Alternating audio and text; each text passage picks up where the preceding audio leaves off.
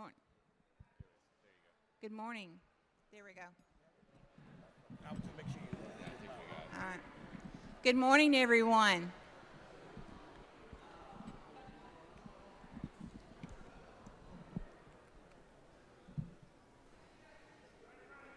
All right.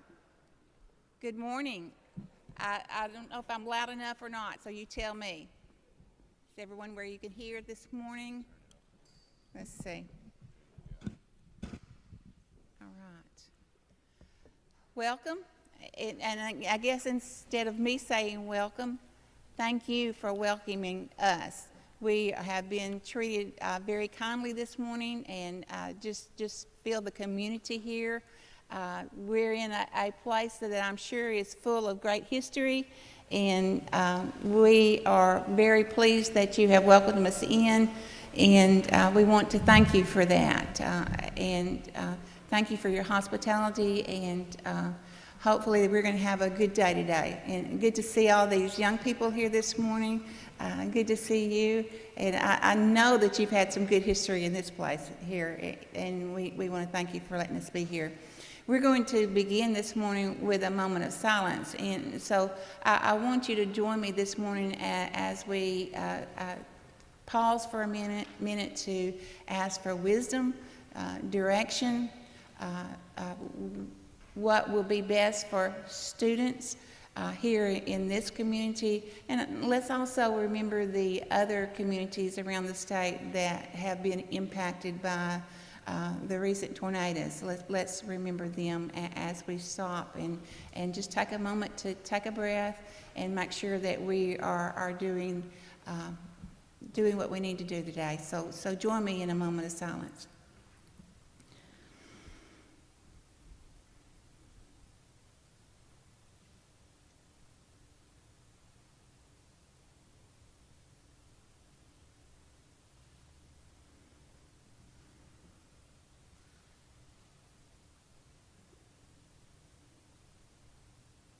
Thank you.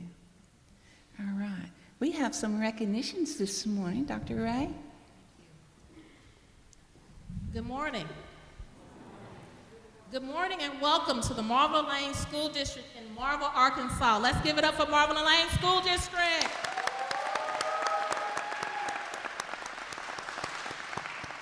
If you would please stand for the Pledge of Allegiance and remain standing for the Star Spangled Banner. The pledge will be led by Jamarion Howard, followed by the Star Spangled Banner by Janiyah Johnson.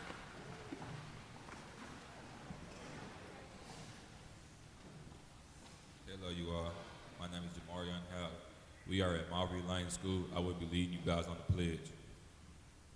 I pledge of allegiance to the flag of the United States of America and to the republic for which it stands, one nation, under God, indivisible, with liberty and justice for all. You may be seated.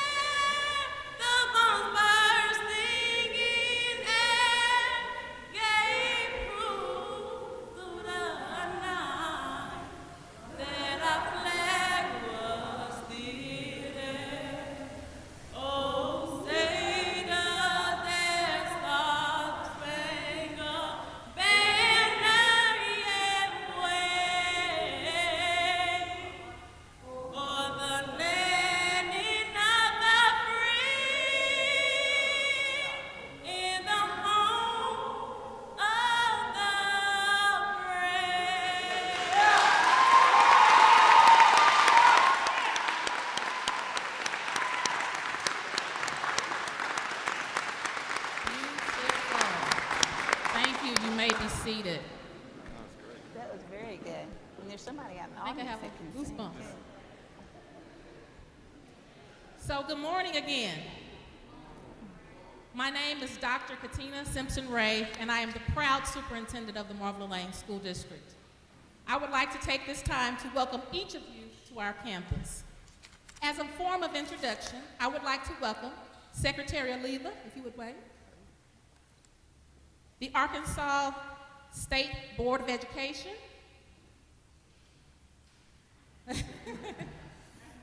I would also like to recognize the Marble Lane School Board members. If you would please stand.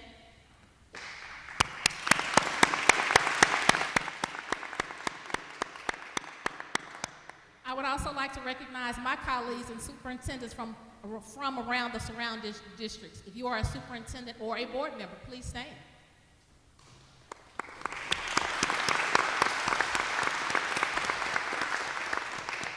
We would also like to recognize community leaders.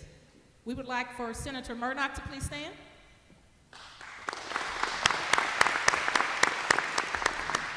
We have Representative McElroy, please stand.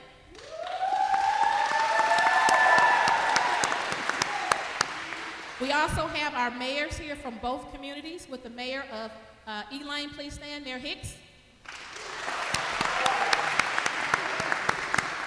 We also have the mayor of Marvel, Mayor Guest, please stand. We would also like to recognize our parents. If you are a parent and you're in the audience, would you please stand?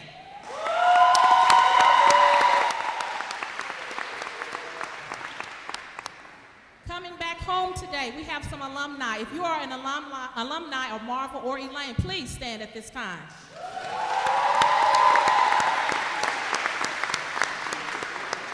We would also like to recognize any supporters of the Marvel Lane School District. If you are a supporter of the Marvel Lane School District, please stand.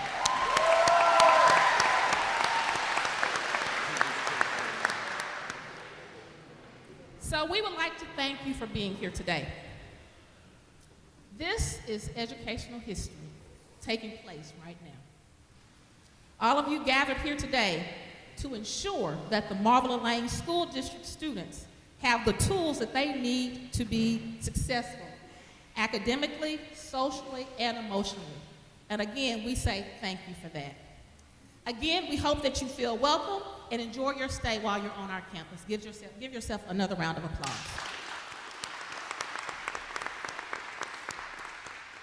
So we would like to give an historical overview of the Marble Lane School District. At this time, we would ask for Cadence Morant and Travion Campbell to come forward.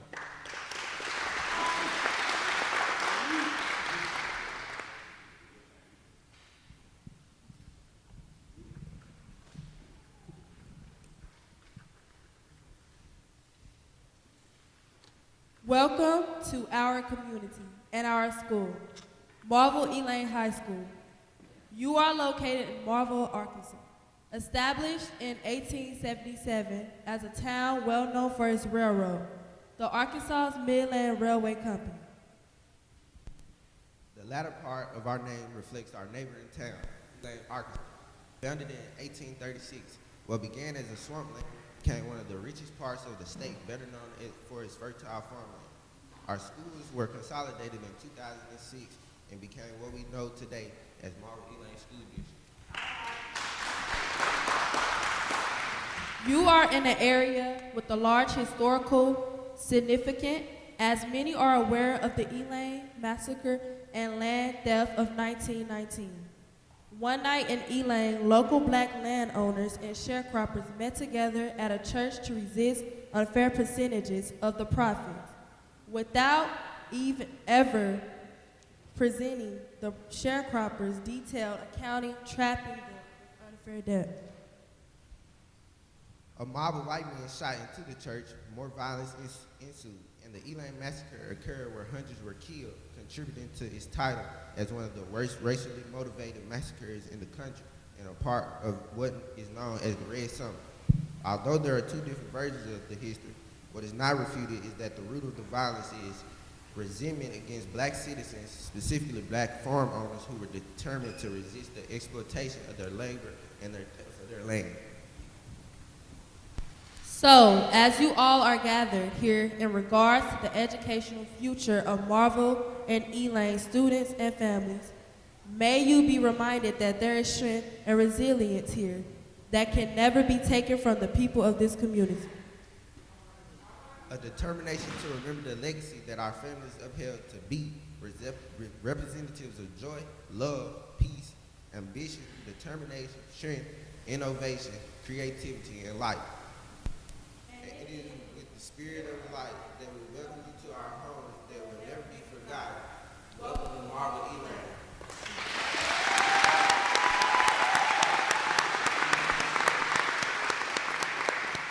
Thank you. At this time, we would like to recognize some students. Our first student that we will be recognized is Deanne Murray. Deanne, would you come forward, please?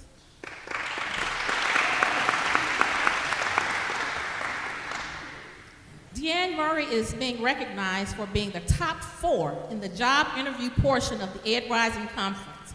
She will go on to compete at the Educational Rising National Conference in Orlando, Florida this June. She also has consistently performed above the national average from 9th through 10th grades during her ACT Aspire standardized testing. Deanne is here, and let's give her a round of applause. Oh, we can do better than that. Let's give it up for Deanne.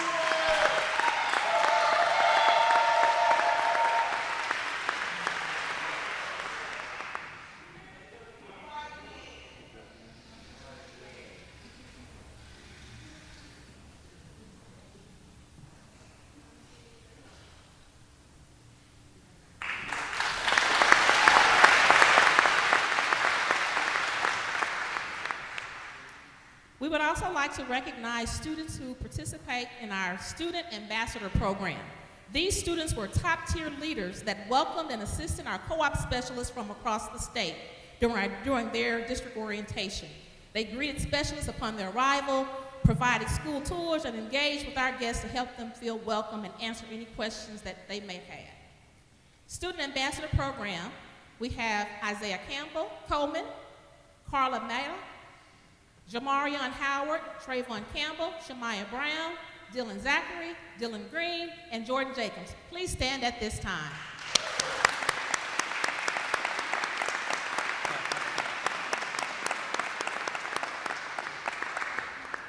We would also like to recognize our 2022-2023 MES Marvel Elaine High School Senior Boys Basketball Team. They had a successful year as they put in the work to qualify for a spot in the state basketball tournament. We are very proud of this accomplishment. At this time, we would like to recognize the team and their coach, Coach James Copeland. Please stand at this time.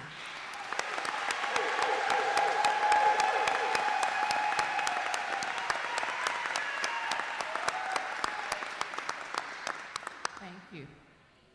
We would also like to recognize some special Marvel Elaine School District teachers. Mr. James Copeland was recently accepted as a member of the Impact Arkansas Fellowship, a non-traditional leadership program provided by the University of Arkansas and funded by the Walton Foundation. The fellowship's purpose is to prepare future leaders in low-income schools throughout Arkansas. Fellows receive a master's degree in educational leadership upon the completion of this 18-month program.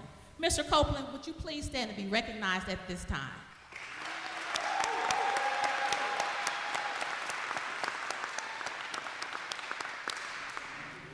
We would also like to recognize Marvel Elaine's 2022-2023 Elementary School Teacher of the Year, Pre-K Teacher and Director, Ms. Jamaica Lowry. Please stand at this time.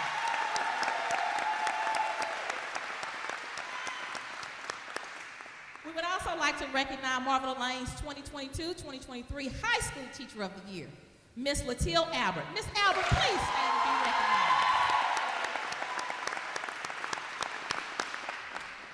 Thank you. Our last recognition is near and dear to us, our Volunteer of the Year. This special honoree is a retired teacher, community activist, and leader. Although she is a retired teacher of 50 years, she continues to support the Marvel Elaine School District by greeting students and teachers before and after school, volunteering in the Media Center, overseeing district fundraising, chaperoning overnight athletic trips, and regularly attending community and board meetings. At this time, please stand as we all recognize Miss Rosie Tate.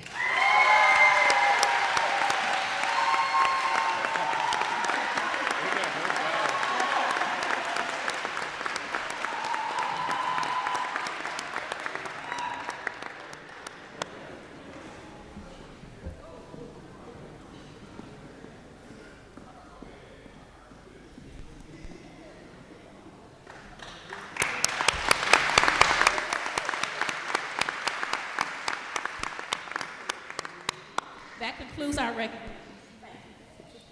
Thank you. And I can see a lady that's walking back to her seat right now that has a heart for the students of this district. And I know that she is well loved here and appreciated. We're going to begin our agenda now. First, are there any changes to the agenda? Okay, not seeing any changes. We'll start our action agenda. The first item on our action agenda is the consideration of the Marble Lane School District and Ms. Stacy Smith.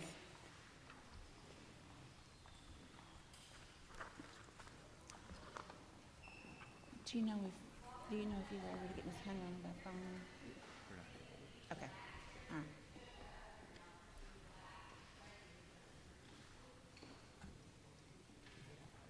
Okay, I didn't know. I was. Okay.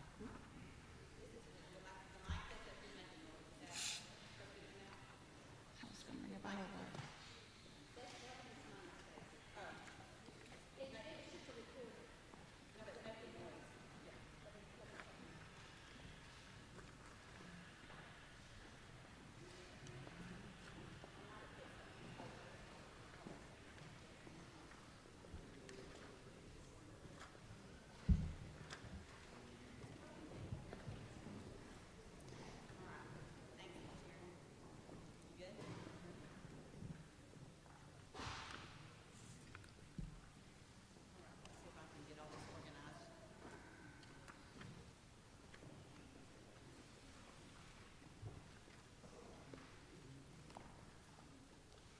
All right, good morning.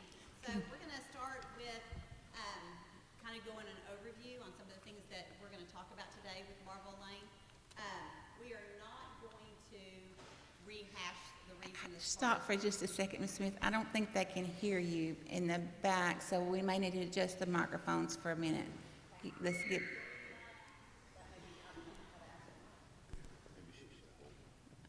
You may have to end up holding it. I'm not sure. Testing.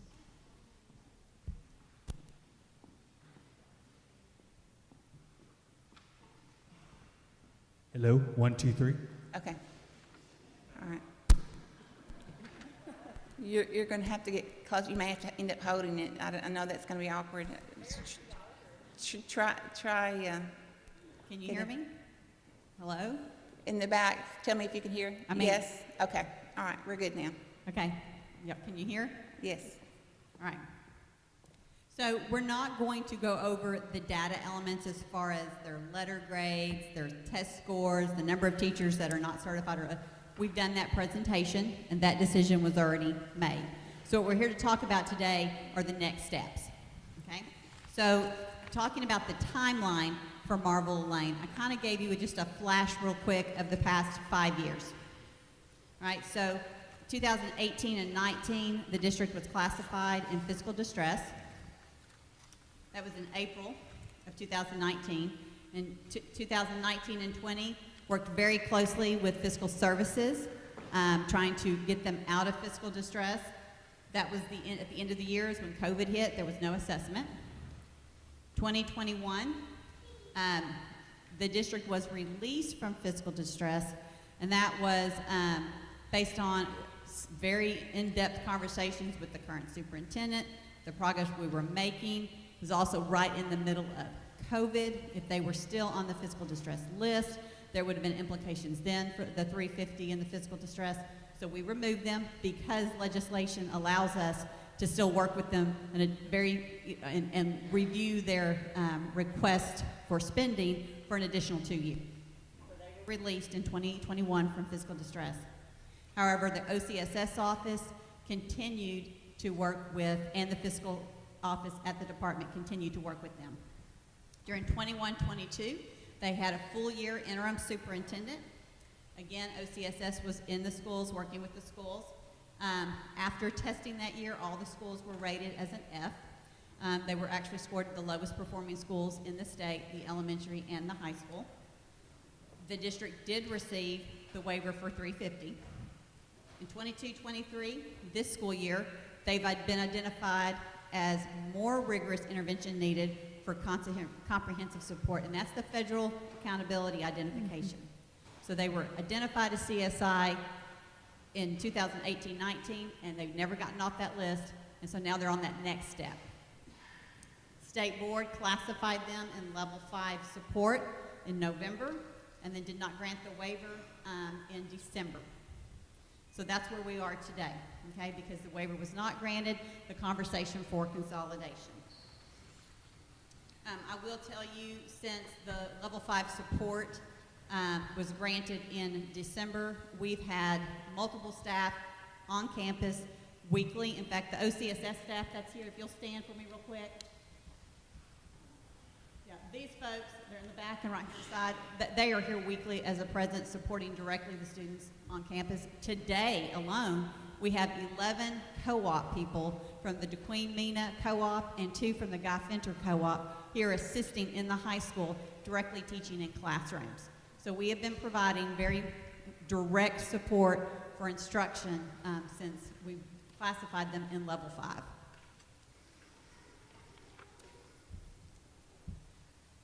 So what are the considerations today? One, we have to talk about the consideration of consolidation, but as you all know, we've had a legislative session. And so when you made the decision not to grant the waiver back in November, December, we did not have some of the other options that I'm going to talk about with you today. We have 2 pieces of legislation right now, the House Bill 1504 and Senate Bill 262, which both have been signed. I will tell you, Senate Bill 262 did not have an emergency clause. Therefore, it does not impact any decision you are making today. It will go into effect around August. Okay? House Bill 1504 did have an emergency clause, and it has been signed, and so it does have an effect on decisions that you'll make today. And I will kind of talk you through some of those points. If this board decides to stay with consolidation, I will probably ask you to wait another week before we make a final decision to make sure that we have vetted everything we need to do as far as some mileage pieces with this legislation, but I will talk you through that as we go through today. The other third bucket that we have to consider today is some opportunities that are provided in the Arkansas Learns Bill, and that's about a transformation contract. So we've got several things at play today, and as I'm walking you through the different scenarios, I will try to make these connections for you as we go out. But I'm going to tell you, if you need to stop me at some point and ask me to repeat or clarify, feel free to do so, okay? Because it's a lot of information to digest. All right, so first off, we're going to talk about the consolidation and options that are there. In your binders, not only, I've given you a hand copy of my presentation, but in your binders in the back, you also have some bigger maps if you want to look at those. But this first here is a map of the surrounding districts. And this was something Mr. Wood specifically asked for, just to make sure he could really see the region and what was happening. One of the things that I want you to notice about this region is was definitely some landmark litigation and legislation and education that definitely came out of this region. You can see on the map where Lakeview is situated, and Lakeview was consolidated with the Barton School District. Also, this region has been impacted heavily by multiple consolidations over the years. Most of our districts, if you think about them, have 2 names: Barton, Lexa, Marvel, Elaine, Helena, West Helena. And then there's an assortment of communities that have been consolidated or annexed throughout, whose names are no longer in the titles. So just know that there is a rich history here, and there is also very deep feelings about consolidation and how it impacts students and families and communities. And we want to acknowledge that, and I know that is something that you want to be thoughtful about as you're going through and making a decision today.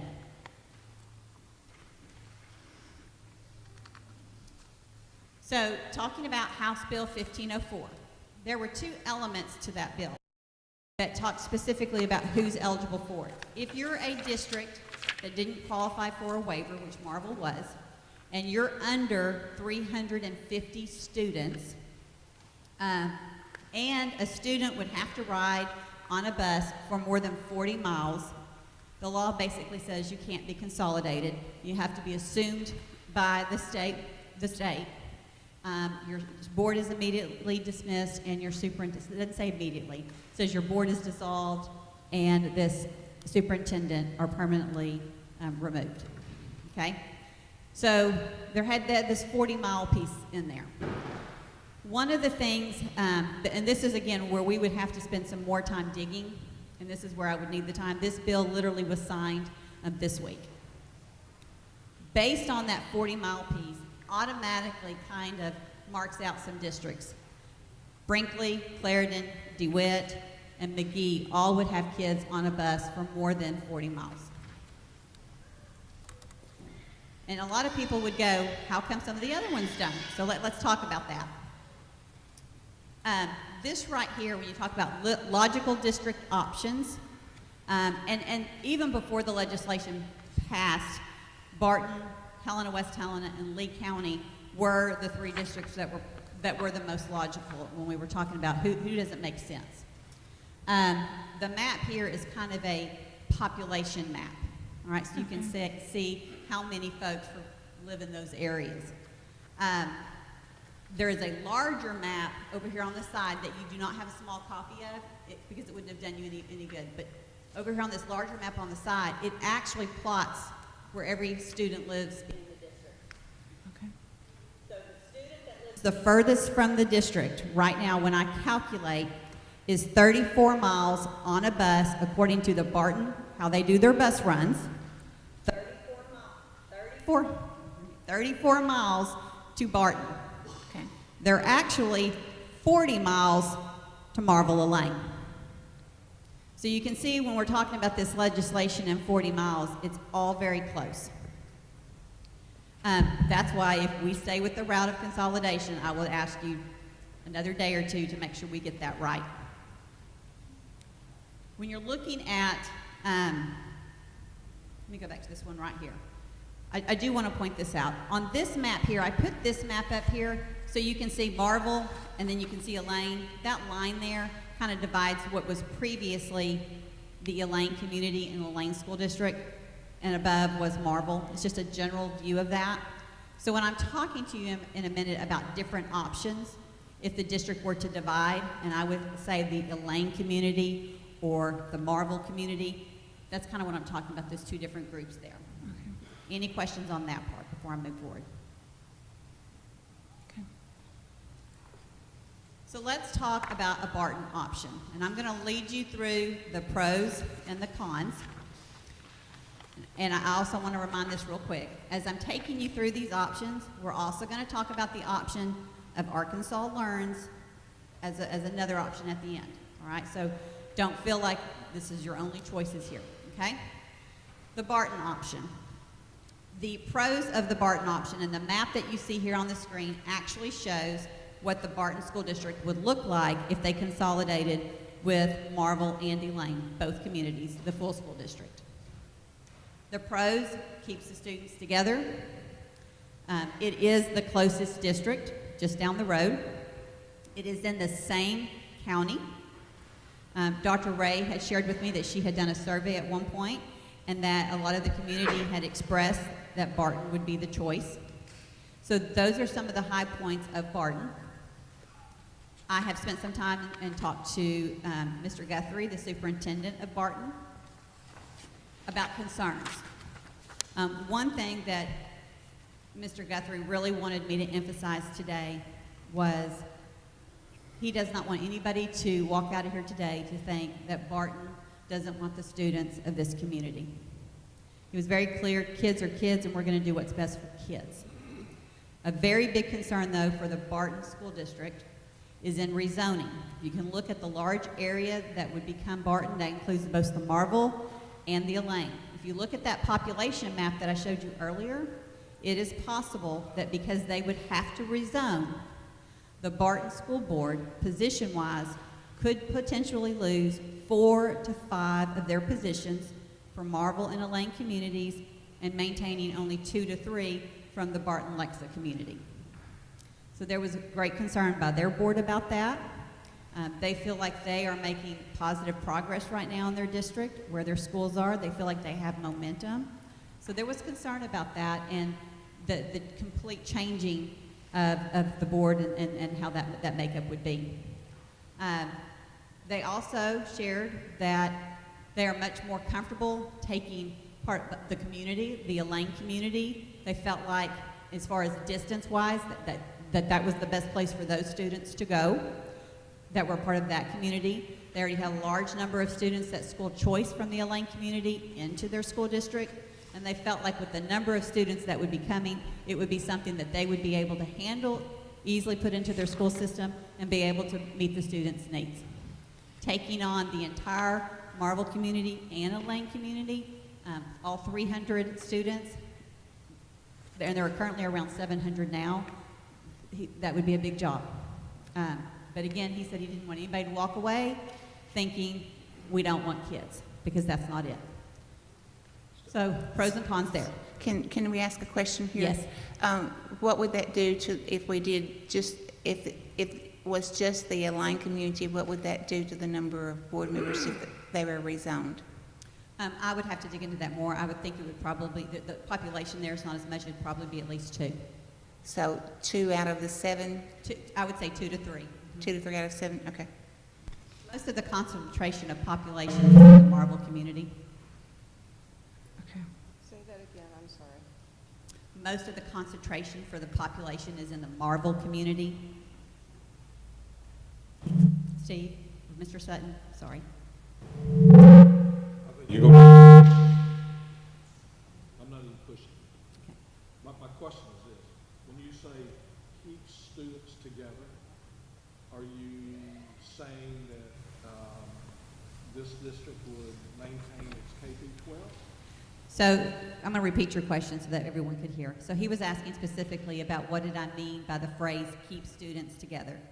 What I was paraphrasing was the students from the Marble Lane School District together as a school student body would go to Barton. Barton School District would, they have said they will close these buildings. That's important. Thank you for that clarification.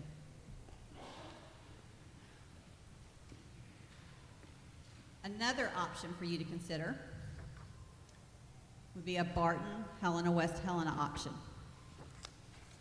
So this would be dividing the district.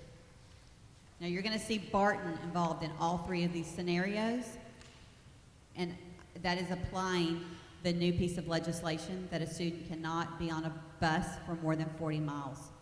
A student traveling from the further southern region of the Elaine community would be on a bus for more than 40 miles going to Helena. But if the district was split and the Elaine community went to Barton, again, they're at that furthest student is at 34 miles, okay, and then less than. So the pros of a Barton, Helena, West Helena option. Elaine students are closer to Barton. Several Elaine community students already school choice into the Barton School District now. It is in the same county. The bus route to Barton from Elaine is actually shorter than the current bus route. And Helena, West Helena is equipped to take on the Marvel population of students. Talk to Superintendent McGee. They do have room, they do have facilities. So they would be equipped and could handle that number of students coming into their district. The cons, I was just gonna say, is there any option for like the entire senior class to be able to migrate to one school district if we do split them, or is it going to be purely based on? I think at that point, that's where we would have like school choice options. We would allow seniors to school choice to the district and then work with students and districts surrounding.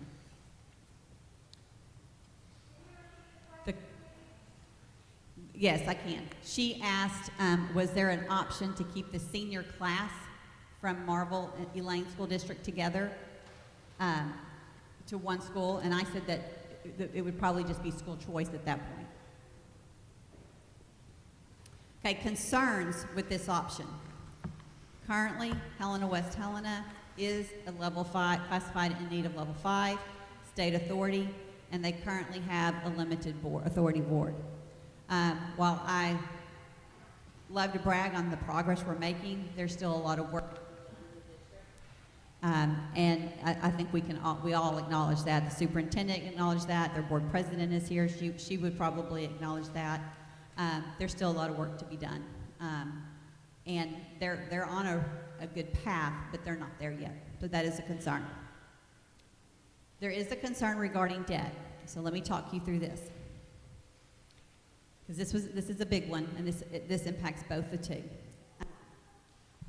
So right now, for facilities for Marvel Elaine, they have about a $4 million facilities debt. Okay?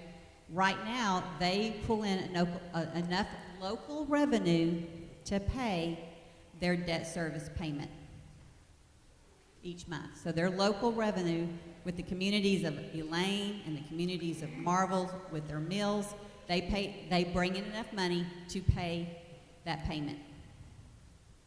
So if it was a consolidation with Barton alone, there would be enough local revenue brought in to actually pay the payment for the debt. The concern here is if you split the community and the Elaine students go to Barton, there's no facilities in that area in which there is debt. So Barton would get zero debt, but they would take the local revenue from the students in the community that's going to their school. Helena would get the Marvel community, in which this is where these facilities are, and that is where the debt is. And so they would take the local revenue from this region. It's probably not enough to actually cover the debt service payment. So that is a big concern. It would be a big concern for either district taking on this area. So that's another negative or concern to think about. It is 17 miles from Marvel High School to Helena West Helena High School, so we're well within, range-wise. Even if we go past the Marvel community, you're not going to get over 40 for this community traveling to Helena. It's about 21 minutes. That's not on a bus. That's you driving in a car. Helena West Helena has expressed that they would probably, most likely, close these campuses. They would like to use them or consider exploring possibilities for an ALE, CTE pathways, doing some career technical things. They wouldn't just want them to sit here. They want to figure out something to do with them. But as far as the students staying on this campus, most likely they would close. Third option, Barton and Lee County. And you're going to see several of the same pros and cons. And here is the map that shows what that would look like. You can see Helena on here. They would not be a part of the consolidation, but you can just see where they're located. The Elaine community, again, they would go to Barton because of the mileage. And this is one of the points when Mr. Stone actually met with Dr. Ray. They drove around the whole district, because in the beginning, Mr. Stone was like, we can take them all. We've got room, we could do this. And then when they really drove to the far south end of the Elaine community, he said there's no way a kid could get on a bus from here all the way up to there. You're talking over an hour easily. So the split part of the Marvel community going wasn't as big of a concern. Several Elaine community students already go to Barton. I've said that. Lee County is a contiguous district where Helena West Helena is not. You're driving through one to get to another. Same county, but not side by side. Lee is side by side, different county. Lee County is equipped to be able to take on the number of students from Marvel. As far as like hiring additional staff, it's not an overload. Some of their classes already have space to be able to add extra students. They would have to add FTEs, but it's not like putting in a whole school. And that was the same for Helena. Some of the concerns. Lee County is also a district in need of level 5 support and under state authority. They do not currently have a board. So we've done this before as a board where we annexed a district with a district who didn't have a board. And there was very hard community feelings about that. You know, it's one of those things, every time I stand before you with these things, I hope we learn from our past and we think about that as we move forward. So that's something for this board to consider. They do not have a board. We are their board.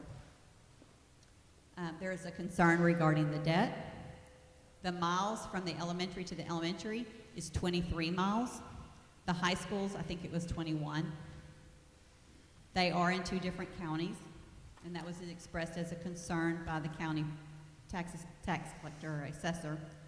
And they too indicated that they most likely would close this campus. So those were the 3 scenarios for consolidation. There is not a winner in any of the 3 options. I do think you have some that maybe, if you're going to pick one, there's some that I would say this may be the most logical one, and we can get into that conversation later. Okay, but to me, those are the 3 options that if you were going to continue on with the path of consolidation, those would be the 3 to consider. I'm going to pause at that point before I move on to the next part of it. Mr. Sutton? Mr. Sutton. Do you happen to know what the current outstanding debt is for Marvel and Elaine? It's about $4 million. And Eric is here he's got more of the specific on the financials. I'm sorry?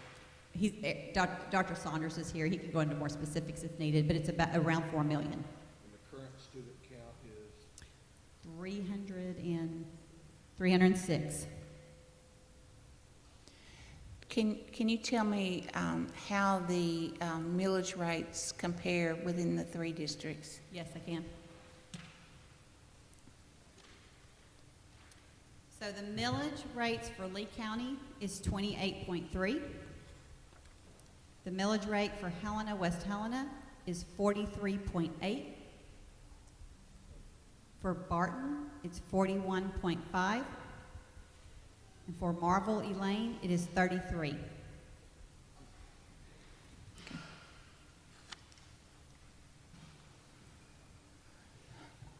Okay. So let me, yes.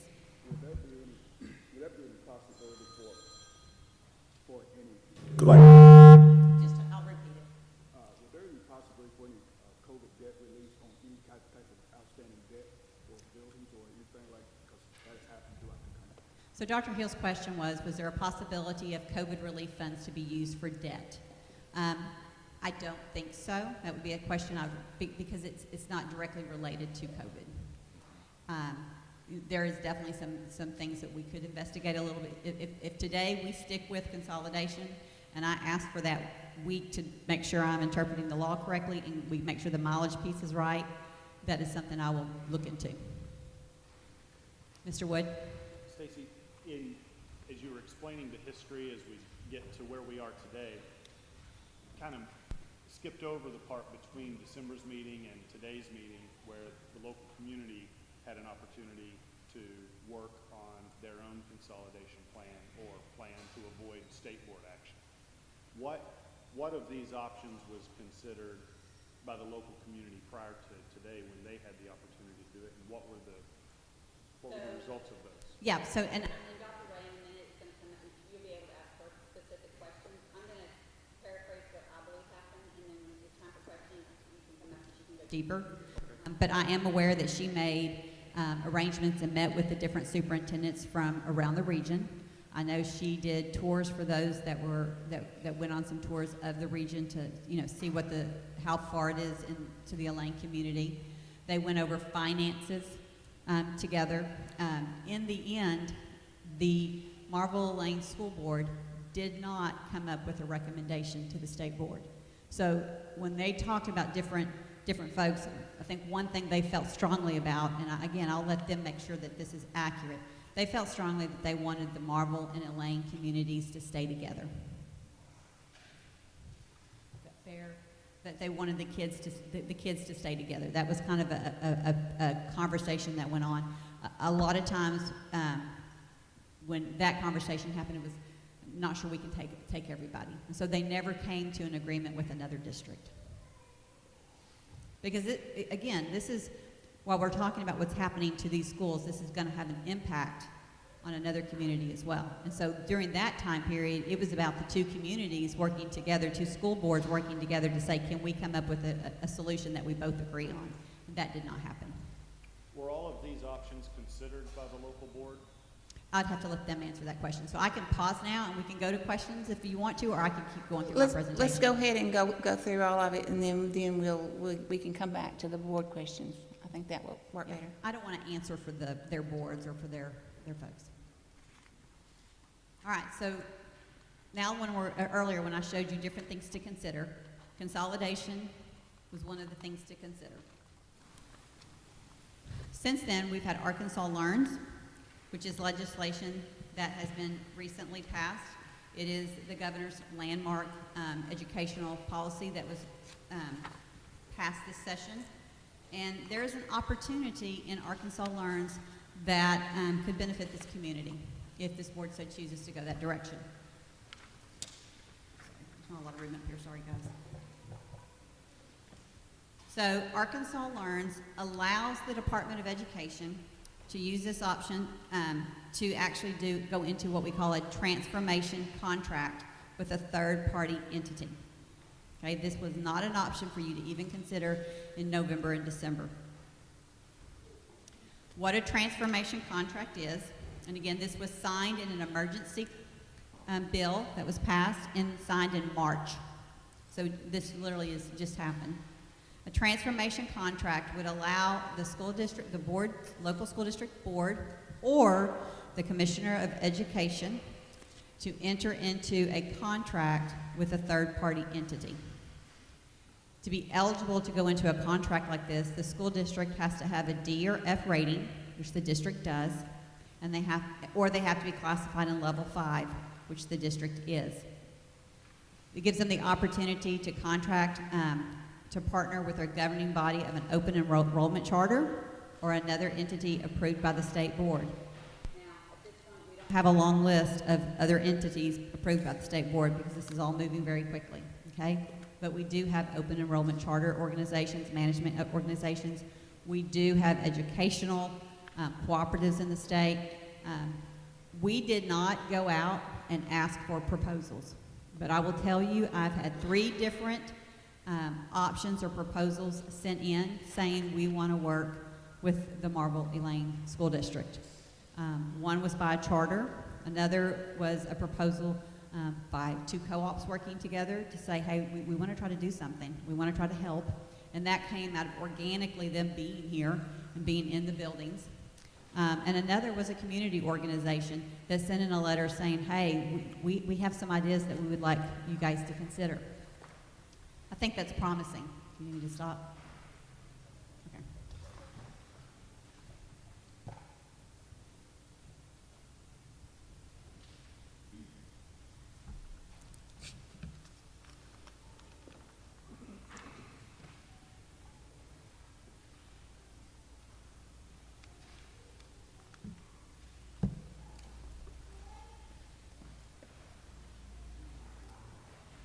So there is, I will tell you, the fact that we had people reaching out to us when we were considering or when we were vetting the different consolidation options and seeing that every one of them had some serious concerns, seeing that there were people proactively reaching out to us saying, hey, we want to do something, was actually pretty refreshing.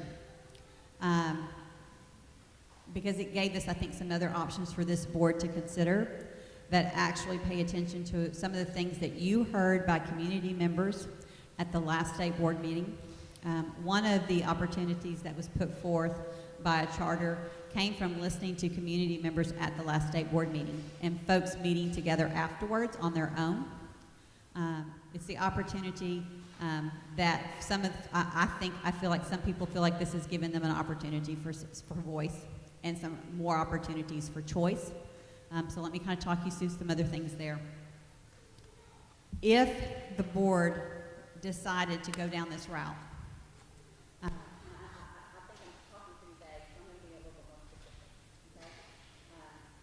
I'm almost kissing it. Okay. I mean, my lips are touching it. That feels weird. All right. So if the board chooses to go down this route, you would have to rescind your previous vote not to grant the Act 60 waiver. You then would have to vote to grant the original petition to waive the consolidation requirement. So you would be undoing what you did back in November and December. The district would still be classified in need of level 5 support. Even throughout this transformation contract, we still are short on time. We are still short. There's still concerns about staffing. But it does give some opportunity for us to lengthen the timeline a little bit and try to put some more supports around a possible proposal. So as a board, what do you need to consider? For LEARNS, it's a new option for a transformational contract. It is listening to stakeholders. It is encouraging parent empowerment. The district would remain in level 5 support, therefore our office would still be supporting directly. It does keep the district open. It would use the current facilities. It would allow the local revenue to stay within the Marvel Lane community, so the debt that we talked about earlier would be split. And it still allows school choice to be an option. So if we went with a third-party charter management organization or a co-op plan or something different, and a parent decided in this community that wasn't for them, they still have the option to school choice because that cap is open, and they could go to one of the other surrounding school districts. Yes, sir. I'm sure there's a cost for that contract. Who pays? The Marvel Lane School District's budget would be the one covering that contract. So, I do want to say this, because I don't want people to go, there's some false hope here, we're going to keep it all right? There has to be a transformative change in this district. What is currently happening in the classrooms is not okay. We are not providing the kids the education that they deserve. So if we went with this transformational contract, I would recommend to the board, the department would recommend to the board that we would dissolve their board.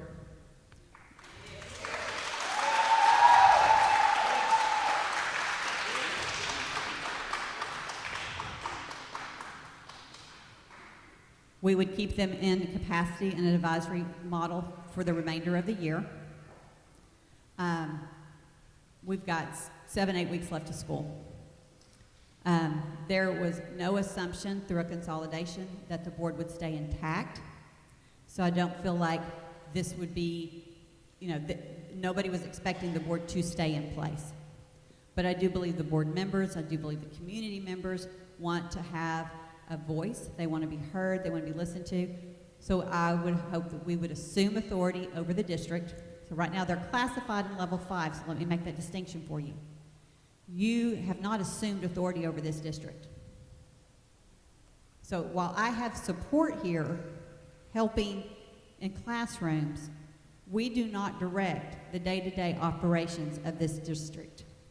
Dr. Ray does not answer to me. Okay? The board does not answer to me and the OCSS team. And when I say to me, I'm saying that is the state, the plan, the OCSS. Okay? I offer support, and we work alongside each other. Okay? So if this were to happen today, the ask would be to assume authority and appoint the commissioner as the board. Under this same plan, I will tell you, there is still concerns about can we staff the school. I have had a meeting about an hour and a half with a charter organization that has actually done public meetings in the community. They on their own have taken it and run.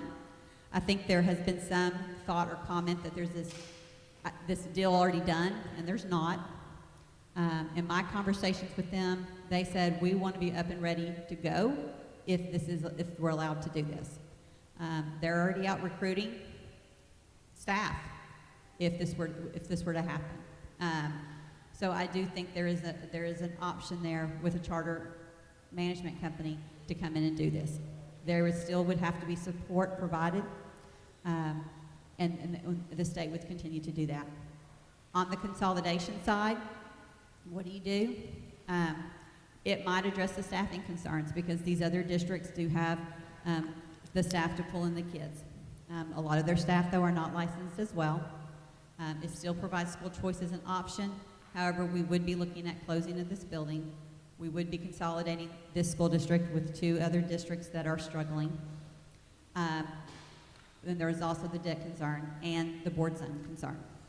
So if there was a recommendation from the department today, it would be to go with a transformation contract and to direct the commissioner to look into that. So that would be our recommendation today. Hey, Stacy, I have a question. One thing we hadn't talked about with Arkansas Learns transformation contract. What is the timeline on that? So his question was, what was the timeline on a transformation contract? What we would probably look at would be a 3-year contract to begin with. The district is classified in level 5, which you guys classified them in, I believe it was December. Mm-hmm. The 5-year time period started then. We would not want to go into a contract with someone that exceeded that 5 years, all right? But within that 2 to 3 year proposal, 3 probably makes more sense. That's probably what we'd be initially looking at. And then the board would then have to determine at some point, is it working? Is it not working? Do we need to continue down this path? Do we need to look at another option? And twofold, if we decided to go with, let's say, West Helena consolidation option, which is currently level 5, we could very well end back up in the same stance at a later date. Right. Mr. Henderson said if he went with the consolidation option of West Helena, who's also in level 5 right now, we could end up in the same state. And I agree. Again, I can't say that any of these options are perfect. One, because we're on a very tight timeline. If we do a transformation contract, it will be very quick, but we have to do something different.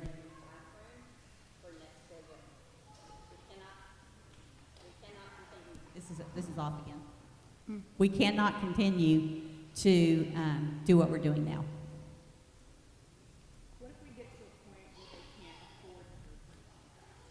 What if we get to a point where they can't afford the third-party contract? So that's within the contract negotiations, okay? I think the promising piece here is that these third-party entities have reached out to us to say we want to be a part of this. Most of the time, especially with charters, they're not pulling in local revenue. In this case, would not be a charter school. This would be the Marvel Lane School District in a contract with a management organization facilitating their schools.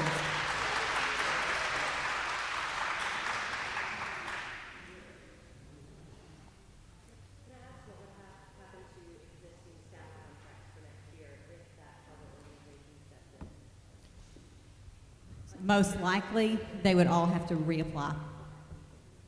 So I want to make sure that we understand this third party would not be called a charter.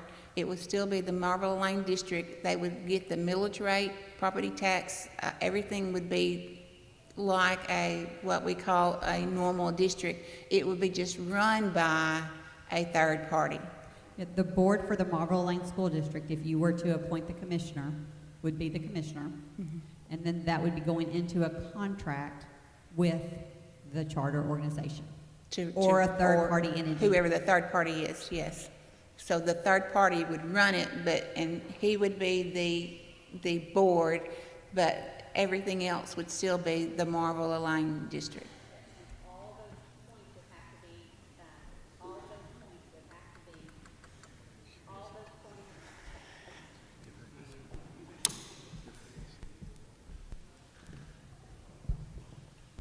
You gotta turn it on, Kim.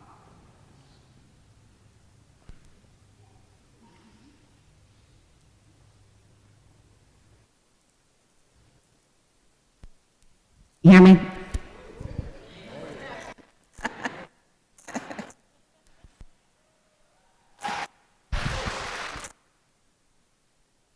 Maybe.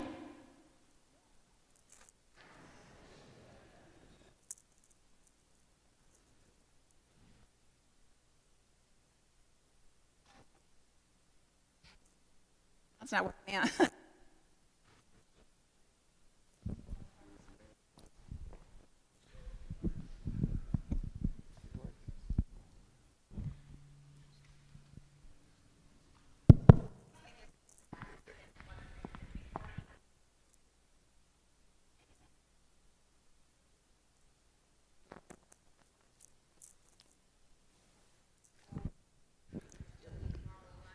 Right, so it would still be the Marvel Elaine School District that would contract with a third-party entity.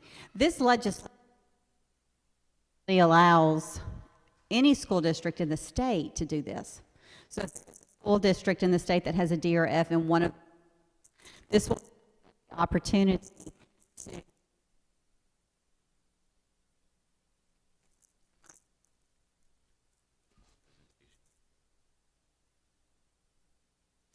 So,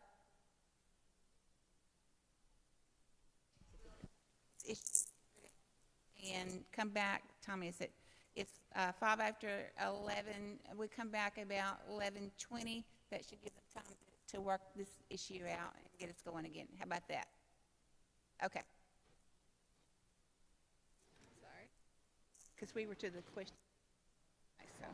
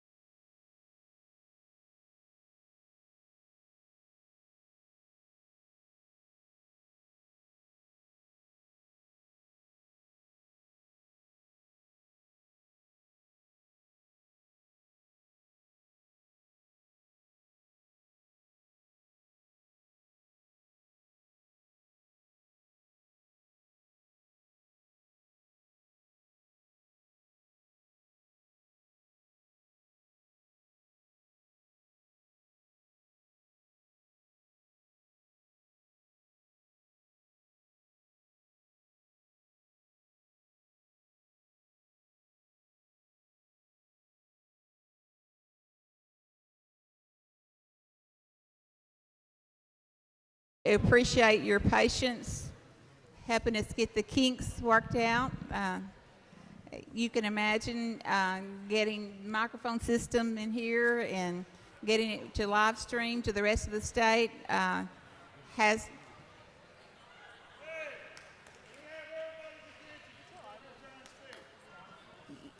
I didn't tell Jeff and Fitz maybe. I want to say a quick thank you to the ones that are our technical assistants this morning. You can imagine getting a microphone system to do what we're doing, and then plus also live streaming it to the rest of the state is a big issue. And I want to say thank you to all of them because they have worked diligently today, and we appreciate their efforts and their hard work. So thank you to them. And so, Ms. Smith, I think we're hopefully got all the kinks worked out, so we're ready to begin again. Thank you. I will say the county assessor, Jerome Turner, is it Turner, is that right? Came up to me during the break and he said, this is his question, are we just kicking the can down the road? And here's the things we have to consider when we're doing this. This region needs a long-term plan that is more than just the schools. And there needs to be time to establish a 10-year, 15, 20-year plan on what this looks like, really digging into the data and making sure that we've got a framework in place to make sure that we're doing the right things. But what I do know is when we have a school that is not meeting the needs of our students today, currently, we can't wait 10 years to figure that out. And I hope that when I delivered the presentation in November, I expressed my concerns for the instruction going on in this school and the struggles that they were facing. So today, board, you have to decide between, do we move forward with the consolidation? And the department does believe that there are some problems with that. Specifically around the debt, specifically around consolidating with other districts who are struggling. Our recommendation to the board would be to do a transformation contract. It would be done very, very fast. That too has its obstacles and problems. Either way, our unit, our department is willing to roll up our sleeves and do what has to be done to support whatever decision this board makes. I do think that the Arkansas Learns Opportunity does allow and does listen to what the stakeholders in this region were asking for. So I say that, but I also say it has to be a transformational change, and we can't continue to do what we've been doing and just call it something different. But with that, if this is something we do, we have to make a 10-year plan. We have to. If enrollment continues to decline in the region as it has been, we have to have a bigger conversation about what that looks like, and do our current legislation and policies benefit what we're trying to do. If this transformational contract works, a lot of folks, when you look at the consolidation laws, it says administrative consolidation. But financially, it's not always feasible to keep those buildings open and just consolidate. So you see buildings closing down. So there's things there to talk about. But there's not current legislation or policy to support any conversation on that right now today. So I'm going to challenge the region that they need to come together and start looking at how it looks long term. And I know that we've got folks working on that. So I'm going to pause here to see if the board has any further questions from me. And then we have local area superintendents. We have the board for Marble Lane School District. The whole board is here, actually, if they have any comments or questions as well. Okay, so let me give the board a little bit of direction here. We have representatives from, you said Marble Lane, Superintendent and Board, representatives from Barton, Lee County, and Helena, West Helena here. Also, if you have questions about the third party, what you would need to say in that question would be, if you have things that you would like the department to address, things that you're concerned about that you would want to make sure that were in a third party contract, then you would address those to Secretary Oliva and Ms. Smith to make sure that they thought about that when they were talking to the different third parties that might enter into a contract about Marlowe Lane. Does that make sense on directions that your questions might go? Board? Anybody? Okay. All right, so Dr. Moore, we'll start with you. Do you have any questions for any? I think I'll start with Stacy, if that's okay, Ms. Beth. This is what we're so loud. Okay. Thank you for the presentation today. I know this is, how about that? This is hard, and thank you for the community for having us here to pass it down. When we're looking at these options, as I'm thinking about what this transformational contract looks like, I would like a little bit more details around it. We're looking at, a community, a wonderful community that has a lot of challenges. Our low academic performance. Are those things, lack of opportunities in career and technical education, after school, summer care opportunities for students, are those types of things that will be included in a contract? What does that conversation look like as y'all are discussing? Good question. Very good question. One of the things for me, and I know for Secretary Oliva that he has pointed out, was at the last state board meeting, it was the community folks who said, we're going to show up and we're going to be there and we're going to support these other things that need to happen. I know there's been questions around, will there be sports? Will there be this? I can't answer any of those questions today. That would all have to be outlined in the contract. I can tell you our number one priority setting up for the contract for education would be on the academics and making sure that our classrooms are staffed, making sure that we have quality curriculum and instruction going and that there's a way to measure that. So those would be some of the number one priorities that we would be looking at. We would be expecting the community, because this is an effort to listen to what the community asks for. We would be expecting the community to show up and do their part. So if that means that there needs to be assistance with outside activities, because when you talk about the tiered systems of support and what are other things that make a quality community, and there's lots of things, but it's the community's maybe responsibility to provide some of those things. The school isn't alone, can't fix what's happening throughout the whole region. It takes the entire community to be a part of that. So I know I can't give a lot of detail about so if the decision of this board is to move that direction, we will literally say, we need a call of proposals.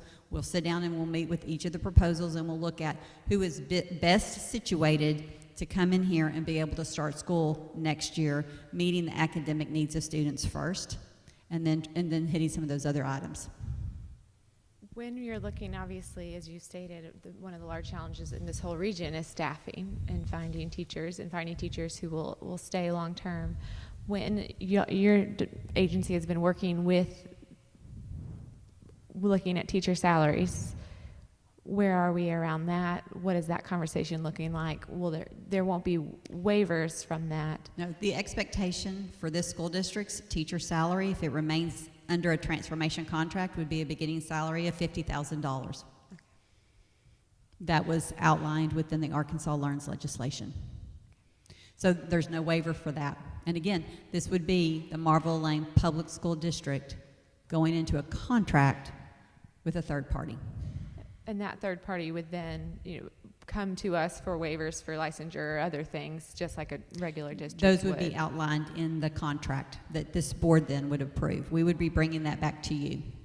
Okay. Looking at, again, back to academics, students aren't performing in literacy where we are. What type of supports do you envision the agency to provide or a third party to provide to really dig down and get students to reach their full potential? Good question, and I'm going to actually talk a little bit about two of our other districts that are in this region. So we've got Dr. Stone here, or Michael Stone, and we've got Keith McGee, Helena, West Helena, and Lee County. And when we talk about the support going into those districts and what we've done, it would be similar here. One, we would expect the third party to have a curriculum aligned to the science of reading. We would expect those teachers to be, they would be receiving the literacy coaching support that any school district in the state that has a D or F would be receiving. So they would have a direct coach that's directly working with them. At any time, the accountability piece, and this is something, Mr. Wood, we have visited about on if we're pushing people in for direct coaching and folks aren't following through, what are the next steps? And so this would be the same situation here. You know, I do believe that there is opportunity under the current way this school is structured for some efficiency pieces. And that is something you saw that we did in Helena, West Helena. We changed people's positions around. We looked at license. We moved things around. We've done that in some of our other districts too, and found people that had license that could be back in the classroom. So there are opportunities, I think, for this school district to do something similar. Thank you. Ms. Smith, I know you've talked about a charter school that's very interested. Can you share the name of the charter school, and also how successful have they been with their charters? So the charter school that expressed interest, that has hosted community meetings in the region, is Friendship Charter. So as we move forward with, if we move forward with a transformational contract, we would really almost, I mean, if you guys make this decision today, we would pretty much kind of do an all call. If there's anyone who's interested that wants to be a part of this, let us know. Friendship has been proactive and again, that came out of a meeting at the last day board meeting. And I heard about it just because there were tours happening and community meetings happening. I picked up the phone and called and said, what's going on? And they then sent me a letter of intent that they would like to pursue something. Can you talk to us about how successful they have been in other areas? So I don't have a whole lot of depth on them today. I think if they were the ones to get the transformational charter, when we come back at the next state board meeting, we would actually share their success and where else they've been. But I do know that they have some schools right now that are like at a C. But you're considering really keeping the teaching staff here. We are considering, it would be keeping the building open here. Okay. It would not necessarily be keeping the current teaching staff here. Those teachers would have to apply, probably under any transformational contract that we would enter into. Okay. And again, you know, while Friendship has reached out and showed intent, there is no done deal.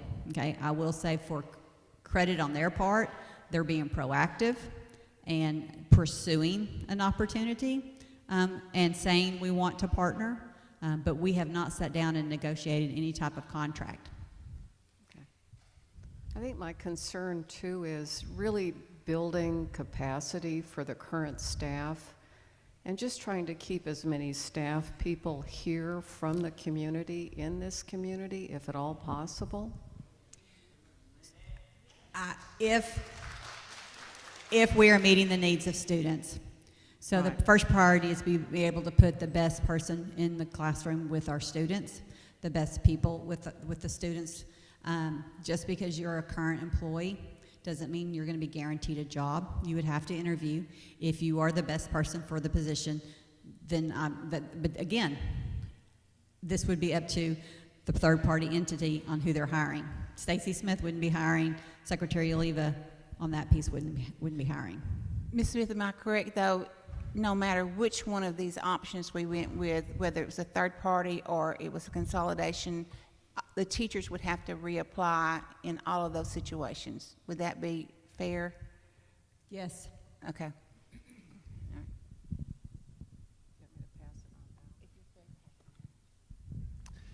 If we were to follow this new model of a transformation contract, who is in charge of what when it comes to Secretary? It would be Commissioner Oliva and the third-party organization. Mr. Oliva would be, by law, the school board, and he would have entered into a management contract.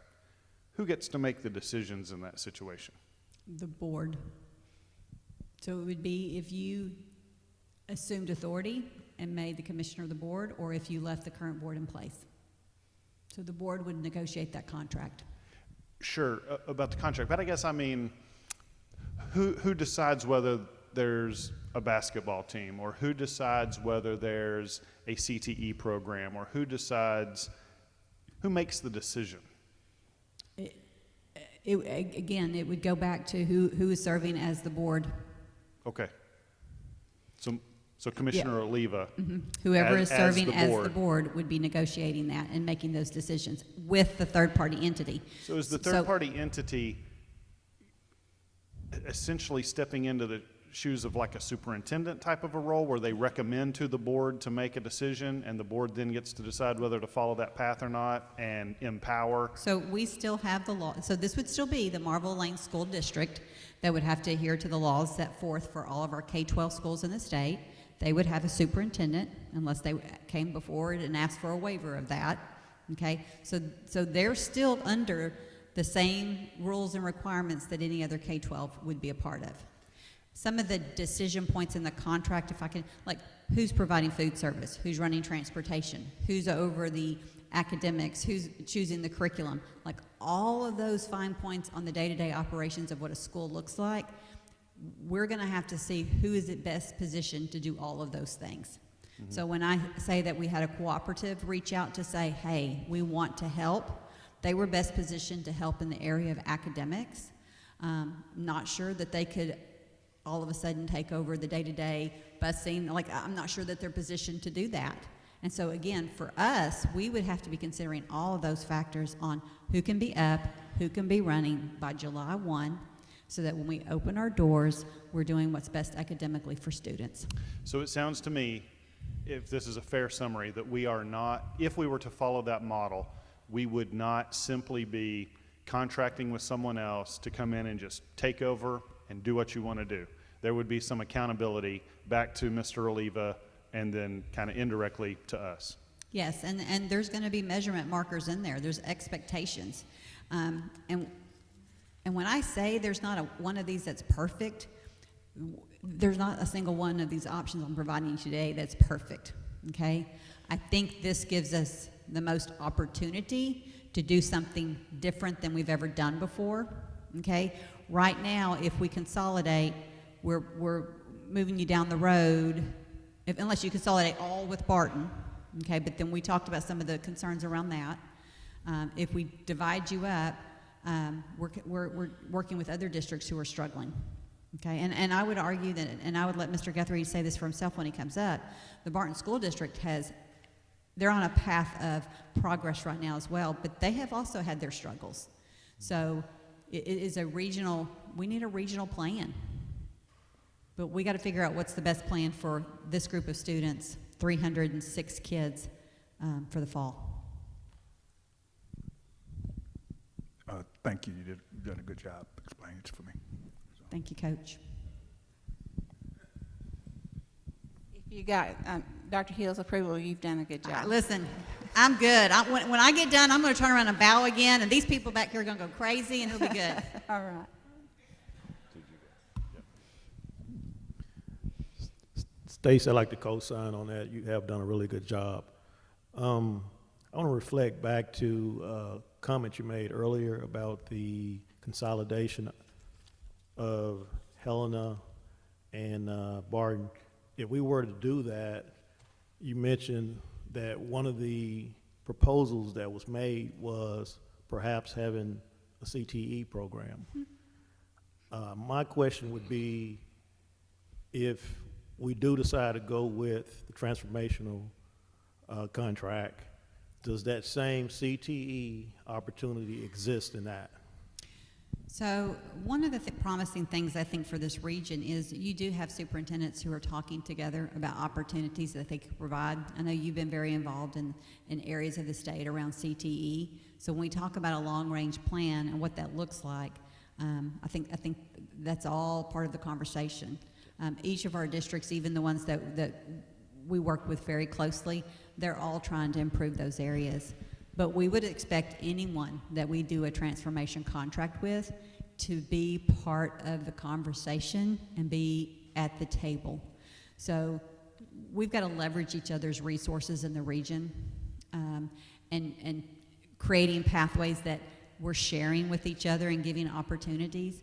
And so if this were to happen with a transformational contract, I would expect whoever we're working with to be working with the other area superintendents and be part of it. You know, when I think of Arkansas Learns, you know, I can't help but think of, you know, obviously workforce, educational development. And fundamentally, I think that if we do the contract, it's not an option. The CTE has to be part of it. Thank you.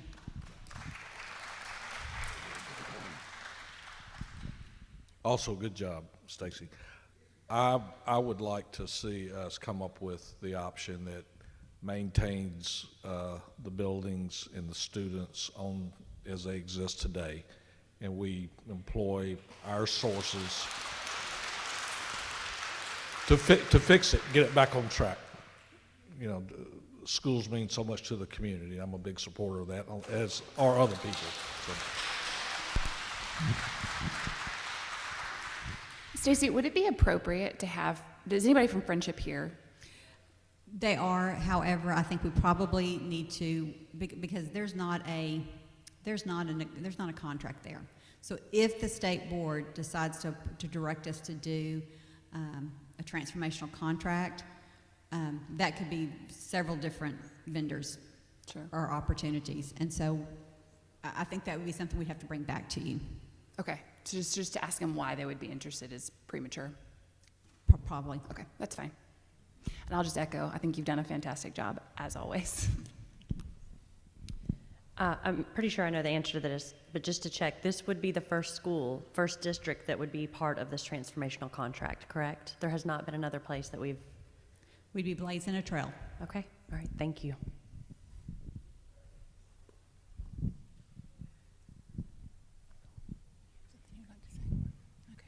Any other questions from the board? Okay, again, we have area superintendents, and you have the board of Marvell Lane School District Administration here if you have any questions for any of those. Okay. And then if not, and again, I don't know if you have public comment, so I don't know if you even want to give the opportunity for comment for some of those folks that are here. I think it would probably be appropriate to let each district, if they had something they wanted to add to the conversation. So that would be up to them. Okay. Okay. I'm going to let them see if anyone from Marvell Lane Superintendent or Board had something you wanted to add to the conversation. Mr. Williams, Board President. He's right here. Did you want to make any comments, or are you okay? Okay. You want, Dr. Ray? Dr. Ray? Let me again say thank you all for coming down today. It means a lot, not only to this community, but to the educators here on campus, for you all to be here to make this huge decision. I'm going to reiterate what the board has stated throughout. Let me first of all say thank you to the board for their work. They work tirelessly. They do. They are the elected officials here. But the one thing that they have said on numerous occasions, it was that they wanted to keep the communities together. They've also said, that they will do, whatever it took in order for that to happen. And it sounds like we're possibly going in that direction. And that's what they wanted. And so I'm going to, again, stand before you to say that, with this new opportunity, I'd like for us to be just open-minded about giving them an opportunity to remain in place, because now we're getting some options. We're getting the support and the help that I asked for 9 months ago. And we do appreciate that. But again, I'd say because this is new and innovative, that this will be a time that we consider all options. And so, like I said, we do appreciate you all being here and the work that, again, I just wanted to recognize them for the work that they have put in over this past year. And for many of them, they've been on the board for many years. So I just wanted to publicly say thank you. Thank you. Is there someone from Barton that would like to add something to the conversation? They said no. No? Lee County? No? Helena, West Helena? Okay, so, all right, I didn't want to skip over y'all in case you had something you wanted to say. Okay, all right. So, public comment now, is that okay with you, Yep, Ms. I think Smith? public comment's appropriate. Okay, so board, if you would like to enter into a phase of public comment, I will need a motion to accept public comment. Move to accept public comment. Okay, I have a motion by Mr. Wood to accept public comment. Do I have a second? Second. Seconded by Dr. Hill. All in favor? Any opposed? Okay, so we will begin with public comment. I just want to let you know how public comment will go. We are going to ask, because we have several pages of public comment, we're going to ask that we limit ourselves to 3 minutes. I have been given this device that I hope I can operate, but anyway, it's set for 3 minutes. When you start, it'll be green. When you have 30 seconds left, it'll be yellow, and when your 3 minutes is up, it'll turn red. So that'll kind of give you a cue of where you're at. So I think it came from a kindergarten classroom, so maybe we can operate it this morning. So, okay. All right, so we are going to begin public comment, and again, I want to thank you for being here, community. Whether you get to speak or you don't get to speak, I know your heart for Marvel Lane and your heart for the students that are here and the future students that will be in these communities. And so I want to thank you for being interested. And one thing I'm going to ask is, don't let your interest and your outgoing for this community stop today. It has to continue on, and we as a board desire your input, and we desire and want you to be a part of this school and the school community. So we hope that you will continue to impact the students of this district as we go forward. All right, so our first one is Pastor Larry Johnson.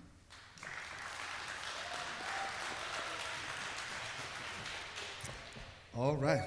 Well, I promise I'm going to be real short because I've got to be back in Little Rock at 1:30. Greetings to all of you, to the Superintendent, Dr. Ray, Marvy Lane School Board, to all other officials that's present.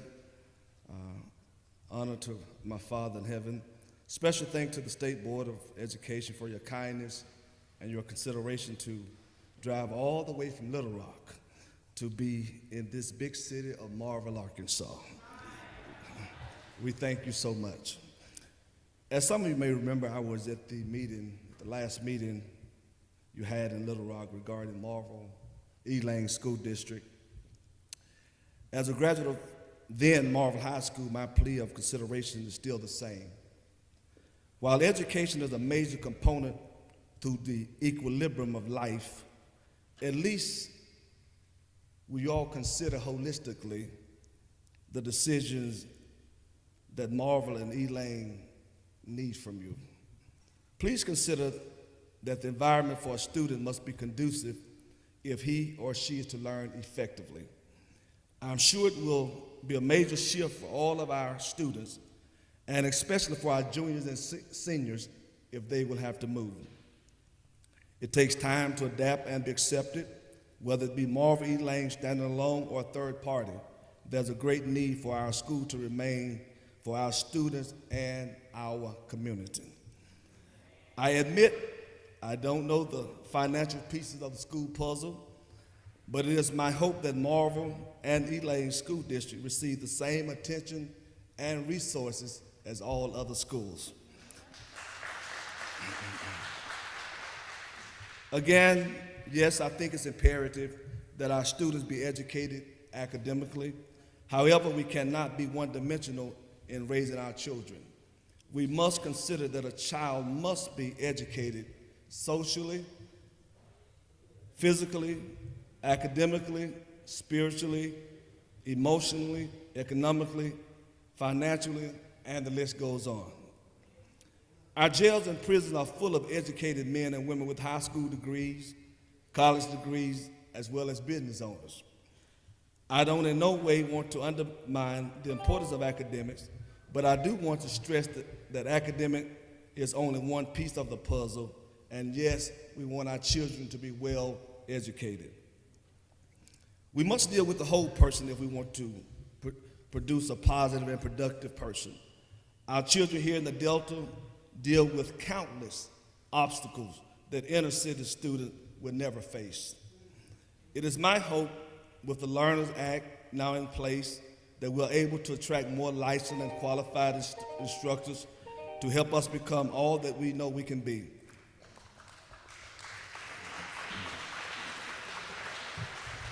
We are so grateful for all of our current teachers, paraprofessionals, substitute teachers, and our volunteers. If time was in my favor, I could name several. I'm going to close now, y'all. If time was in my favor, I could name several doctors, nurses, lawyers, dentists, business owners, and so on that came right out of Marvin, Arkansas. Thank you. Thank you, Pastor. I said that to say that we are more than capable of learning if we got the resources and everything we need. All right. Thank you, Pastor. I think your 3 minutes is up. I'm sorry. You get a quick close. How So about in that? closing, I'm here today to plead on behalf of our students and community. If you give them everything they need to succeed, I promise you that they will be as successful as any student across the globe. Thank you. All right. Thank you, Pastor. All right. Remember, it's 3 minutes. And that little red light goes off. Okay. All right. Kayla Gadsden.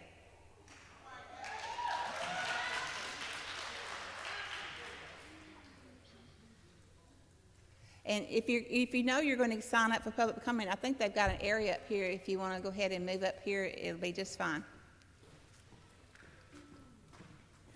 Hello. Welcome. Okay. Good morning. I want to thank the State Board of Education for allowing me to speak today. I also want to thank my Aunt Elaine Skate for signing me up to speak because I submitted comments and questions at one of the town hall meetings, but they were not addressed. So thank you both so much. My name is Kayla Gadsden.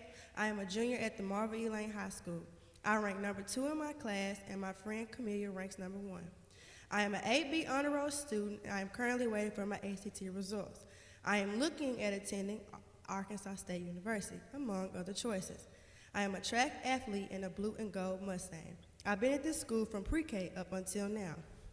It saddens my heart to think that my school might close, and this Saturday might be my last prom at my school. This is very emotional for all of the students. As you can see, everyone is not failing at this school. We have some good teachers who are certified, like Ms. Brown, Ms. Albert, Mr. Copeland, and Ms. Rogers. These teachers care about us and our education. We are being told that our school might be consolidated again or become a charter school. We do not want our school to be a charter school or be consolidated with another school. We have worn uniforms at this school and we have been consolidated, and neither has helped us. We love the school that we have, we just need some help. Please help us and not just throw us away for someone else to deal with. Please give us the help we need to keep our school from closing. And if being a Marble Mustang has taught me anything, it has taught me that Mustangs always stick together. Thank you, Kayla.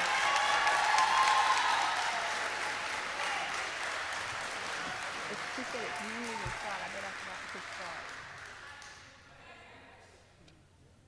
Okay, all right. Elaine Scaife, is that correct?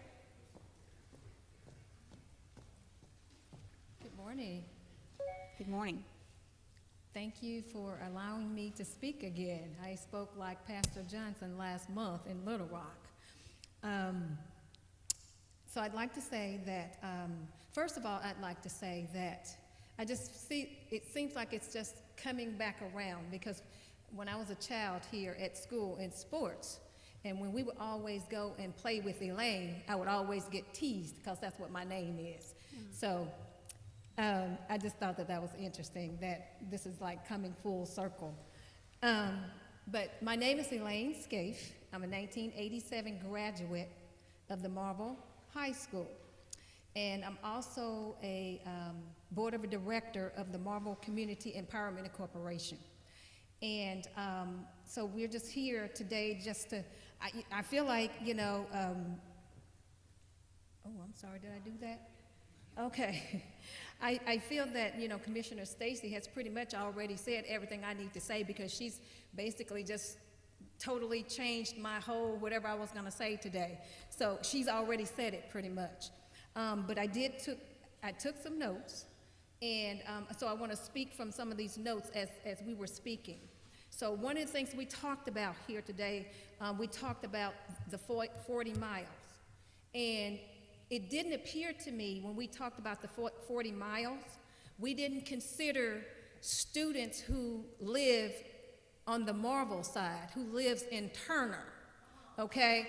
So I don't think we had an opportunity to take that into consideration as well. To get from Marvel to Turner, that's quite a bit away, okay? So I want to make certain that we're not just looking at it from the Elaine and the Snow Lake side, but we also need to look at it from the Marble side, okay? So we have Turner, Trenton, Cedar Lane, Turkey Scratch, Jones Ridge, okay? So we have all those places that those kids have to ride the bus from just to even get to here.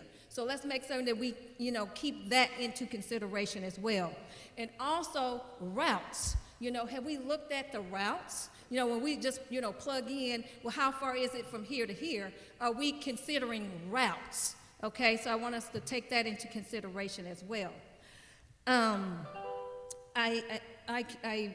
In terms of, let's see here. I really appreciate the fact that we're not going to look just at one organization that has shown interest, but we're going to look at everybody. Because that flyer that went out on the 11th, that caused a lot of concern to the community. It caused fear, you know, it caused anxiety, as if an opportunity had already been made, okay? So I'm glad that we got that cleared up. In terms of we are really into the idea of the LEARNS Act with the contract, the Transformation School. And we really want... close for me? Huh? You're out of time, so can you close? Can you close for me? I'm sorry, I didn't know. I'm sorry, I was just going That's on. okay. Okay, so just to close, I just want to say, find a way to say yes instead of saying no. Thank you. Thank you. All right, Mr. Andrew Bagley.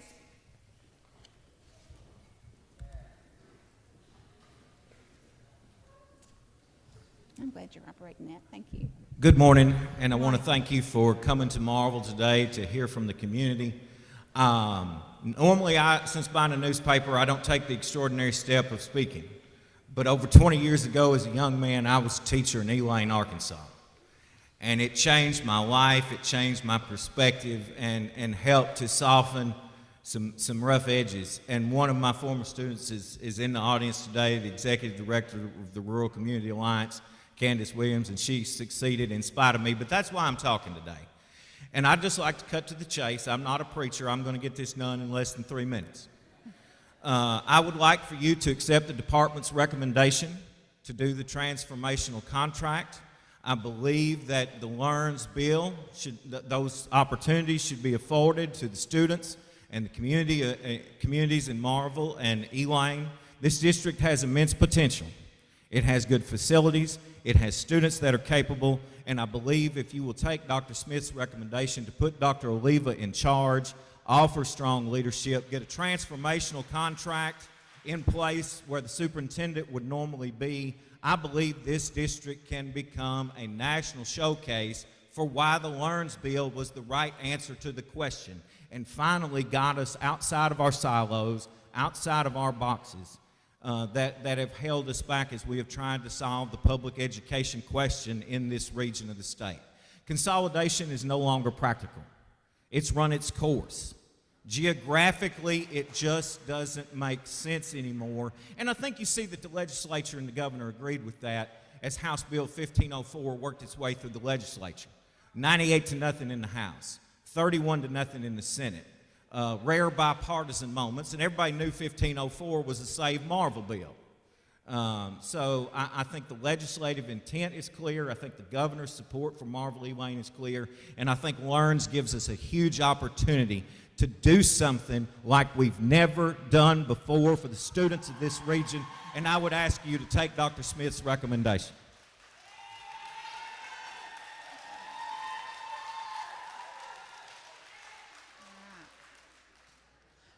Mr. Michael Scaife?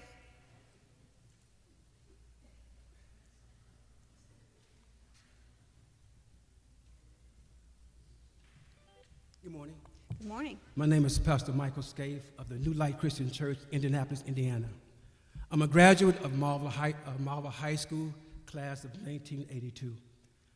I would just like to say that there is still one thing that we as a community and as a school that we must deal with, and that's what does the Lord requires.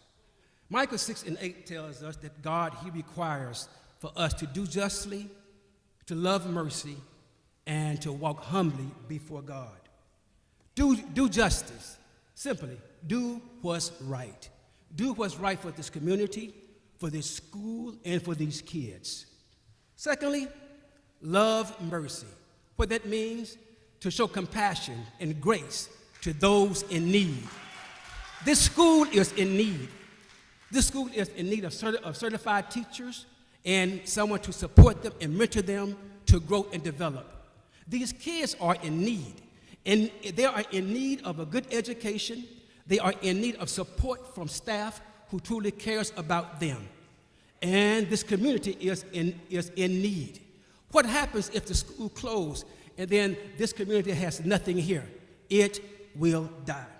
Lastly, walk humbly before God. What that means is this: you have power, but don't forget, God is all powerful. And whatever you sow is that what you shall reap. So we are asking you to help our community, help our school, help our kids to stay here, but give them the help. Give them the financial resources. Give them help to stay here and grow. Thank you. Thank you, Pastor.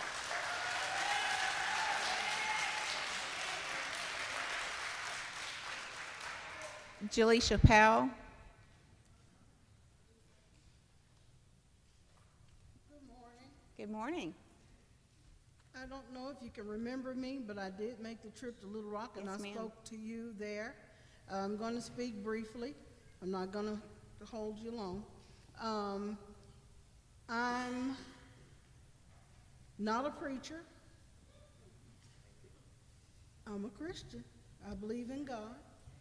I'm not a politician, so I'm not going to try and act like I'm one. But I am married to a 20-year or more city council member of Marble. He's a retired fireman.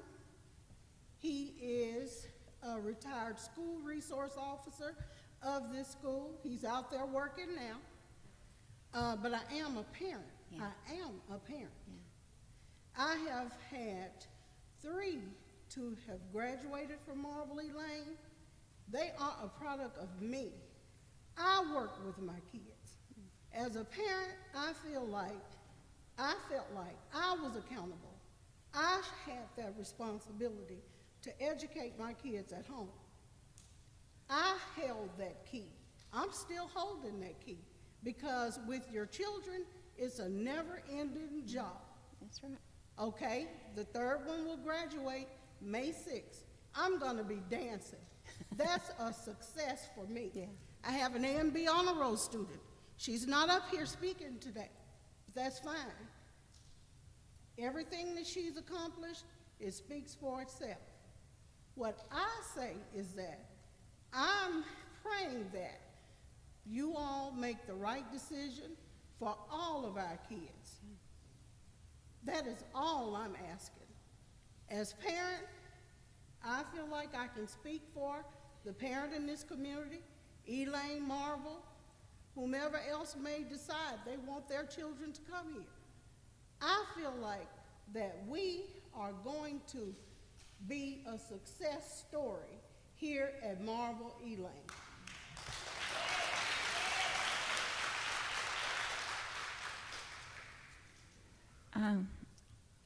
Is it Rory Tate? Is that Rosie Tate? So I'm sorry.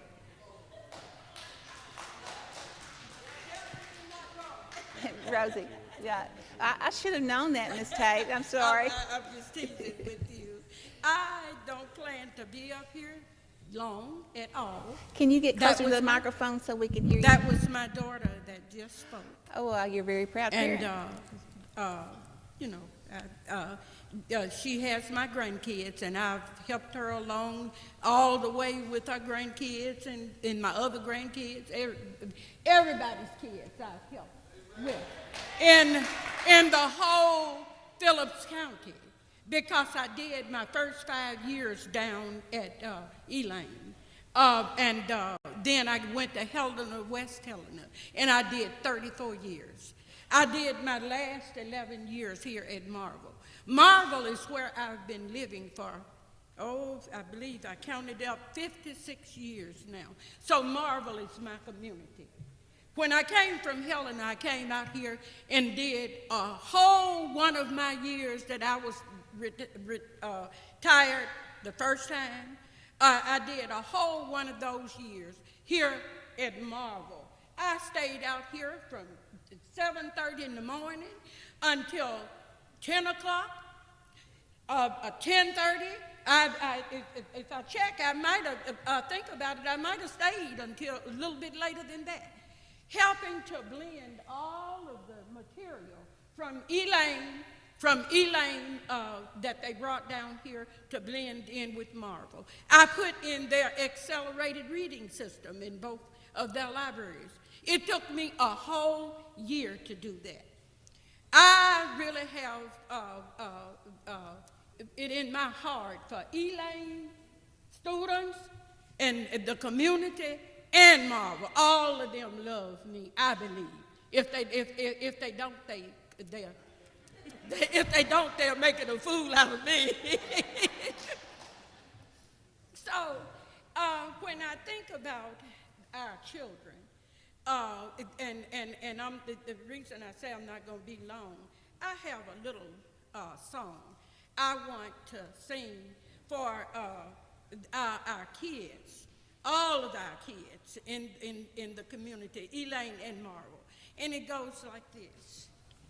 I believe the children are our future. Teach them well and let them lead the way. Show them all the beauty they possess inside.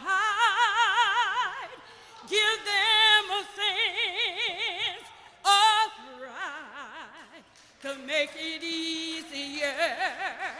Let the children's laughter remind us how we used to be. I decided long ago never to walk in anyone's shadow. If I fail, if I succeed, at least I live as I believe. No matter what they take from me, they can't take away my dignity. Because the greatest love of all is happening to me. I found the greatest love of all inside of me. Thank you, Miss Tate. Thank you. I'm singing this for the kids because hopefully we are going to stay at our school. Thank you, Miss Tate.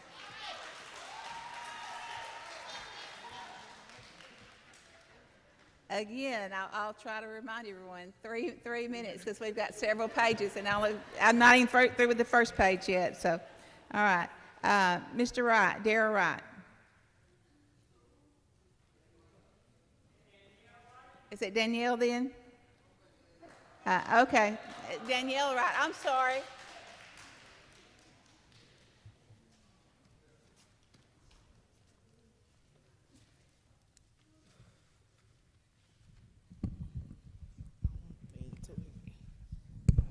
Good afternoon. I am Danielle Wright. I'm a parent and an employee and a concerned citizen, I would say, for Marvel and Elaine. I'm active in both communities, and I work with several organizations. My concern is that the West Helena district is under the state microscope. This is the third time, I believe. I just wish that we could get that same opportunity. And it's just, I was a witness in 2006 when we first consolidated with Elaine, and it wasn't a pretty look. We closed several times. We never made it to lunch. It was just a disaster. And I know that these other districts that we are close to, our kids play ball, they communicate with those other kids, and I know it's going to be even worse because the generation that we raising and teaching have changed. I also had a concern, but I see that y'all did address that you guys didn't make a decision when Friendship made the post on Facebook with the salary and all of that. Thanks for clearing it up. I was also looking at some of the same things they are doing, prepping their kids for college. A lot of our kids not college material. Our kids don't have that opportunities for trades. In this area, agriculture is a big thing, like farming, driving big trucks, and we don't have that in the district to get them prepared for things like that. And I'm just asking for whatever decision that you guys make, can we kind of incorporate some of those things to get them ready for the ones that's not college material?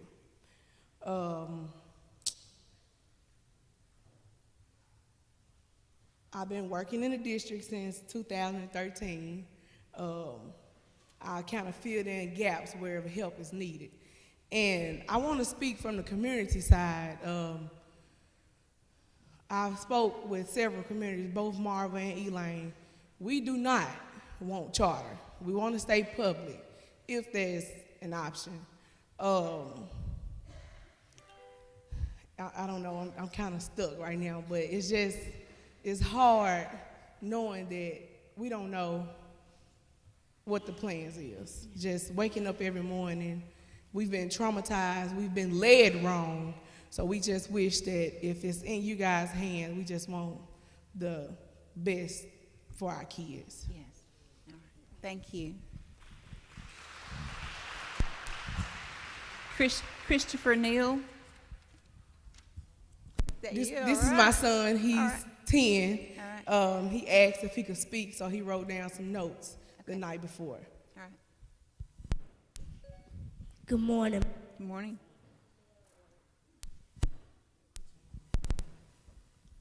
My name is Christopher Neal, and I'm in the 5th grade class. I do not like the way that Dr. LeRae treated my teacher, Ms. Fraser. My teacher, Ms. Fraser, quit last semester because of Dr. LeRae, and it made my classmate and I feel sad. We'll never have the same teacher. I really was hurt when Dr. LeRae was yelling at my mama in front of my class. I just want my teachers and my mom to be treated fairly. And can you please help us stay a public school, please? Thank you, Christopher.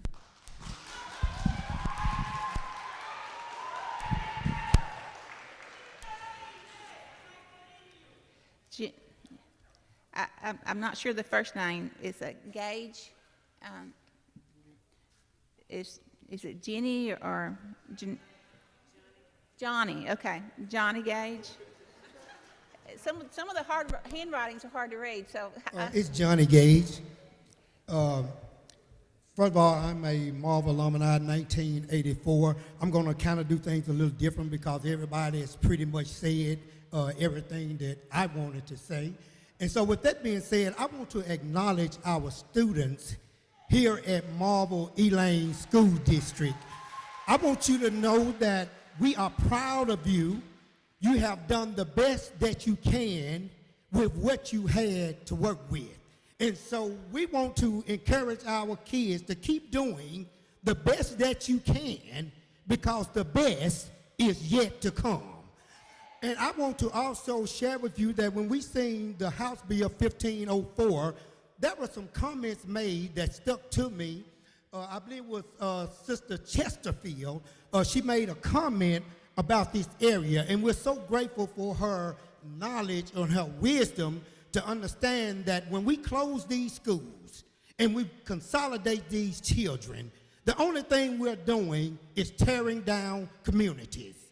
And then I also heard Mr. McElroy, a comment that he made that stuck to me. He was talking and he said, "I'm not too proud to beg." He said, "Please give our children a chance."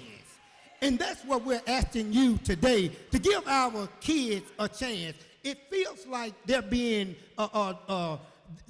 done a different way because of the rural area that we live in. I want to share with you that our kids have dreams. They have goals in their lives, and their goal is to come forward. But lately we have been moving lateral, and every time I'm going lateral, I'm moving away from. To have a plan set in place. Whatever decision is being made, we just hope that it is the right decision that will take our kids forward instead of lateral. In other words, if we need certified teachers, I've been hearing that all along. If we need certified teachers, if that's the issue, why are we discussing going to other schools and other entities that have non-certified teachers? That is not what this district needs. And I'm going to say this, and I'm going to sit down. It kind of reminds me of a football team. They might have a losing season for 4 or 5 years. They don't shut that team down. They don't move that team. What they do, they make some adjustments. They might fire the head coach. They may get rid of the defensive coordinator. They may do all of that. So we're asking you all to just help us put some pieces of the puzzle together. Thank you so much. May God bless you. May God keep you. Yeah.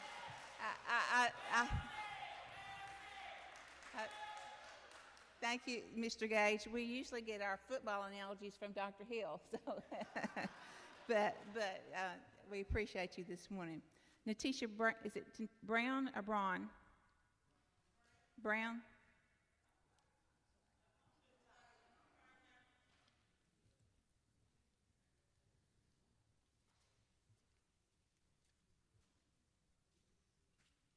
Good morning to our local and state boards, our school administrators, and all that protocol requires that we address. I serve through AmeriCorps Vista at Boys, Girls, Adults Community Development Center here in Marble, Arkansas, and also stand as a resident of Brinkley, Arkansas, which is a neighboring community. My purpose for being here is to ask you all to rescind your initial decision and consider the LEARNS Act. We know that the system that we had in place simply did not work. But what we want you all to know, that although we say that we are godly people, and we absolutely mean that, but we also understand God's word, that faith without works is dead. So we understand that there is work that we need to do. We understand your position and your decision and your belief that it's not enough to just want a good school district. We have to put some work in place to ensure that we have a successful school district. And we want you to know that it's not just about having a name on the building, but the pride of the community. And we want you to know, if the LEARNS Act is accepted, that we have protocol in place. We've refined our protocol, and we have such partnerships that will work to improve the CTE program, such as our partnership with PCCUA, such as our partnership with Arkansas Workforce, which is in Helena. We work to refine those things, not to only work with individuals once they are out of high school, but we're looking at measures to bring those entities into the school district so we can work with the students as they are here in the school district so that they are productive citizens once they leave the school district. We also want you to know that we are working with such state entities as Excel by 8. We also are looking at grade level, working with grade level reading and other entities. We also are working with our local co-op, which I'm not sure what the flashing means, but we also work with our local co-op and things of that nature to ensure that we're taking advantage of the area resources. So in closing, we know that, again, our current system failed completely, but we do want you to know that we also have community organizations in place and a system of retired teachers that will come in to support students that are falling behind, that may need such things as remediation, and also those new or inexperienced teachers that will also need support. So in closing, we thank you for your time, we thank you for your consideration, and we ask that you give us a chance to make it right. Thank you. Thank you. We like to hear about the community willing to support, so thank you for that. Martin Rawls.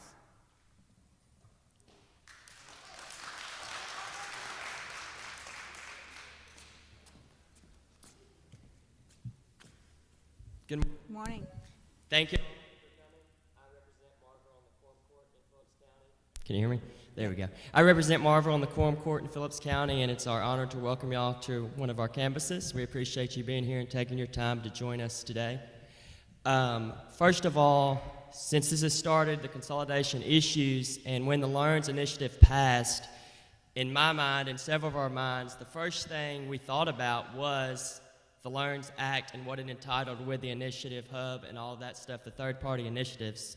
So I was thrilled to hear the recommendation this morning from Dr. Smith on, I don't know where she went, but on what she suggested about her presentation, as I've heard from constituents from Turner to Trenton to Marvel to everywhere in between, that the two most important things that the community wants is to keep the school here, to keep the kids together, and to not necessarily be a charter school. That's I have not heard, I don't think, a single thing against that. And every constituent, every phone call, every letter I've heard has been that statement. So when Dr. Smith said her recommendation, I'm pretty positive that would agree with the majority of the people in this community is what she said.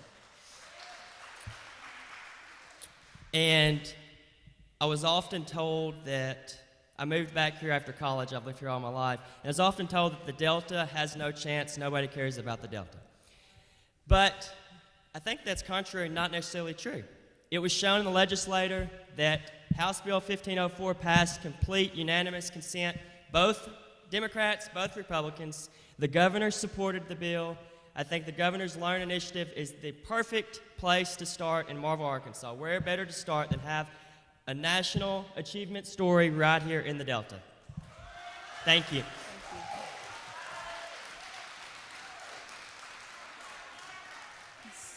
So I think a good follow-up to that will be Representative McElroy.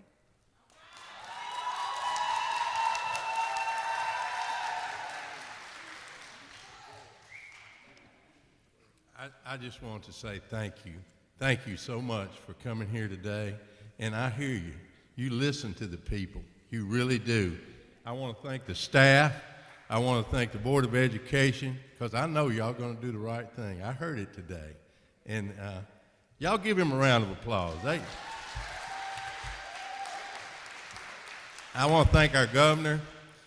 The LEARNS Act is just what we needed at this time. We needed a chance here.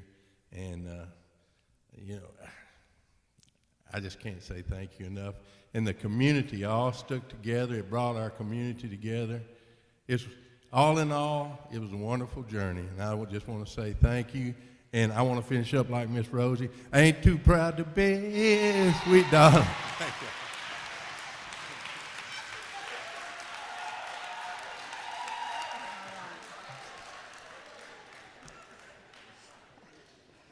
Anika Whitfield. Dr. Whitfield. I think she's not in here. Okay. Lacey Gilbert.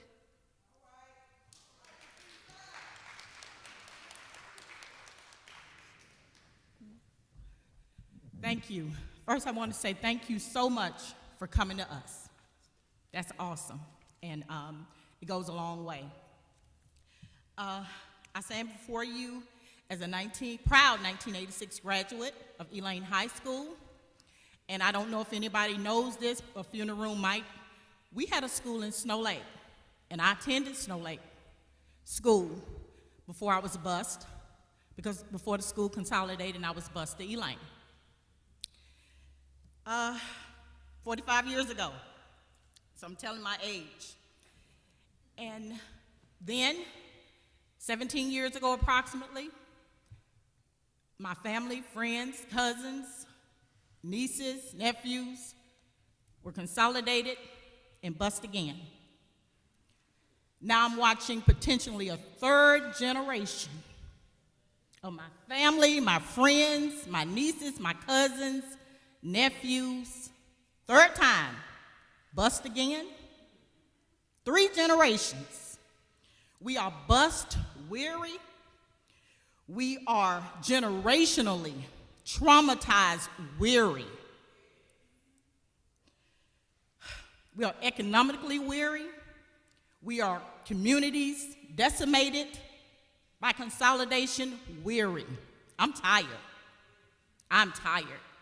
They said it's harsh for, someone mentioned in a meeting that it's harsh when they talked about consolidation and busing the kids from Snow Lake. I was one of those children, and when they were here, I started crying because that wasn't harsh, that was cruel. There's a 5-year-old right now in Crumrod. Just imagine a 5-year-old on that bus, rural roads, deer running, coming to Marvel, and somebody had the nerve to say you're gonna bus them 50 more miles? A 5-year-old? That is cruel and unusual. I am asking you to give us a rest. We're weary and we're tired. And keep this community intact, keep the students intact, and give us an opportunity. This is your chance right now for the LEARNS Act to be that example. When you think of our history and the third generation of students potentially being bused, you can show that the LEARNS Act, the potential it has, and the change that can happen in rural Arkansas, in the Delta. We're proud people here. And like Representative McElroy said, we're not too proud to beg, and we definitely are not too proud to put the work in, parents, teachers, and community, to keep Marvel Elaine School open. Thank you. Thank you. Jerome Turner. Okay. Annie Proby? I'm not sure what the last name is. Annie Proby, maybe? Pike. Okay. I wasn't even close, was I?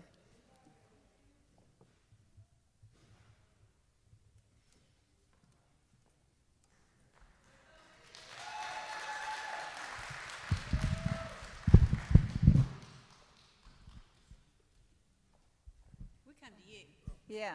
Welcome, Ms. Pike. Okay, I can lean on this.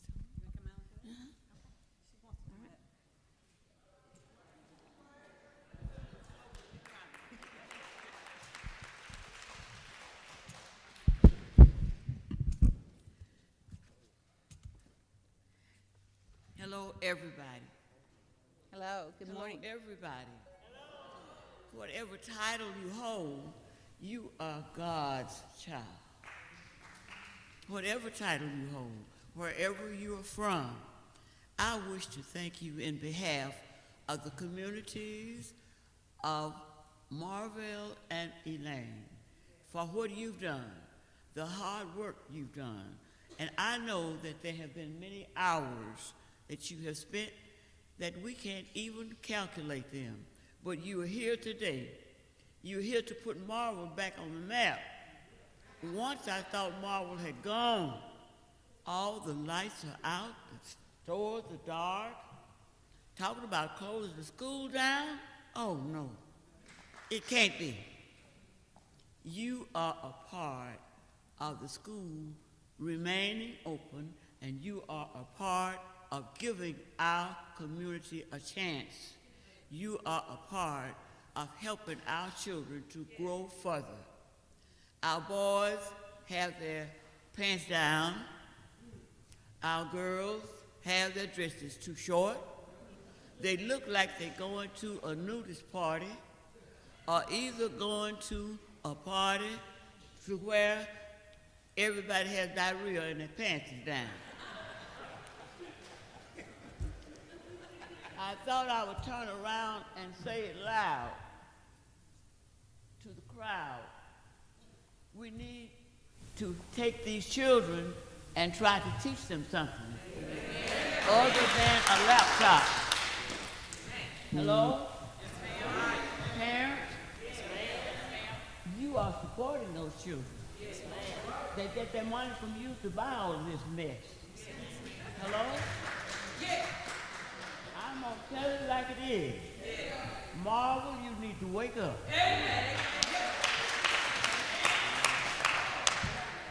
Have almost lost your community. It's on the verge of going across the river to the casinos and getting something or getting a prize. They are losing their money. You're not paying for your houses. Hello? You're not paying your taxes. Haven't nobody turned around today to all of you all, but I've turned around. And I want you to know that both of my feet are broken. And I'm going to tell you in a few minutes how they got broke. But I want you parents to wake up. I want you children to wake up. You're talking about you going to another school. When you go to over there, you're going to get ruined too. If you don't wake up and put those laptops down and go to study your lesson. Get your education. I don't want to go over that school because they got too many assignments. I have asked kids over and over, what is your assignment? It's on the computer. Hello? And when the lights go out there, you don't get no education. So, okay, let's just wake up. Yes, ma'am. Let's wake up. Let's get up, wake up, and try to work with your sisters and brothers. We are all in this thing together. When Marvel dies, you're going to die. Hello? So I'm saying to you, let's wake up, let's get up, and do something about our lost community. I used to be proud that I belonged to Marvel, that I lived in Marvel. I had an essay in Marvel. I had an estate in Marvel, have everything in Marvel. But it got to the place where I wish I had gone somewhere else. Now you have brought hope to us. Hello? Thank you, Ms. Pike. Thank you so much. And I think any time into this program to bring us out today, you have put us back on the map. All right. Ms. Pike. And I close by saying this. There is a destiny that makes us brothers. All right. None goes. Thank you, Ms. Pike. And crowd.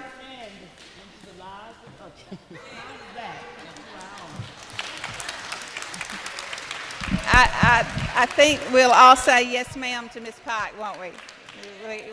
Yeah. So we thank you, Ms. Pike, for giving us some direction that sometimes we need to hear, don't we? All right. Thank you. I think our last one is Sherman Tate.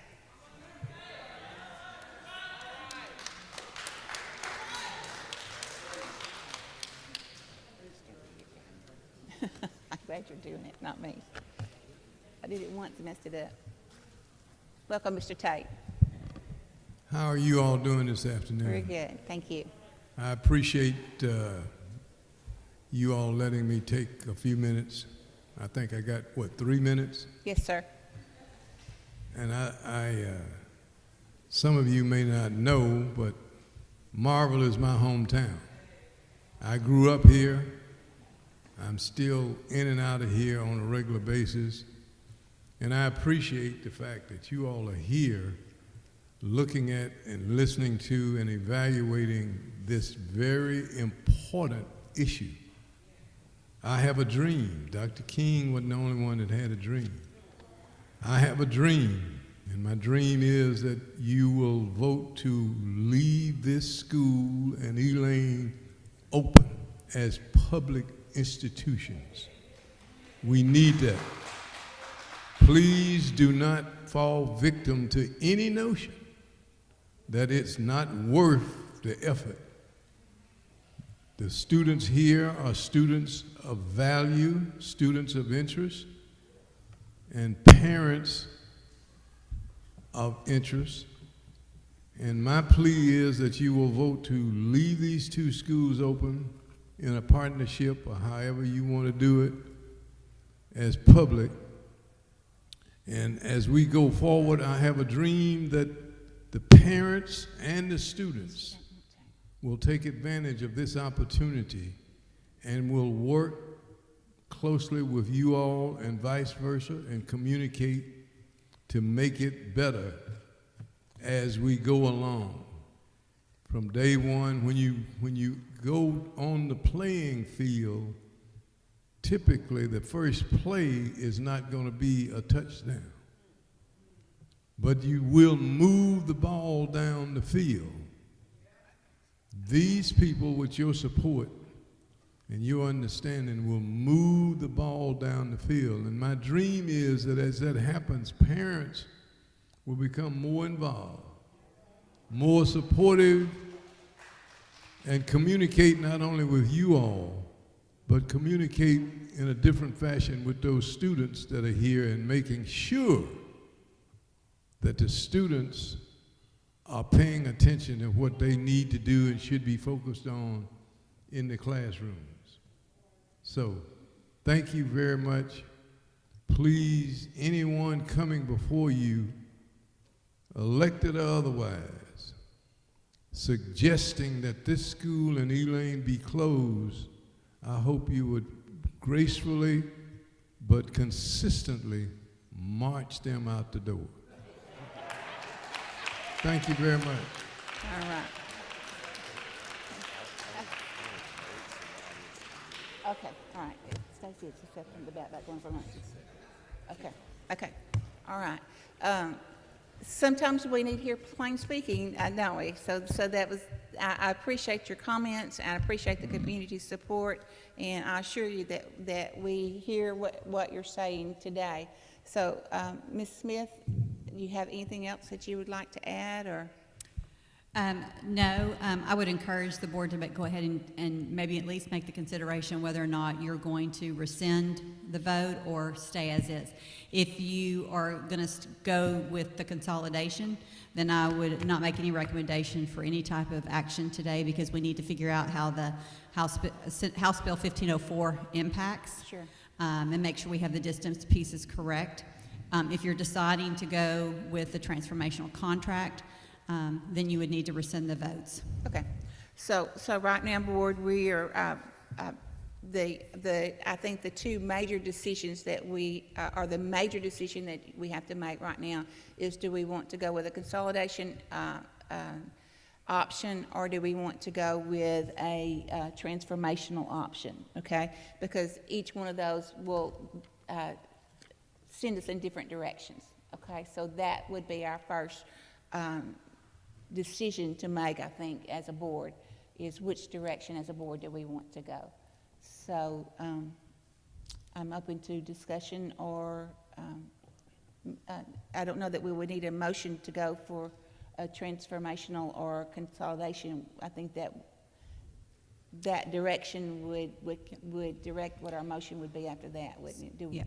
And so, Ms. Newton, we have provided for you a recommendation of what the department would recommend, and we would recommend that you rescind your previous vote in December 8th, and then follow up with granting the waiver, and that would be doing a transformational contract. Okay. So you could do a motion for that or against that, and if you do it against it, then we stay with the consolidation. Okay, all right, okay. All right, is the board clear on that then? Mr. Wood, did you have a comment? Or, I was just going to respond to your last. I'm sorry. I was just going to respond to your last request for board direction. I would like to set it in motion toward the transformational contract.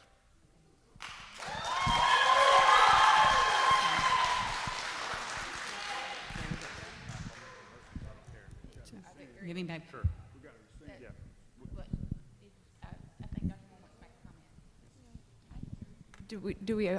Is discussion appropriate right now for a second, or?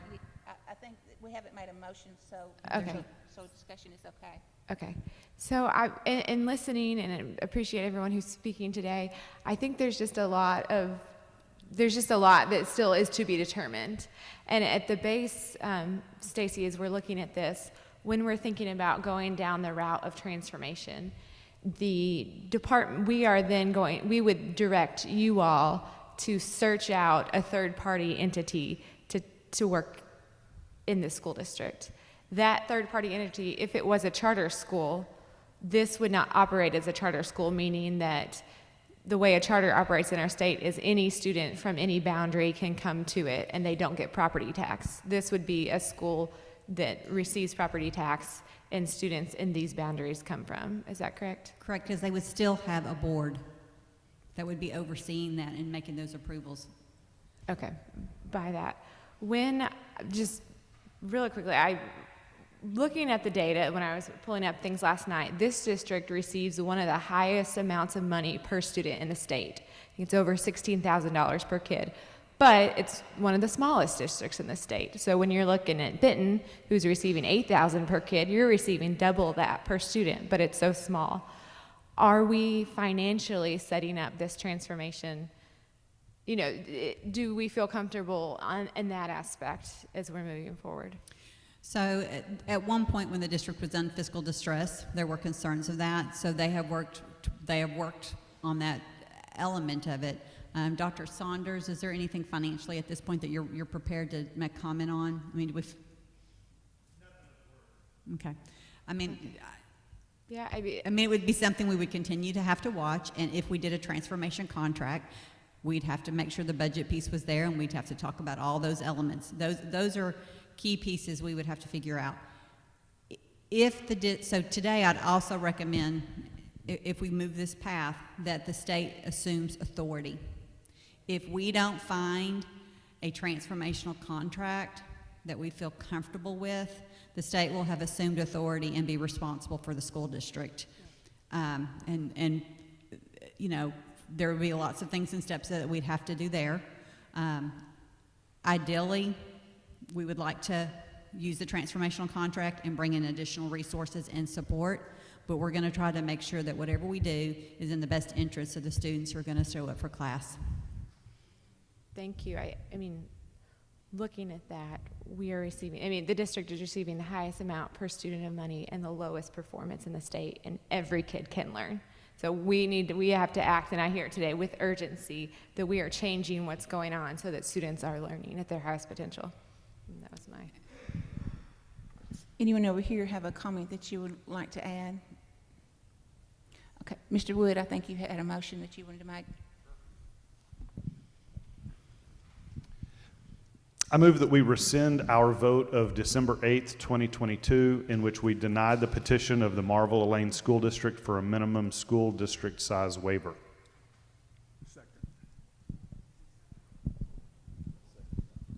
All right. Yeah, we have a motion by Mr. Wood to rescind the vote, and we have a second by Dr. Hill. All in favor? Any opposed?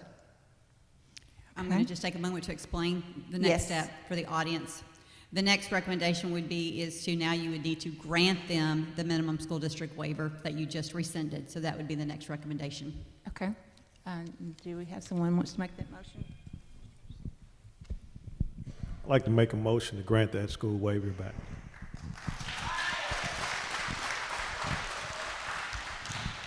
Okay, we have a motion by Mr. Henderson and a second by Mr. Sutton that we grant the petition filed by the Marvel Elaine School District on November 18th, 2022 for a minimum school district size waiver.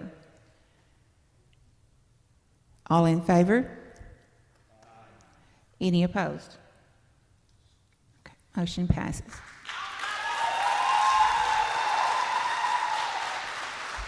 So an additional recommendation that the department would make to the state board is to assume authority over the Marvel Elaine School District, currently classified in level 5. And as far as the Marvel, as keeping them in an advisory capacity for the remainder of the school year. All right.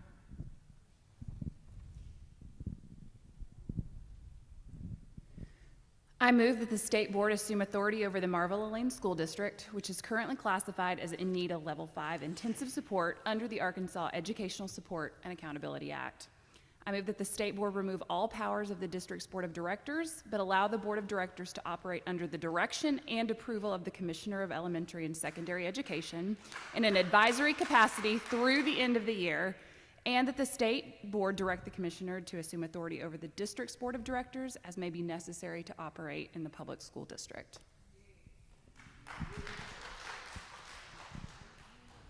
And I'll second that. All right, we have a motion by Ms. Woods. We have, yeah, okay, and we have a second by Mr. Sutton. As a former local school board member, I just want to commend the local school board for all of the work you have done. There is a lot of unappreciated work that goes into being a school board member, and so thank you all. Even though these might be hard words to hear, you're very much appreciated for the work you've tried to do for this community. I am excited for the direction we're going and the hope that it gives the community, but this is certainly by no means to be taken as an insult to all of you.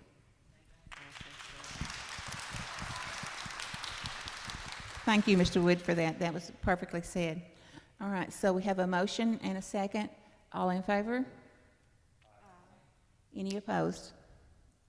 And the final recommendation that we would ask of the state board is to direct the Commissioner of Education to commence discussions to enter into a transformational contract that the Arkansas Learns provides. All right.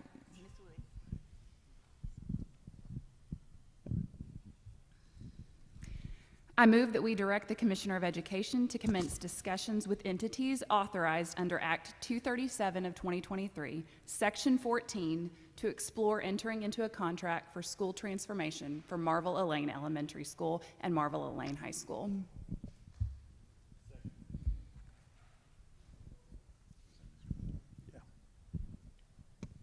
All right, so we have a motion by Ms. Woods and a second by Mr. Wood. And so, any discussion? Okay. Is it appropriate to ask a question? Okay. In doing this, we're not putting a date on anything, is that correct? No, there's no date. Okay. And so is it going to be our board to make that final approval, or is that Secretary Oliva's final We would bring the approval? contract back to you and do a proposal to you. So our hope would be to quickly be able to try to turn something around, but until we're comfortable with the contract, we won't bring you something. If we can bring you something in 2 weeks, we will, if it's next month or if it's the month after that. Okay, and we'll be in contact with the district and the community as far as what's that looking like along the way. At this point, the district is under state authority, so yes. Okay.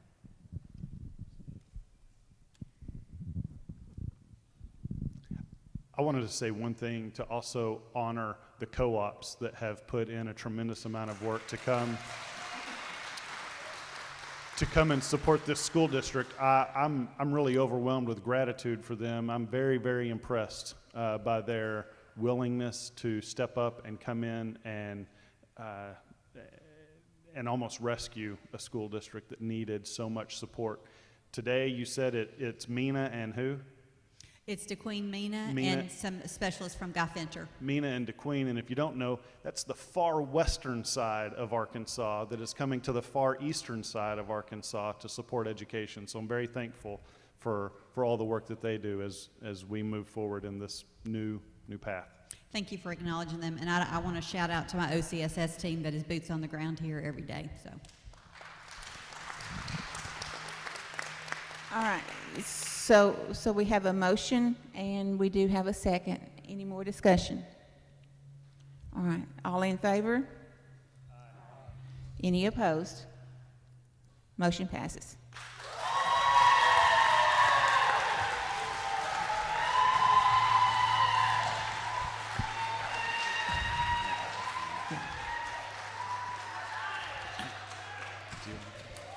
I was just going to let Ms. Newton know that I got everybody's name down that went over 3 minutes, and I'm going to hold them over here when people go to lunch, okay? And we're going to have a lesson.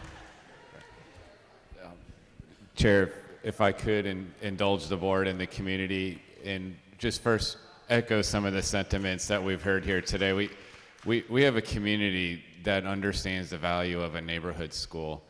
And I can tell you, as somebody that's been new to this conversation, this community, for at least the last 3 board meetings that I've been to, drove over 100 miles to Little Rock to make sure they were sitting in the audience to hear the discussion about the future of their district. And when we left the last state board meeting, I remember walking away saying, this community told us we will do whatever it takes to save our school. And we want to hold you accountable to that.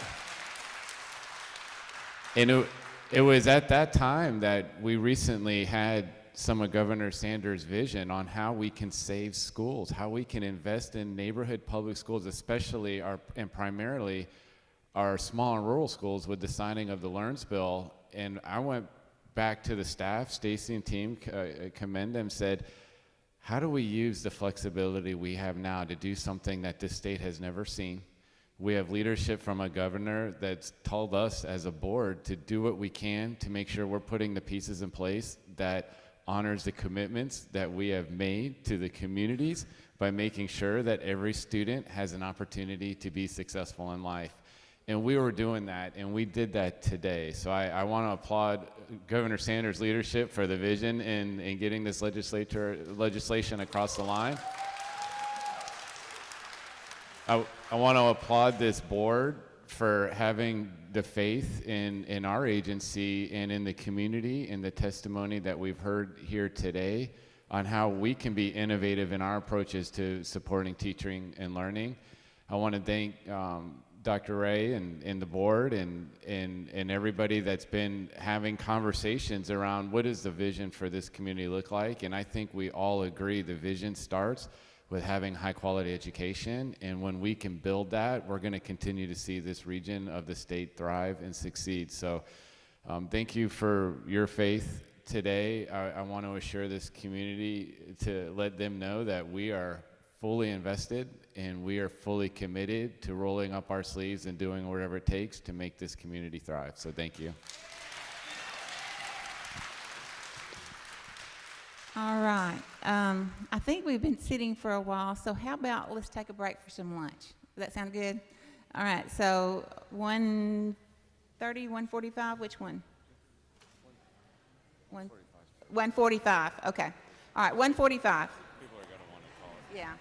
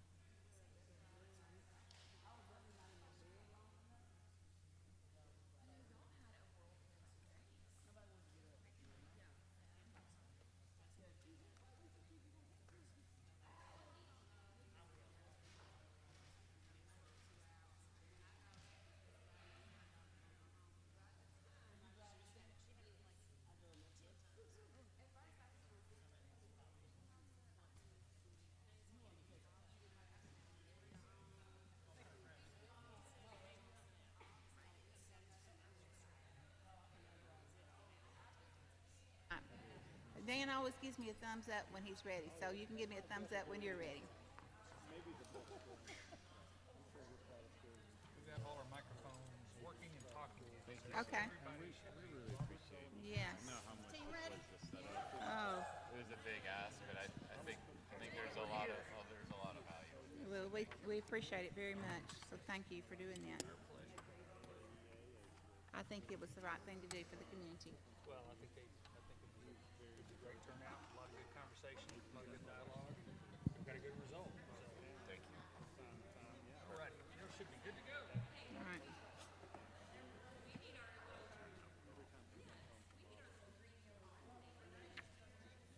Man, you're making me want to buy a house.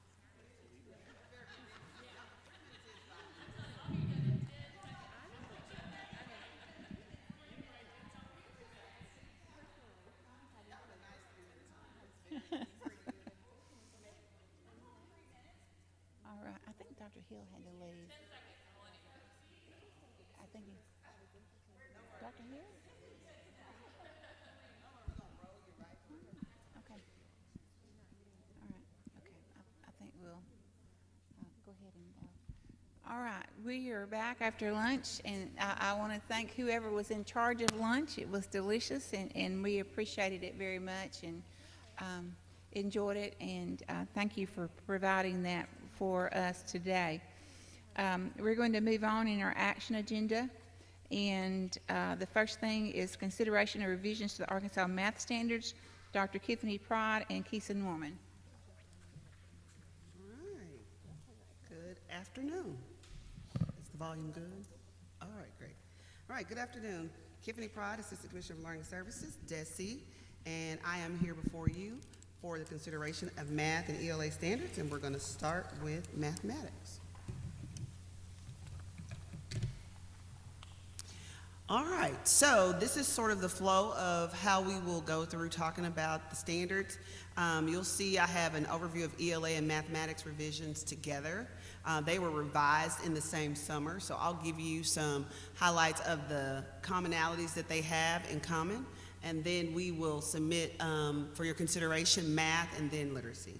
And the team's here with me, and they're gonna also help me to present today. So we'll talk about the contributions and goals, standard organization, and then give you what are the changes, and then we'll talk a little bit about implementation. So what were the goals? So again, we have a three-pronged approach for standards revisions. We wanted to ensure that we had strengthened our standards, which is really just about ensuring that we have a logical learning progression, K-12. We wanted to make sure that we had the essential knowledge and content and skills represented in our standards, and that we also took the time to clarify the standards, make sure that our expectations were clear, and you will see as we talk a little bit more and go a little bit deeper how that happened. So just being really conscientious around what it is that our students need to know and be able to do, and a lot of that happened through simplification of language, making the language as friendly, parent-friendly, student-friendly as possible, and so that our teachers really have a good understanding of what is the expectation in teaching and learning. And then our third thing is to really just provide enough support for our teachers to have the explanatory front matter that we need, and to also have an appendix of resources that will be of value to teachers as they are studying the standards and preparing and doing the intellectual prep to teach. All right, so this is just a view of our timeline for revisions. As you see, it spans across 2022 and 2023, and there you see from DESE prepping from January to May, getting ready for teacher teams to come in the summer, in June and July, and then taking those recommendations and the work of the committees back to DESE for formatting, for reading, and to make sure that we could put together a document. We also had in that process, you see expert feedback, public feedback, and we did bring it to the board at some point, but we were charged by our secretary to go back and to take a deeper look. We're glad we did that. We think we have a great set of standards to bring before you today. Major changes that happened from the summer of 2022 to when we first presented them to the board, and then you'll see significant changes from that point. So took a really good look at the standards, and we think we have a body that will be acceptable here today.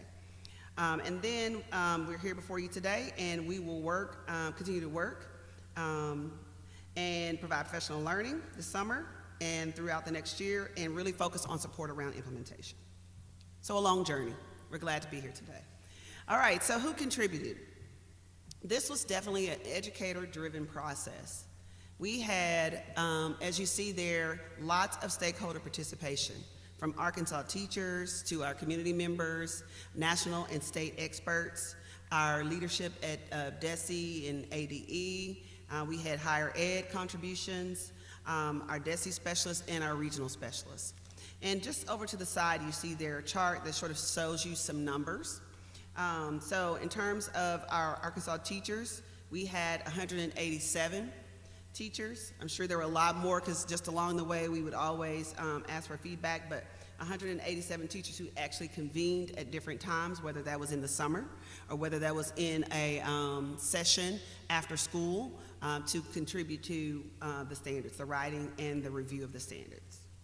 Also, before we do standards, before we ever send them out in the summer, prior to that, we always send out a survey. So what you see there is, so the revision committee getting together in the summer, we sent out a survey for all teachers to be able to have some input. And we had lots of responses there. You see, we had 1,971 responses, and that's across math and literacy. And because again, we send them both out at the same time. Lots of feedback at every grade level. We like to ensure that we're getting feedback, and if not, we continue to send it out for feedback at every grade level. And then, as you saw in our journey, we brought them to the board, and then we went back and took a different look, and then we revised the standards and put them out again for public comment. And that's where you see the 428.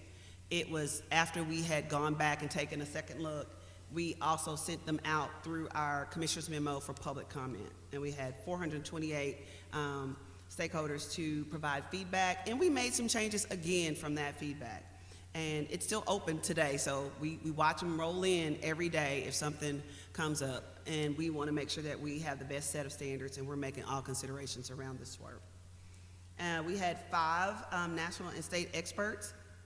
And this was after we had taken a second look. We engaged in experts again, along with our stakeholders here in the state of Arkansas. And so again, 19 higher ed, national and state experts. This was prior to us taking a second look. And then we have our DESE specialists who have worked really hard to pull all of this together. There's about 21 of them on the home front who have burned the oil night and day, literally weekends, to provide you with standards in about a 3-month period. Taking that second look, that would take years. So we appreciate them. They used all of the time that they had and dedicated it towards this work. And then, so in terms of our ESC regional specialists, we had 100 specialists, over 100 specialists, who participated and supported this work. So lots of educators. This was definitely an educator-driven process. All right, so we're gonna start with math, and Keisha's gonna help me with this in just a moment. But in thinking about math, this is just a good view of the state, and when you think about that committee of 37 math educators who started this work in 2022, this was the representation across the state. So it's really important to have all of our regions represented so that we can really hear what are the concerns, what are the recommendations from across the state. So this is just a good view for you to see.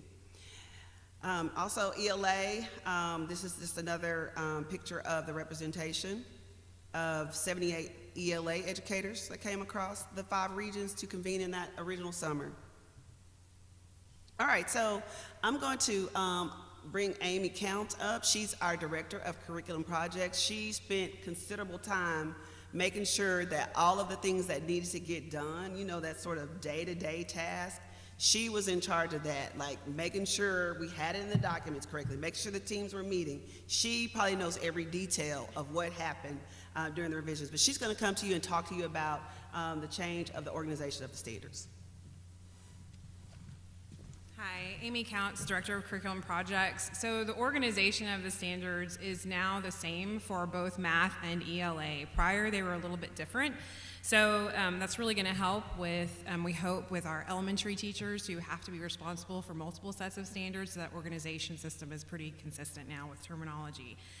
They are now organized in strands, components, and then the standards. And I'm going to show you a couple of examples in just a second.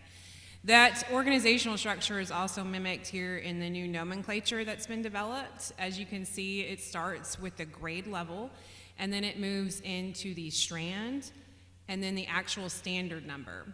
For ELA, they went one more level deep and actually have the component represented there as well.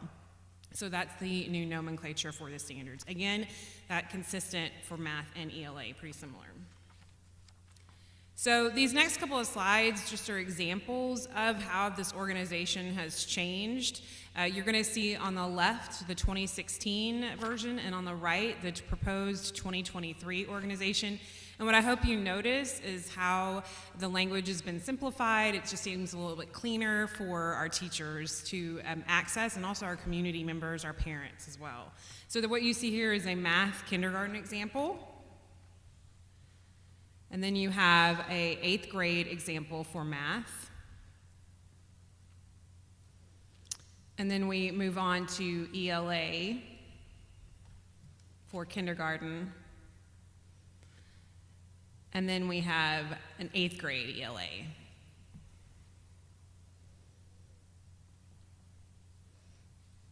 So now I'm going to switch it back to Dr. Pride. So I hope what you saw in that is that there was a dramatic change from 2016 to 2022 to now 2023. So lots of work and thought put into the organization, which is really impactful when you're planning and prepping for learning. So let's get to the good part. What are the changes that we see in common around math and ELA? I think we've said probably 4 times already that the standards were written in a parent-friendly language. And so, as you know, that's nothing wrong with a good clap for that. So really reducing unnecessary jargon. You know, we all in our professions like to use our jargon, and we will still do that sometimes with teachers, but we wanted to make sure that these standards were accessible for everyone, no matter who the stakeholder was reading the standards.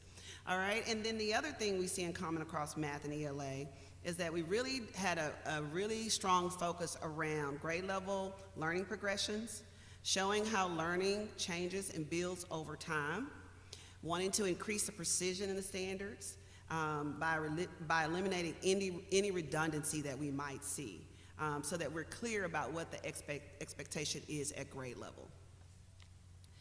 Also, I think just really focusing on are there any standards that need to be eliminated or moved because they may have been redundant or unnecessary. So we did a lot of that with our teacher teams and our experts. And so you will see dramatic differences if you sit the standards beside each other from the 2016 version to now.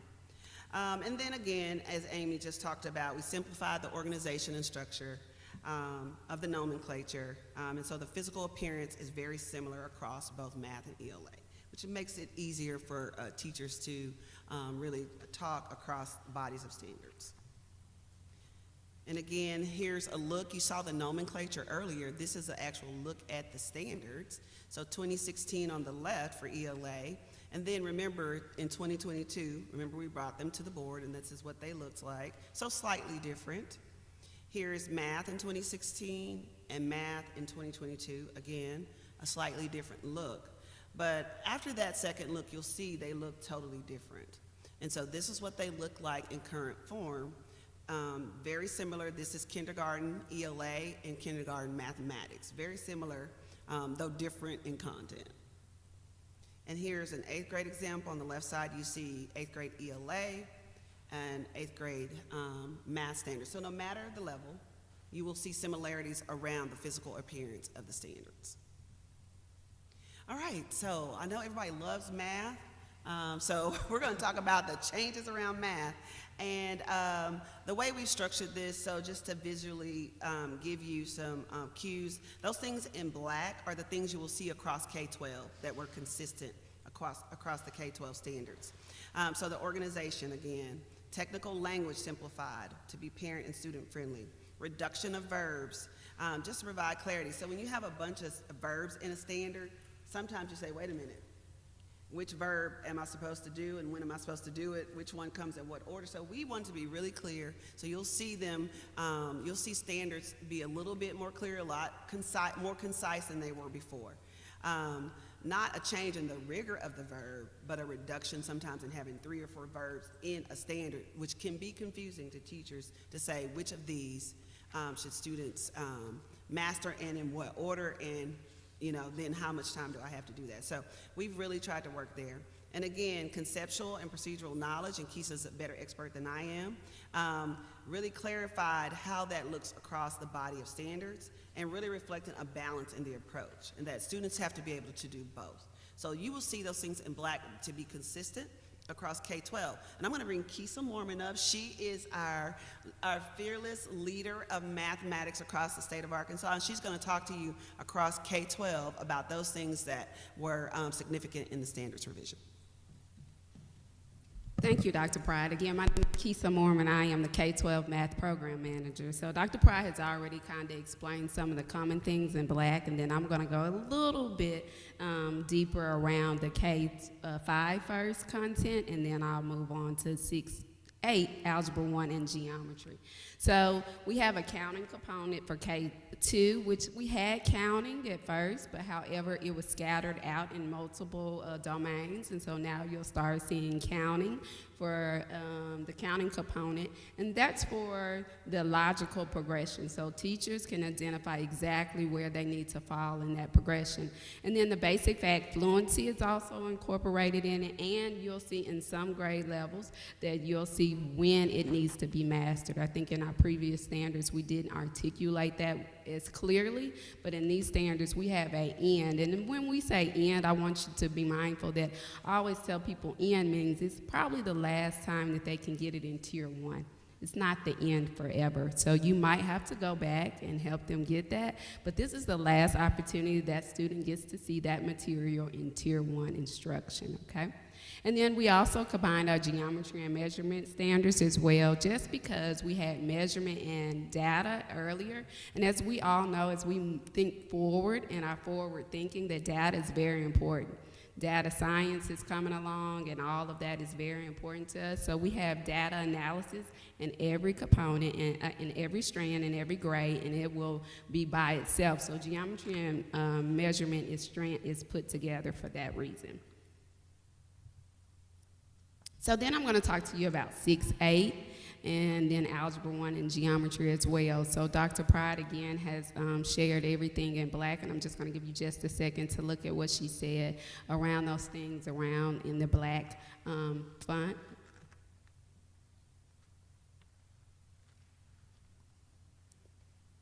And so then, what are we talking about in 6-8? And so we also have geometry and measurement in 6-8 as well. So it continues with the K-5 to a 6-8 progression. And so that wasn't on there, but 6-8 also has a geometry and measurement, and they also have a data analysis. So in addition to that, and when we talk about our high school courses, we have standards that are grouped by majors. Previously in our standards, they were all under, let's say, what you were to do instead of what type of function, like am I working with something specifically and what am I working? So they had to go through that document and find where it fell. And so now they can put their eye on exactly that function and what am I supposed to do around that function. And then math terms are clarified, so the high school also looked at 6-8 very closely to make sure that we're using common language. We do realize that math is a language that I love, and so therefore we want to make sure that our math terms go across and making sure that all teachers understand that 6-8 as well as Algebra 1 and Geometry should have a connection, and if we're using different verbiage, then we need to address that. And then the last but not least is Algebra 1 and Algebra 2 is uncoupled. So in previous standards, we had shared standards is what we called them. And a lot of our Algebra 1 teachers, when we read the survey, said, I do not know, I'm not sure where I'm to stop the learning. And so therefore we said, hey, we're gonna either put it in Algebra 1 or we're gonna put it in Algebra 2. So with these new ones, you will see them uncoupled, and it's very clear where the learning will stop and where they need to begin and start. And so I'm gonna pass it back to Dr. We'll stop there. Any questions about math? Sorry, stay up a minute, because you got to answer math questions. Any questions about math? Yes. I do, but I don't want to be the one to go first. I wonder, does this work? Okay. Thank you. I spent 1 year as a math interventionist, so I'm really educated. No, I'm just kidding. I'm not. But what is exciting to me is that this is very concise. You know, I'm looking at, if I'm a kindergarten teacher, I can see my standards on 2 pages. And that is not to be lowering the standards that they should be teaching less, but it's saying, okay, I can wrap my mind around what my student needs to know at the end of the year. And here are my 2 pages, and let's break it apart from there. That being said, I've heard a lot over the past few years of a lot of districts doing the work of them having to pull out the main standards, what's most important, and sort of mapping from there. And I'm sure I think that's really great work for a lot of it, but it seems like a lot of time is spent planning when that time maybe could be spent doing interventions and digging deeper. Do you feel like these standards are situating districts and teachers better so they can more quickly figure out, you know, progression? And I know that ties into curriculum too, but progression of standards and how that goes. Yeah, you want me to answer part of it? And you may have something to say. Yeah, so thank you for noticing the conciseness in the standards. The team worked really hard on that.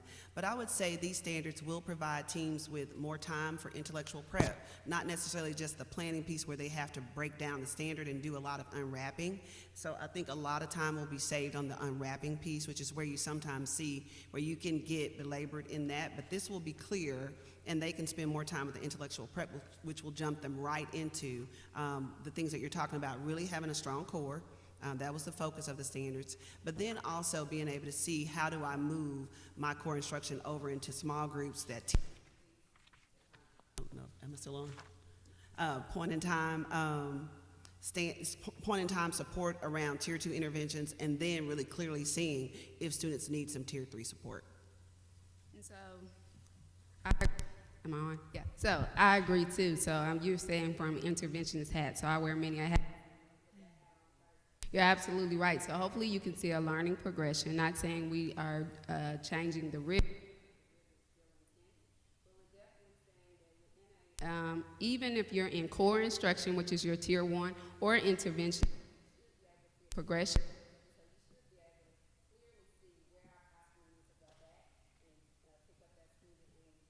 and where to run.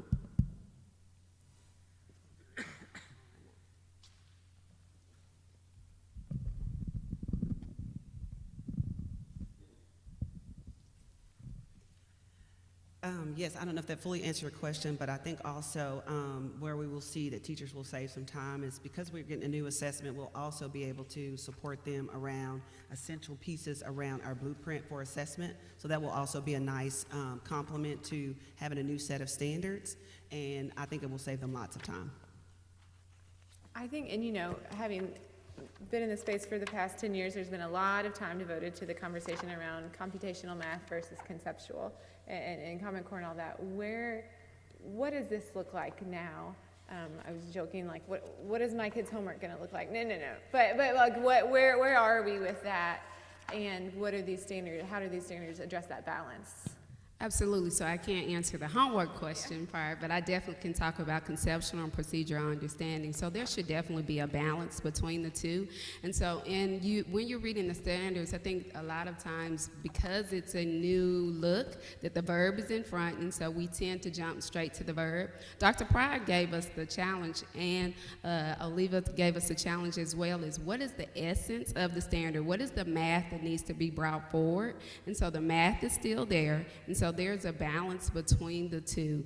And so when I say balance, you'll see real world still interwoven throughout our standards. And I want teachers to understand that is the opportunity for you to model and get conceptual understanding still in and make it real world and make sense of the mathematics that's being presented in front of you. But then there's also the opportunity to notice what skills that they will need to be able to achieve that as well. I'll say, Keisha and I had this conversation. Actually, we were on a plane together. We were coming back and we had this conversation about how we can really simplify teachers really understanding how do you move from conceptual to concrete or the other way around when necessary. And so the team really has a good plan around summer training to really show how the standards don't neglect either one, but they complement one another.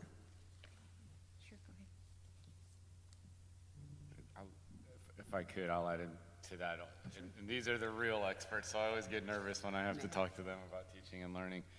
But I think, Dr. Moore, to your point, with some of the frustration that parents have felt, especially in the primary space, with supporting their children with homework, is because the homework that gets sent home focuses so much on the strategies associated with conceptual math, and the strategies may be new to parents who don't know how to implement them. And that was because the former versions of the standards included strategies with the standards, so that got interpreted as to what should be taught and measured. And this new focus on the standards is about that balance between procedural and conceptual fluency, but it's about making sure that students have access to multiple strategies and they can use the strategy that works best for them, and not whether or not we're going to assess the student on their ability to apply a strategy, but whether or not they can solve the problems. And I want to make sure we're clear that conceptual math is not a bad thing. Like we need to understand how the world works and how numeracy is a part of it, but if that level of automaticity that you want to see around math facts, especially in early grades, isn't a heavy focus, then that's going to hold students back from being able to apply those mental math strategies into higher levels of math. So if you don't know your multiplication tables in third grade, it's really hard for you to master factoring in pre-algebra, because you're using too much cognitive load trying to determine your basic math facts than how you applied those concepts. So focusing a little bit less on specific strategy implementation is going to be where you see a little bit different in the expectation that we set for our classrooms. All right, thank you. That's awesome, and awesome, and I know y'all spent a lot of time working and thinking on that. My last question I've written down is, when y'all are going through public comment, especially the second round of it, what was the most of that comments about, and did that bring about any changes as y'all are looking at things? Yeah, so I'll let you share. I'm going to brag that I looked at all the good ones, right? Like I was like, okay, lots of good feedback on clarity, and that these are easier to read. And I feel like I know sort of what you said, Dr. Moore. I feel like I know what students are supposed to learn. But Keisha might talk a little bit more about the detail of math. Absolutely. So she's correct on a lot of it was thankful for the clarity, but a lot of it was still around the support document that we'll put out around to what level on some questions do we need. But overall, it was more around like providing them additional support. They're used to the teacher notes that were always there earlier, the examples that were always there earlier, and so we'll have a support document that can answer some of them, but they were very general overall, just pretty much saying like, hey, essential standards, they asked questions about stuff like that, but that doesn't necessarily have to deal with us selecting those, so therefore a lot of it was just around making sure that they understood a specific standard or needing a little bit more support around that. So. Thank you. Any other questions? I had one question on, I guess probably more the algebra and the geometry. Have you done a curriculum map to see in a classroom, is it doable?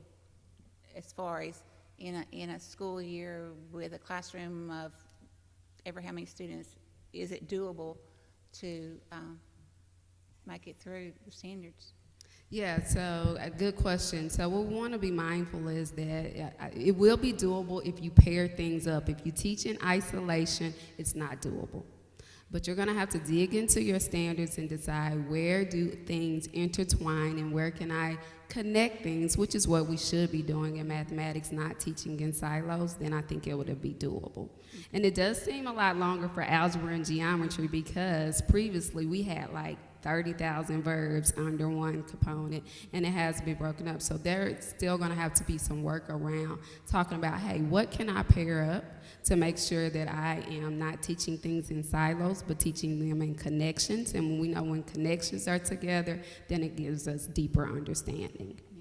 Yeah, I guess that's my concern, or not really a concern, but just making sure that we don't go back to.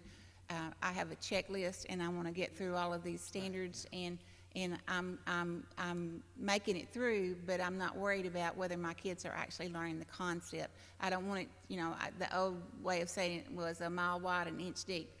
We don't want that. We want to make sure the kids are getting that understanding, and and I understand a lot of these do pair up and work well together, but I just want to make sure that we don't get back to, I'm going to check them off, and I covered it, and now I'm going on. We got to think about the kids and making sure that they are learning the concepts that they are going to need for higher level of mathematics.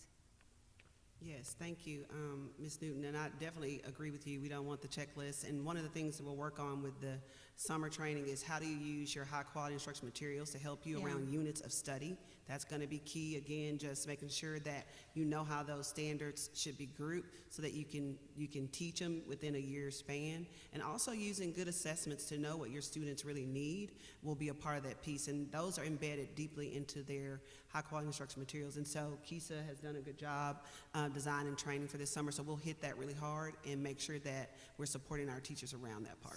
So have you already looked at materials that would, again, I'm thinking algebra and geometry, but have you already looked at materials that are high quality, that are combining these concepts in a way that teachers will feel comfortable being able to make it through the standards, but it'll also be where the students will be learning at high levels? Have you looked at materials, specifically at materials? Yes, so we do have a list for high-quality instructional materials where they can select which ones they should use, and then there they already have them paired for them. So they're still going to have to do some work, but yes, there is a list where schools should look at to select possibly which one they choose for high-quality instructional materials, and then in the work that they're going to have to do, the thinking around that is, hey, is it paired together? And then that's where I can say yes or no. So yes, there are.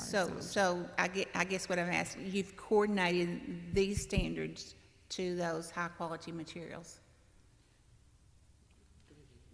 I was going to say, so those pieces that we have, and I know you know about our Arkansas Ed Reports page, it's a resource, and of course for math, that's their choice to use it.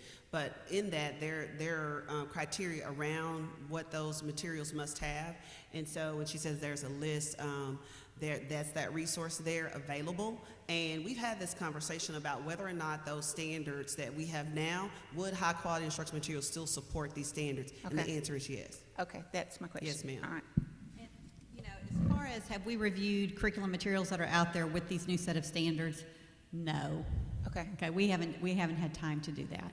They have been reviewing high quality instructional materials that are used in an algebra course. What we want to be really clear in our classrooms in Arkansas is that we're really clear on what we expect to be taught in algebra, geometry, all of our math classes across the state.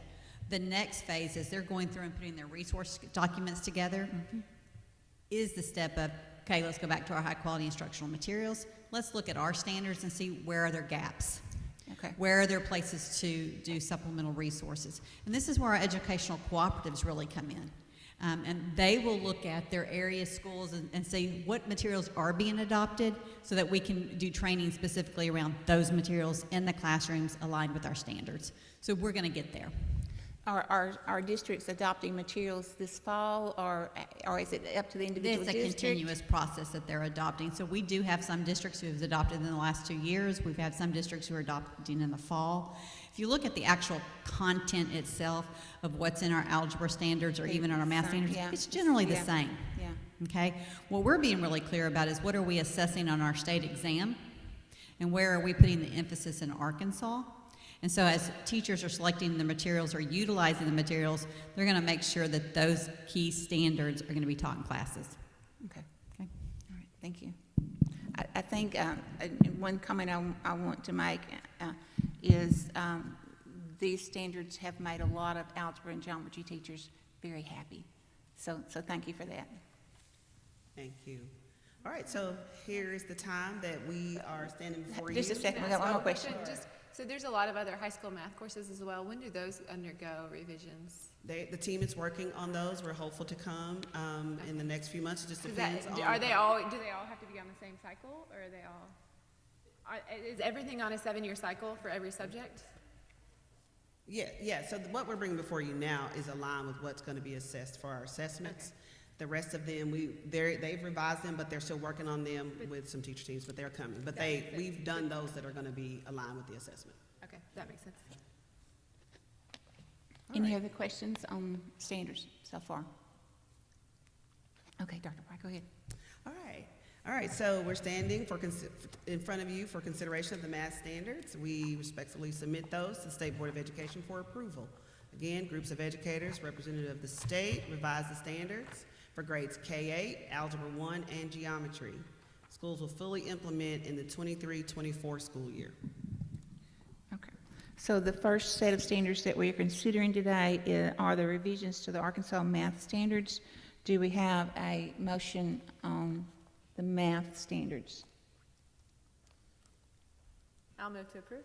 Okay, we have a motion by Dr. Moore to approve the standards. Second by Ms. McFetridge. All in favor? Aye. Any opposed?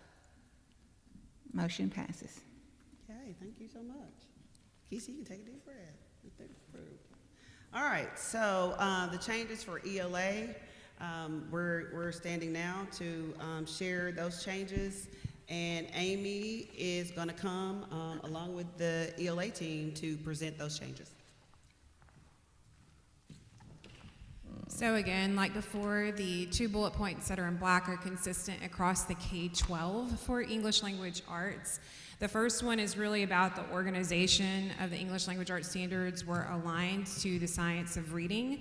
In doing so, we created a new strand that was specific to vocabulary and pulled some standards that had been in different sections, and it created a strand that was specific to vocabulary. So that was kind of the first big piece that's across the K-12 spectrum. And then also our language standards were clarified at the grade levels to indicate when mastery was expected for specific skills. And so that will make that vertical alignment easier for our teachers as they begin to teach those skills in the classroom. I'm next to be joined by Miss Sandy Shepard, our RISE state lead, who will not hesitate to tell you what she thinks. So here she is. You may ask yourself, why am I never in front of State Board? There's a reason. I'm Sandy Shepard from Learning Services. My job is to coordinate the RISE initiative across the state. I want to explain some of the bullets because some of you might not be kindergarten teachers and you may think, what in the world's concepts about print, right? So the first thing we changed was concepts about print used to be across K-2. What that really means is how a book works. So left to right progression, return sweep, every word I say can be written down. There are spaces between words. That was across K-2 because there were some sentence and paragraph things in first and second, and we moved those to language. We just wanted to narrow that down. The second part is handwriting. How many of y'all think handwriting is important? We do too. Handwriting really kind of stopped in 3rd grade in our old standards. And because of that, by the 6th grade, our kids couldn't read cursive anymore. And we were getting cursed by the middle school teachers. So we didn't want to do that anymore. So what we do now in K-1, we teach handwriting, manuscript handwriting, because that's the text they will be reading. Starting in 2nd grade, we transition to cursive, and there's a state law that says cursive by 3rd. We continue it in 4th and 5th as an expectation. They don't really continue to do the handwriting training unless they don't know how to do that, but that will keep that going, I hope, because by the time they hit 3rd grade, they need to be able to make notes more quickly, and cursive is the way to do that. So that's why we made that shift. Okay, phonological and phonemic awareness. I know that's a big hot topic if y'all are paying attention to the science of reading, and we've tried to be really clear that our standards are based on studies. And there are a lot of things that are out that might work, but they don't know for sure. We don't have the study support for that. So we took the broad categories of phonological awareness. That means how many words are in a spoken sentence, how many syllables are in a word, and onset and rhyme. We took those out of standard because the research is clear that those don't lead to decoding and encoding. So we narrowed it down to the piece of the individual sound, the phoneme. That starts in kindergarten and goes to first grade. It was in K2 standards, but it started as really preschool level standards in that larger phonological. So we've moved it down to the phonemic awareness level. And we did that based on the research and our expert that the secretary asked us to use, which I was a little irritated with at the beginning, but it worked out good. So thank you for making us go through that work again. Told y'all that's why I don't come here much. So we basically narrowed it from K1 on purpose because that's where it needs to be, and it needs to be solid by the end of first grade, and if we're continuing to need that in second grade and up, that's an intervention, not core. And so that was our point. The last part is the articulatory features. There's tons of research that shows if you teach kids how to make the sounds, that really does translate in their decoding and their encoding. And then our phonics standards, we really clarified those. Now that, if y'all are looking at the phonics standards, you see decoding and encoding. And if you look at the encoding, it looks very ticky. It's very explicit on purpose. And so some of the comment we had in public comment was the decoding standards are not as specific as the encoding standards. We tried to be really careful because our quality instructional materials sometimes don't label things until first grade, even though they're introduced in kindergarten. So we wanted them to teach the concept without necessarily the label. And so we wanted that, that's why we sort of changed the decoding a little bit. When we got to encoding, we wanted to be really specific. The old standards were very broad. They said things like spell correctly. And that doesn't really help a kindergarten teacher know what is my expectation for teaching. We also created a document across K5 that shows when the decoding skill is mastered and when the encoding skill is mastered, because sometimes it's not in the same grade. If you think about you as a learner, you can probably read more words than you can spell. So that's the same way with kids. Sometimes kindergarten, I can teach decoding and encoding in the same year. Sometimes I teach decoding and I have to wait a year for the encoding. So we switched those. Really, we tried to use our experts to help us know when was appropriate, and we used many materials from researchers.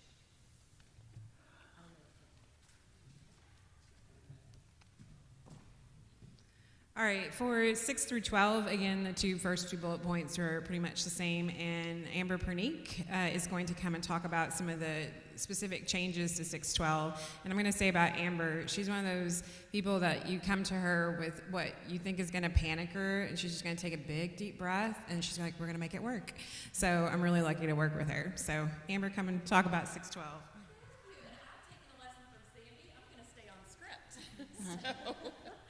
Good afternoon, Amber Pernique, Disciplinary Literacy Program Manager in the Office of Learning Services. So a couple of things that I wanted to point out in this 612 ELA standards is the addition of content standards in the literary and informational strands. They have been added to expose students to a wide range of the major works of literature.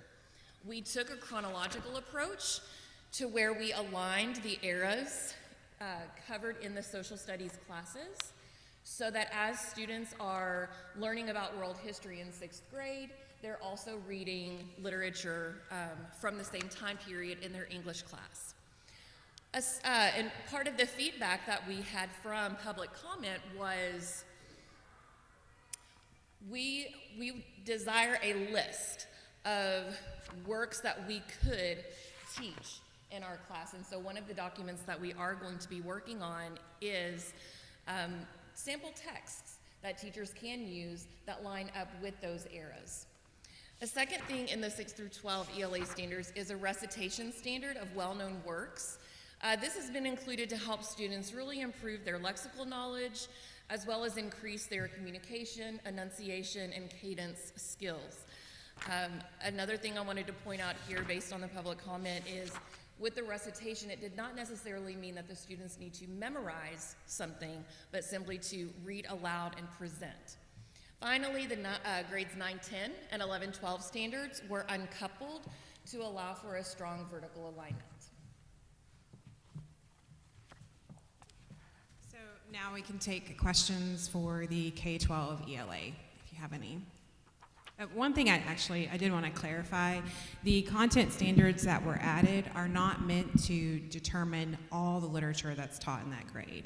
It is really just it's that students get exposed to it. It could be a work or two works, but it is not intended to drive the content in that grade. Any questions over here on ELA? I do. Dr. Moore? I don't want to hog it first. Okay, sorry. Thank you all. I know this is a lot of work by all of you. I think I'll start looking at the elementary standards changes. I've heard it said that there is no one curriculum that is beneficial for a school to address all of the components of what a student needs to read. And I know that y'all's job is not to tell a school what curriculum to use. Is that true? And what kind of conversations are y'all having because of these new standards with that? That is true. There's not one that has bottom of the rope and top of the rope that's very well combined. There are some that attempt it, but they haven't done it yet. They're not quite there yet. So, I'm sorry, bottom of the rope skills are just getting the words off the page, so that decoding piece, and then top of the rope is understanding what you read. And so we usually end up having a dual adoption. They'll do something for the bottom of the rope, they'll do foundations, or they'll do phonics first, and then they'll do something for top of the rope, they'll do CKLA or Wit and Wisdom. They aren't aligned to Arkansas standards because you just are now getting the opportunity to say yes to these. So our next steps are to go through and help the co-op specialists, because our job this summer is to explain the standards. This is what we mean, this is how you assess them, these are the resources that we're going to give you, and then the co-ops in their region might have a whole lot of schools using one curriculum piece. Okay, now how are we going to line this out so that it matches? What 9 weeks does this standard fit in? Which 9 weeks does this standard fit in? Which ones make sense to be reported out as far as grades? So that's kind of we have a dual role. We're doing something at the state, and we're also helping the co-ops do that. We have a hard time doing that across the state because there's so many different ones, but in regions, they kind of focus on 1 to 2. And we just recently finished a statewide audit by grade level for ELA curriculums that are being used, which is going to help us roll out those supports more efficiently. I might jump in and add, if I can, with Dr. Fry's permission. I don't know. I'll defer to her.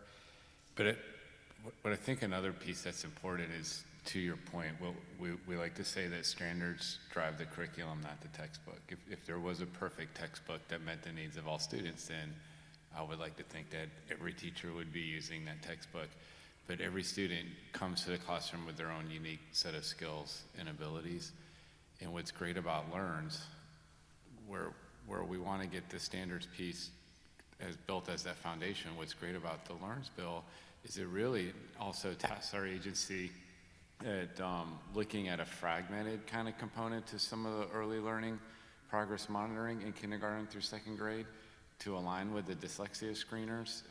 We will not have the ability to do a statewide procurement that's going to embed dyslexia screeners and embed a unified coordinated progress monitoring system, so that when we take those little snapshots in time on the students, if we have an aligned curriculum that has effective classroom level tier 1 instruction, we're going to have better tools and then be able to have better resources aligned for students that have been identified as possibly having a substantial reading deficiency. And how do we work with those teachers in a 90-minute reading block so that we can set grade level expectation and then do small group intervention at a differentiated level for the appropriate ability for those students. So getting these standards is going to start building that foundation that will do the curriculum support work, and then the Unified Progress Monitor is going to give access to student performance in real time for those teachers to make pivots on those instructional decisions and not have to wait till the end of the school year, that we're going to be able to tailor those interventions immediately. That's great. As I've looked and tried to dig in more into RISE and the work that's been done, the more I realize how incredibly complex this is and how much has changed over the past few years. And I feel that I know a lot of teachers are overwhelmed by this curriculum, that. And so I think the more you are getting down to the student level to see what they need, the better in that sense. And I give this team a lot of credit because they've been leading this work for some time and realizing that we need an evidence-based approach to supporting the teaching of a systematic, explicit approach to teaching literacy was such a big movement for the state in the right direction. And to now look at these curriculums and saying, we're not gonna support 3Qing or whole language or approaches that we know don't have the evidence to work best for the students in the state of Arkansas. They've been leading this work, and some of the work that this team's been doing around dyslexia screening and supporting students with struggling in literacy, they've been leading for some time, and I would even venture to say they're probably light years ahead of a lot of other states in this early literacy space.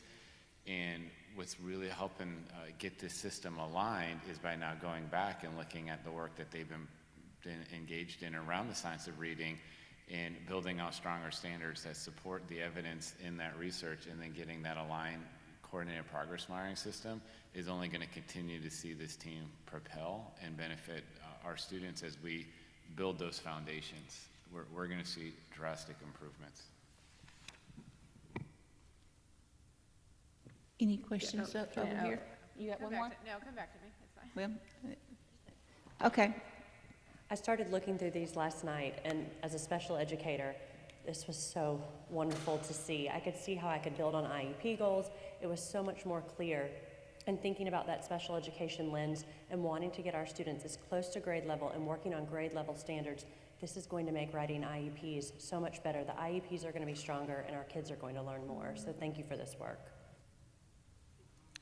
Any other questions?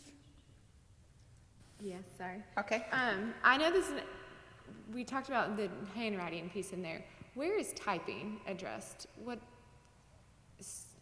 In what subject area? Computers.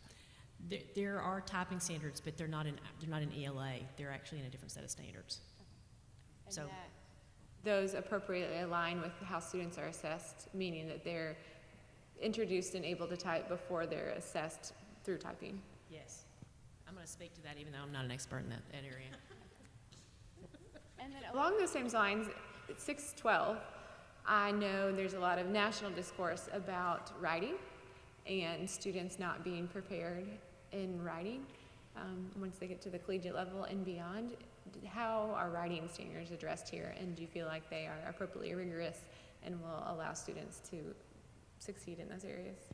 So one of the changes that we did with writing is that we took a lot of standards that were very redundant and we kind of collapsed them. So where we might have standards that were very similar that supported argumentative writing, narrative writing, and we made them we collapsed them into one. And so that helped us, focus on these writing skills are applicable to no matter what type of writing you're doing. And then in the style section, writing style, we have the more specific nuance differences between the different writing types. And they do progress in complexity as they go through the grades up through the 612.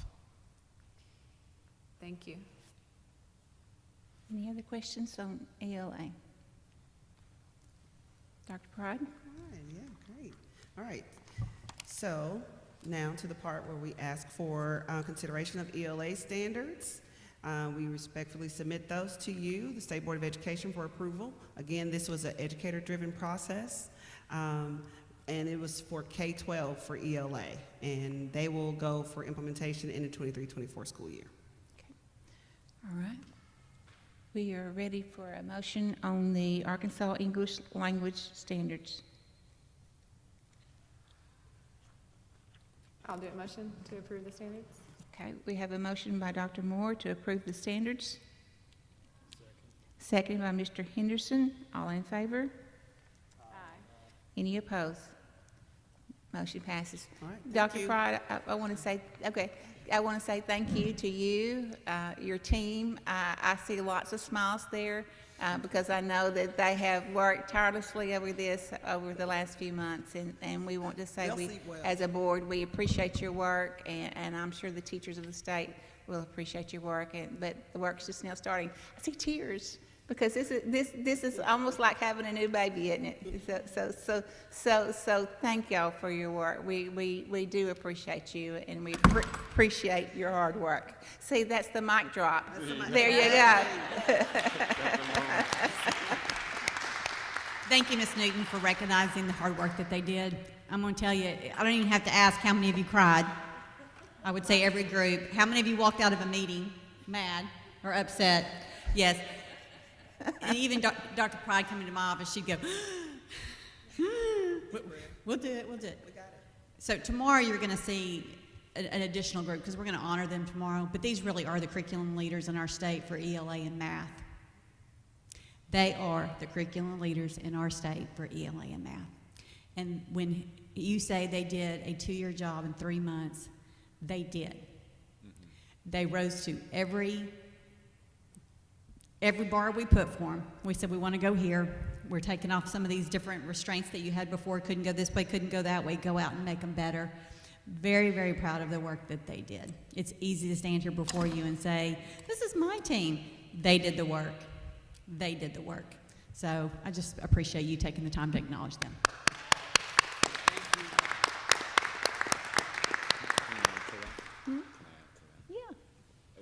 I just, real quick, before they disappear, because they're probably going back to start working on resource guides now. Just to echo some of the sentiments that Stacy Smith said, and I know I kind of came in here and this group was really moving down a wonderful path to help support teachers with expectations and clarity on what teaching and learning is. And I kind of came in new and just meeting folks for the first time and said, I see what we're doing here, but I want to think a little bit differently about this, and have we considered looking at a few different things and really put a high bar and challenge. And I'm pretty sure they had some choice words for me after I left the room, but at the end of the day, I think they'll all say that the product that we're getting across the finish line today is one of the biggest wins we've accomplished in the last few months that we can do as a state agency, that we know is going to be directly attributable to seeing improved outcomes in learning.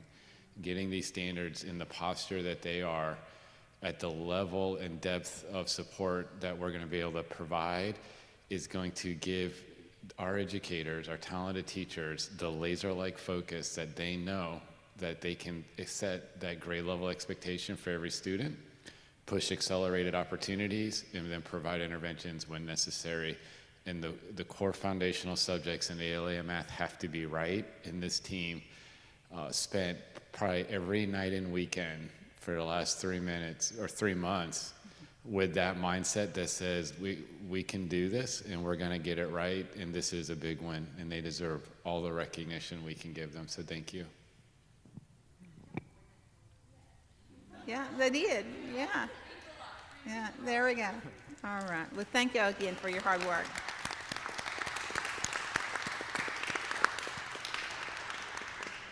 All right.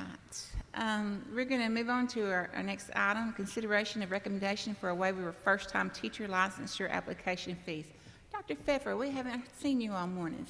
Okay. Yeah. Yeah, and I do want to say Greg Rogers had promised to do a cheer when they finished today, and Dr. Pride was trying to get him to fulfill it. So maybe we just hold him to that tomorrow morning with the rest of the crew. So there we go.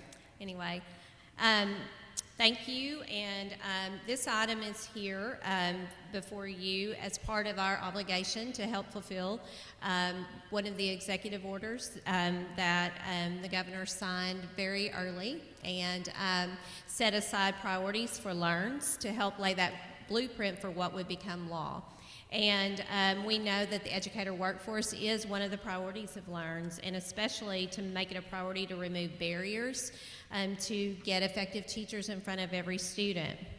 And so the executive order asked that the department would work with the Professional Licensure Standards Board and the State Board of Ed to examine the burden of licensure fees, particularly for new teachers. And in your packet, I believe you have an information sheet that shows an example of costs that a new teacher would incur, because not only are they going to have to apply for that first-time license, they're also completing the requirements for licensure through their programs and taking their licensure tests. So that burden can be significant for a first-time licensee. The cost for the licensure fee is $124.25. $75 of that is the application fee. The remaining part is for the background check and the child central registry child maltreatment check. The licensure fee, that it's $71.25 of that $75 does go to fund the Professional License Standards Unit. They oversee all of the Code of Ethics, the Professional Licensure Standards Board, training for the Code of Ethics throughout the state. So those fees are put to good use. However, it has given us a chance to look at several of the different things that a new teacher would face. And after looking at the budget, talking with the PLSB, we feel comfortable in making a recommendation for you to waive the fees for first-time license seekers from May 1st to August 31st, 2023. That would be a 4-month period when we have most of our new teachers seeking their first-time license, and we feel like we can manage the loss of revenue to that PLSB unit for that time period. So if you have any questions, I will try to answer those. Any questions over here? Anyone have a question over here? I don't see any questions, so we're, we already have a motion. Dr. Sutton is ready to go. Dr. Sutton, Mr. Sutton. Okay. You've got a promotion. Dr. Sutton, I'll see you. All right, so we have a motion by Mr. Sutton to approve the waiver for first-time teacher licensure application fee. Do we have a second? Second. Seconded by Dr. Moore. All in favor? Aye. Any opposed? Motion passes. Thank you very much. Thank you. I know that's made a lot of first-time applicants very happy, so that's a good thing. Next are nominations for State Board Chair and Vice Chair. We had a committee work on that, and Mr. Henderson, you chaired that committee, so would you like to, I think that one will be probably easier, give a report of what your committee recommends? Yes, first, I'd like to say I'm grateful for having the opportunity to chair such an important committee. We met last month.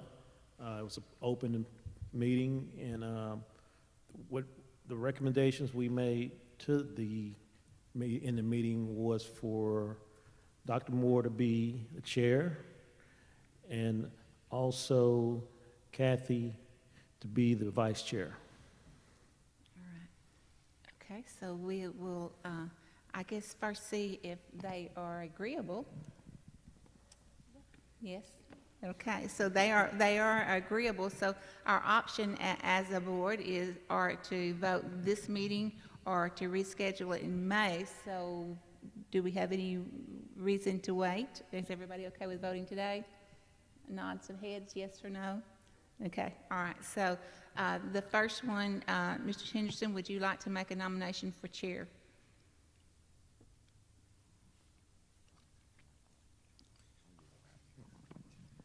I'd like to make a motion for Dr. Moore to serve as chair of the State Board of Education. All right. Do we have a second? I'll second. Seconded by Dr. Sutton. All right. All in favor? Any opposed? All right. Do we have another committee member that wanted to make a nomination for vice chair, or is Mr. Henderson the designated spokesman? Go for it, Mr. Henderson. I'd like a motion for Kathy McFrederick to be the vice chair of the State Board of Education. All right. We have a motion for Ms. McFrederick to serve as the vice chair. Do we have a second? Seconded by Ms. Woods. All in favor? Aye. Any opposed? All right. Congratulations, you two.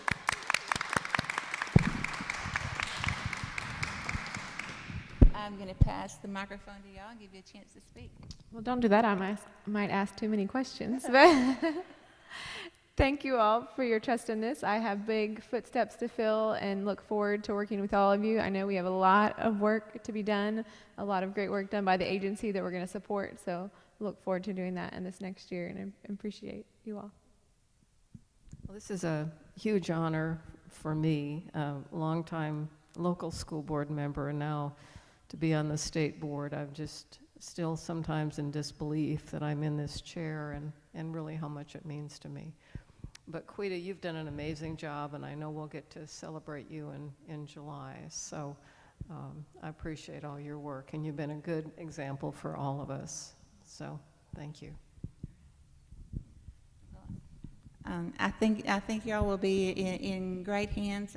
I respect Dr. Moore and Ms. McFetridge. I know that they will do a great job for you, and you did a good job with your committee and your choices. So thank y'all for serving. I really appreciate. Mr. Henderson chaired. Mr. Woods was on the committee, and Ms. Woods was on the no. Ms. Hunter. That's right. That's right, Ms. Hunter. Boy, I messed that up, didn't I? Ms. Hunter, she couldn't be with us today, but Ms. Hunter was the other one that served on the committee, so I really appreciate them serving and doing that for us, and I look forward to watching online and not being here. Okay, all right. So I think that's the end of our action agenda for today. So we're going to move on to our report section. Does anyone from the board have something that you would like to share in the board reports? Okay. Here, yeah, that'll be easier. Take it. Just turn it on, he said. This is a pain to take it out. Just slide it over. I reckon they'll never invite us back if we keep this up. Okay. Just wanted to give you an update on some things happening in Northwest Arkansas, and one of the things that happened a couple weeks ago, it was a Build My Future event. It was a huge career fair in Northwest Arkansas where there were over 1,300 high school students that participated. And I think the really unique thing about this opportunity for the students is they actually went through booths and visited with different career employers, but they got to do some really hands-on things. So they brought in equipment and they got to do some welding. Secretary Oliva, I think you talked about doing some welding, but they did all kinds of activities, and so just a real exciting time. And I was given some T-shirts, and I will bring them tomorrow. I didn't think we wanted to try and travel with T-shirts, but anyways, what a great opportunity, and I hope sometime they could come down and present and help maybe different areas of the state do something like this as well. I think this is an area of the state that is really hungry for something like that, so that would be great. Anyone else on the board have something you would like to share? Okay, Mr. Wood. Thank you. I believe 2 weeks ago, the AAEA announced that the elementary principal of the year is Stephen Helmick, and he is my kid's principal. Oh, and so there's a certain amount of pride that goes into just how good of a leader he is of his team, and it was very exciting for him to be honored, to be in the school, to see the school. You just know that there is something special there. And Stephen, if you hear this, it's 100% because of your leadership. And so congratulations on your well-earned award. You're doing a fantastic job. I'm sure Dr.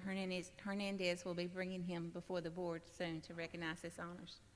All right, Mr. Henderson. 2 weeks ago, I had the privilege of attending an event down in Stuttgart, Arkansas, that the State Chamber hosted with the Be Pro, Be Proud. We had, I want to say, probably at least a couple of thousand people there. Students, high school students, technical students from all over the state. And the governor actually attended that event herself, and You know, I was also privileged to sit on stage with her. Dr. Moore was there. A really good event, a excellent turnout, and it was really nice to see a lot of the CTE professionals there, you know, recruiting, just exposing the students and high schoolers to career technical education. I put a bug in a lot of the superintendents that were here this morning to reach out to you to think about what can we do about CTE in this region of the state.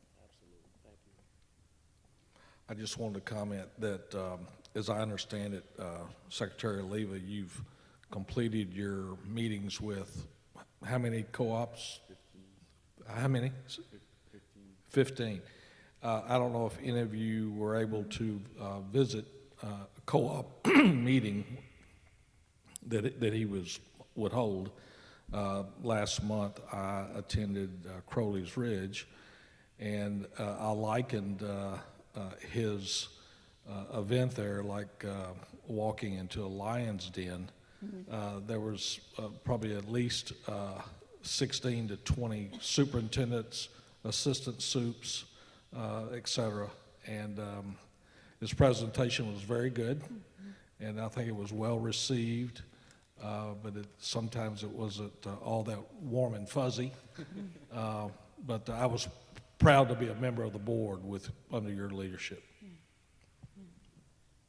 Along that line, I went to the one at Dawson, and it was very well received. And I think the superintendents and the leaders that were there went away feeling better about what was going on in the state. Then, you know, sometimes you get scared when you don't know information, but when somebody comes and presents it in such a clear, concise, and just seeing the whole picture really helped them, I think. And so I know they do, and I appreciate you taking the time to go and visit the co-ops and visit with the superintendents to give them the information that they need to be able to go forward. So, and it was very well received, so I appreciate you doing that.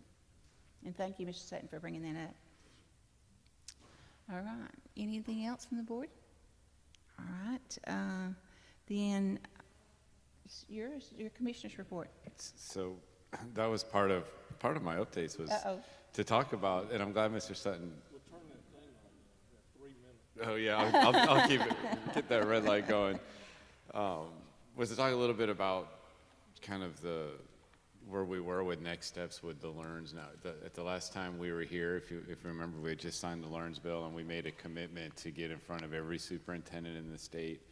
So we did 15 in-person cooperative visits. We did one with charter school networks in person, and we even hosted some community town forum, virtual town halls, where we had over, I think, 1,000 parents register for one of them at one point.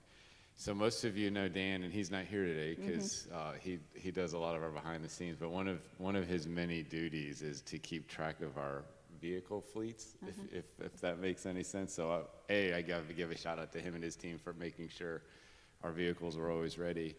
But on this tour, I've been informed that we've hit enough miles to need an oil change on one of the cars, because I've done over 5,000 miles on Arkansas roads in the last 3 weeks. So we've been really, really busy, and I know some of you have been able to attend some of those presentations, and I appreciate your support, and it's an honor to represent this board and this agency and to work on the LEARNs initiative, and just even being here today in a community that is asking us to utilize the flexibility that LEARNs allows. This is one of the boldest, most comprehensive, innovative pieces of legislation that we've seen on a national level. And now that people are understanding the vision and understanding how this is designed to support schools and improve learning, and it's going to give districts the flexibilities they need to implement the strategies that they know will work best for them, it's going to be well received. So I continue to be honored to lead this work and to work with a team that has embraced this work. And we saw the work, the quality of work that the standards folks are doing, and even if you remember early in Governor Sanders' tenure, she signed several executive orders that asked us as an agency to review a lot of things. And a lot of those orders had a 90-day timeline to complete some pretty comprehensive studies and reviews, and I'm happy to announce that we've completed and met the deliverables on top of standards, on top of making sure we're out and visible in districts. We're getting the work done, and this is above and beyond kind of our already day-to-day operation. So when I tell you the team at this agency is exceptional and has stepped up to the challenge of creating the conditions as adults that will set up students to be successful, we really, really do have a marvelous team. But we recently activated an online portal that we'll be promoting here pretty soon, and it's pretty easy to find. It's https://learns.ade.arkansas.gov, and it's a one-stop shop on updates on where we are with executive orders and all the summaries and all the reports, and I'll encourage you to share it with everybody as we're moving forward. And we also put out the call for work groups, which we're going to talk a little bit about the next steps for the policy around LEARNs and rules that we know our board is going to have to be involved in.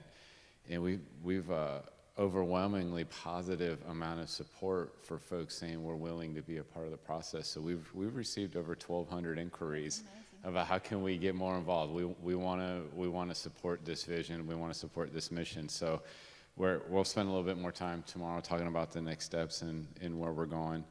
We know the education session has recently ended, and so to date there's been our team has said about, as of Monday, 31 pieces of education legislation that has been signed into law, and I think there's a couple more that are trickling in this week. So we're going to work on a comprehensive, probably for the next board meeting, an update on what bills have passed, which ones will have some kind of educational impact, and some of those policies are going to engage us in rulemaking process. So I'm delighted for the chair and the vice chair to say yes, knowing how much work is coming your way. So we're going to have a lot of fun. But I want to just do a little brief update on our agency's response to the tornadoes that we experienced across the state about a week and a half ago. And we had some communities that had some devastating impact that have a long-term, they're going to have a long-term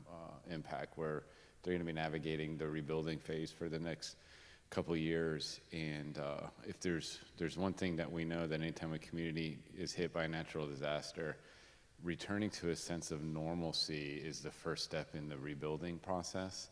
And that starts with opening schools. And we were able to look at some impacted communities, especially in the Little Rock, North Little Rock area, where loss of opportunity to participate in in-person learning was very minimal. In fact, maybe even one day for some of these communities. So those teams, I just want to give the superintendents and the leaders and the emergency responders in those communities the credit that they deserve for prioritizing making sure schools were able to be open and welcoming students. But we had one area that got pretty significant impact in the Wynn community.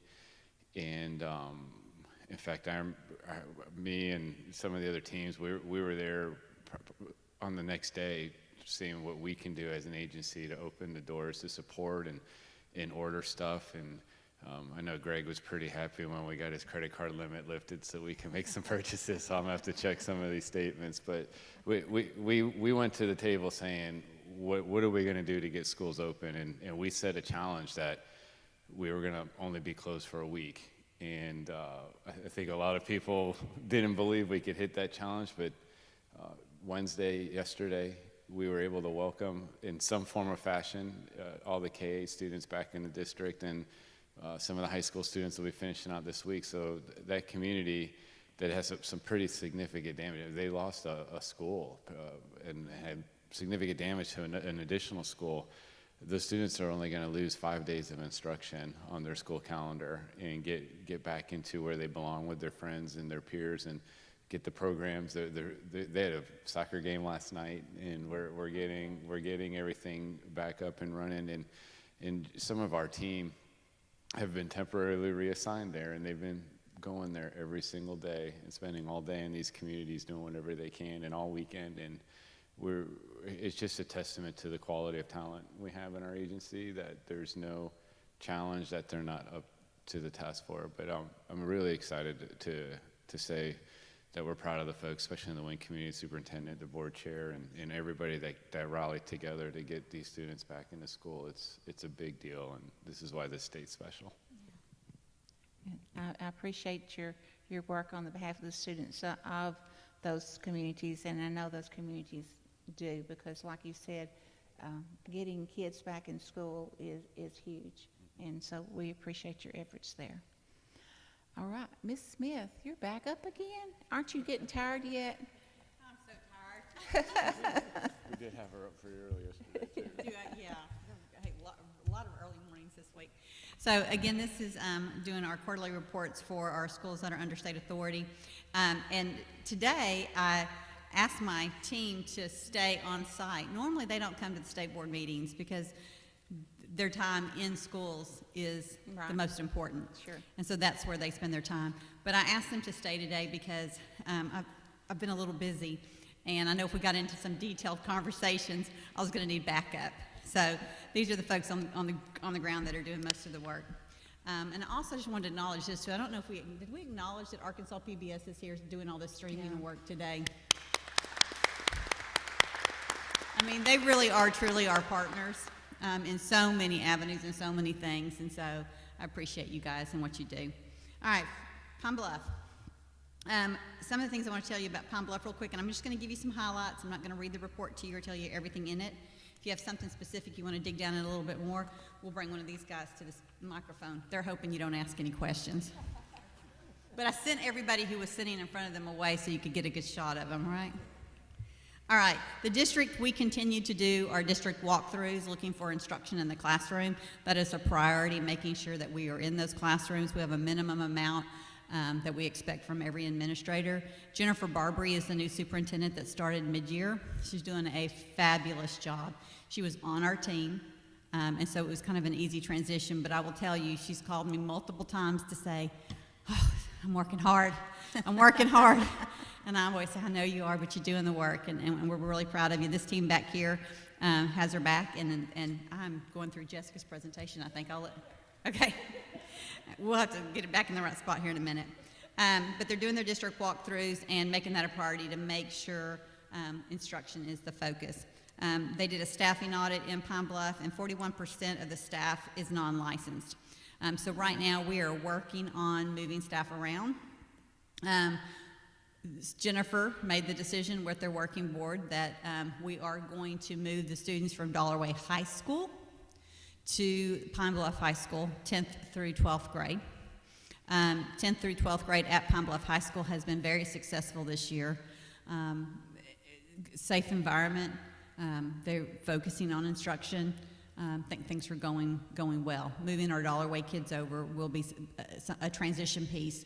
Miss Barbary and the school board there is making transition plans. They're meeting with student councils, they're meeting with parent groups. They've put out videos to communicate. Jack Roby is a junior high. And Ryan or Michael, if I say something wrong, you'll jump up here, okay? Jack Roby is the junior high. It is one of the older buildings. It's not been very well maintained. Those students will be moving out of that building into some of the Dollarway campuses that are in better shape. They are exploring a 9th grade academy possibility. So they have got lots of things talking. The board has been very involved and being a part of it to be the solution, being very supportive. The community, you saw how supportive the community has been showing up to state board meetings. That same support and enthusiasm we're seeing from those community members.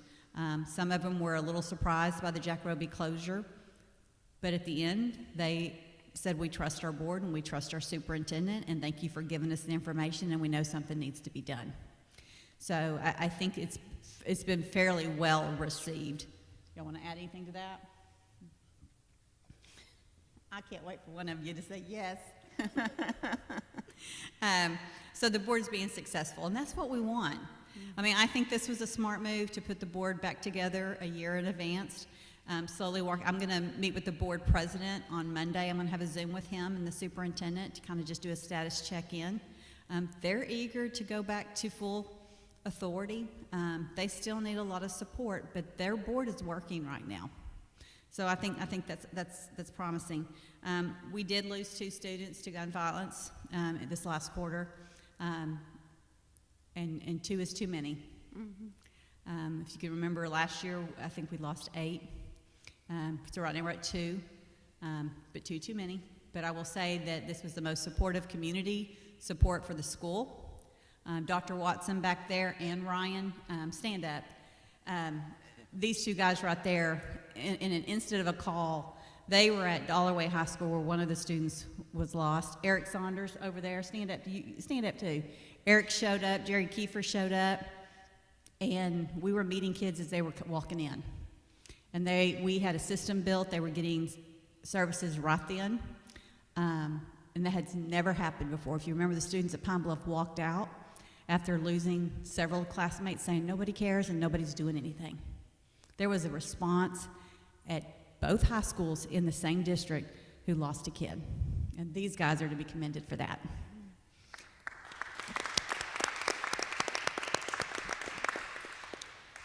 So right now, right-sizing the school with their staffing, so closing that Dollarway High School and having a whole other high school set up, moving that staff over. We're going to make sure, as we're looking at licensing and that 40% I told you about the staffing audit, we're going to get some right sizing done there, okay? We will be, our teachers that have 1240s, they have been the first to be notified that they're not being renewed. We're going to go again after people who are licensed and ready. If we have to fill it with a 1240, we will next. But our goal every time is to go after the best qualified person to put in front of them. Okay, so working really hard in Pine Bluff. Lee County, a lot of focus on Lee County's work with the professional learning communities. I would say of our districts under state authority, they have really led the effort, being very effective. Sheila Whitlow directly works with them on this work. She's been a great coach and a great leader. Lee County has been a place that other districts have gone to sit and watch how they're doing their data meetings. Jessica, I think you got to see it too, didn't you? Yeah, it was pretty good stuff, wasn't it? Yeah, so they are really digging into their data, they're compiling their data, and they're using that information to make decisions on what classes students need to be placed in and how interventions need to be set up. It's not perfect, don't have every, piece covered. We are losing our high school principal, which he was commuting. Building capacity and raising leaders in the communities is so important because we keep having those turnover pieces. So we're gonna go find another superstar, I'm confident. Correct, Sheila? That's right.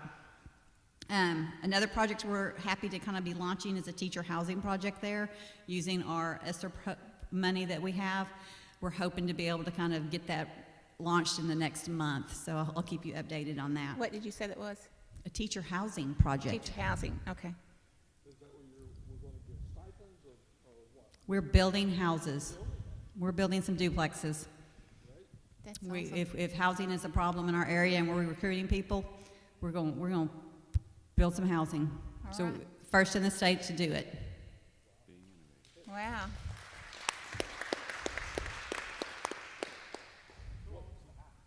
School district. It'll be a part of their, part of the contract piece. Mhm. What year is Lee County in as far as state control? Is it 3? It's not fiscal, so it starts with, it's on the data. So we're in year 3? 3. Year 3. So we should be looking at, if we're going to consider something like we did with Pine Bluff, next year start thinking about, talking about putting them together some type of a board. Okay. Helena, West Helena. Yeah.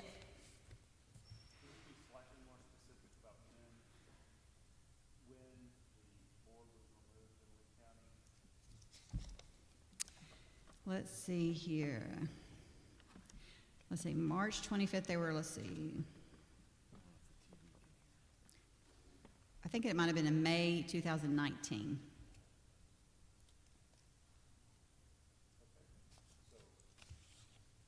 is it illegal? Are anybody looking at that? Does that sound about right? Somebody there will have an exact date in just a second for you. So next month would be the 4-year mark of that. Yes, okay. Yes, so I just wanted to highlight that and make sure we were clear on that, because I do think that if the Pine Bluff model is being successful, I wanted to bring attention to that for Lee County as well. Thank you, thank you. Helena, West Helena, again, so this is the first year for Helena, West Helena with our new superintendent. This was a more recent takeover. Still doing a lot of work with personnel. Keith, Dr. McGee, who's doing an excellent job for us. I mean, excellent job. It is a daily, if not, there's something every day. And it's big stuff, and it's stuff a lot of it's personnel related that I can't go into details, that we're having to adjust. These are personnel and folks that we've inherited, and so we're doing what we need to do to, if folks need to be dismissed, if folks need to be moved around, we're being moved. If we need to riff, we're riffing. The priority is quality people in the classrooms for our students, and we've already Keith is great about direct conversation. Again, Sheila is his direct assistant superintendent from the state helping. She does a great job coaching him in areas to get him prepared to what to do. We did not dissolve the board from Helena. So I have to give, again, Sheila a lot of credit and Keith a lot of credit. We've been doing a lot of board training while we're going on. At the beginning, when we first took over, they wanted to go over the check register, check by check, and get into detailed questions. Well, how many water fountains is that? How many? Just hours and hours. This last board meeting, they've been working with Janelle Keating under the Professional Learning Communities model with their board. Last board meeting was less than an hour. Very professional. The board president was here today. They're pulling it together, and they're again being supportive of the vision that Dr. McGee has laid out. But he is also very direct when we're not where we're supposed to be, or we're getting in lanes we're not supposed to be in. He redirects as needed, and so and contracts. At the beginning of the year we had a lot of contracts that were questionable. He has done an excellent job on not just bringing anything to the board to sign. He vets everything. And our folks help with that. Still needing to do a lot of work in the special education unit there. Remember, they were going to be cited, and our stance on that was quit monitoring them, cite them, and let's get in there and work with them. Don't spend our time monitoring. We know it's wrong. Get in there and let's work with it. That's what our team's doing. Julie Olmstead is back here. Julie, stand up. You may not be able to see this because she keeps them covered, but she really has angel wings underneath that. She is amazing. And when we have our OCSS meetings, and I'll say, guys, what's a success? She shared a story about, hey, we've gotten a kid a wheelchair. Hey, we got a kid hearing aids. Hey, we got a kid, something for vision. She is always telling personal stories because she sees a kid and knows we got to do better than that. So she takes it to a very personal level, and she does what she needs to do to make sure kids are getting what they need. So very proud of the work she's doing. A lot of work still to do in Helena, though. Okay, Earl School District. This is the district I probably have the most concern about. And they are approaching their 5th year, and they're in their 5th year. Their timeline ends June 30th. The concern for Earl, and we'll probably have to have a bigger work session on Earl at some point. They're a small rural district, similar to what we have here at Marvel. When we make progress, we have constant turnover, staffing, instruction. We are continuing to do our instructional rounds there. We see growth at times in the elementary school, then we'll see at times in the high school. We did have a personnel issue with a high school principal this year, so they've lost their high school principal. It needed to happen. And so now it's kind of like we lost any traction we had going there because a lot of people had kind of bought into him. So it just seems like we're cycling. Making progress, we take 2 steps forward, and sometimes I feel like we've taken 3 steps back. So we are in the 5th year. So some of the conversations today around how does Arkansas Learns play into this, and is there a third-party entity that we need to be thinking about? as we're looking at their board coming back on, maybe in a limited capacity, there's some bigger decisions to be made there. So I will be coming back to you guys specifically around Earl, and then probably the next month. Okay. Do you have any questions? Anybody got a good hard question for at least one of these guys back here? Sarah. Question, but I had noted the Pine Bluff high number of non-licensed teachers. I know all these districts have Act 1240 waiver teachers. Are you all requiring them to be on some sort of pathway to licensure? I know I'm hoping they all have mentors, but have there been conversations about that as to? Yeah, they're all expected to be on a pathway and to achieve their license within 3 years. Contracts? Yes. Okay. And those that don't, but because we are closing buildings and moving folks, Ms. Barbary has notified all 1240 people they're being non-renewed. We're getting people in the right places, and then we're going to go back and look at those folks. In all these districts, the $50,000 minimum salary is huge. I mean, a huge increase for a lot of these teachers. Do you feel that these districts have the capacity right now to advertise that to not only our state, but surrounding states in the Delta here, to be really, I mean, this is the time to recruit teachers. So so Dr. Saunders has done an excellent job working with all of our districts in setting their salary schedules and getting to that 50,000 mark and recruitment. We've got people staying because the salaries are going up. I mean, we're hearing that. So it is an opportunity to recruit, and these districts are doing that as well. Any other questions for Ms. Smith? All right, I appreciate you guys. Thank you. Thank you, Stacy. You've done, and I just want, while you're there, you've patted everybody else on the back. Let's pat Ms. Smith on the back because she has done an outstanding job this week. We appreciate her.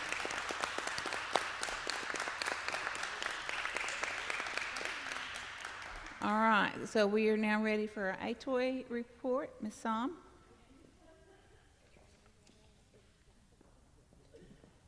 Or should I call you Ms. Post? Yes.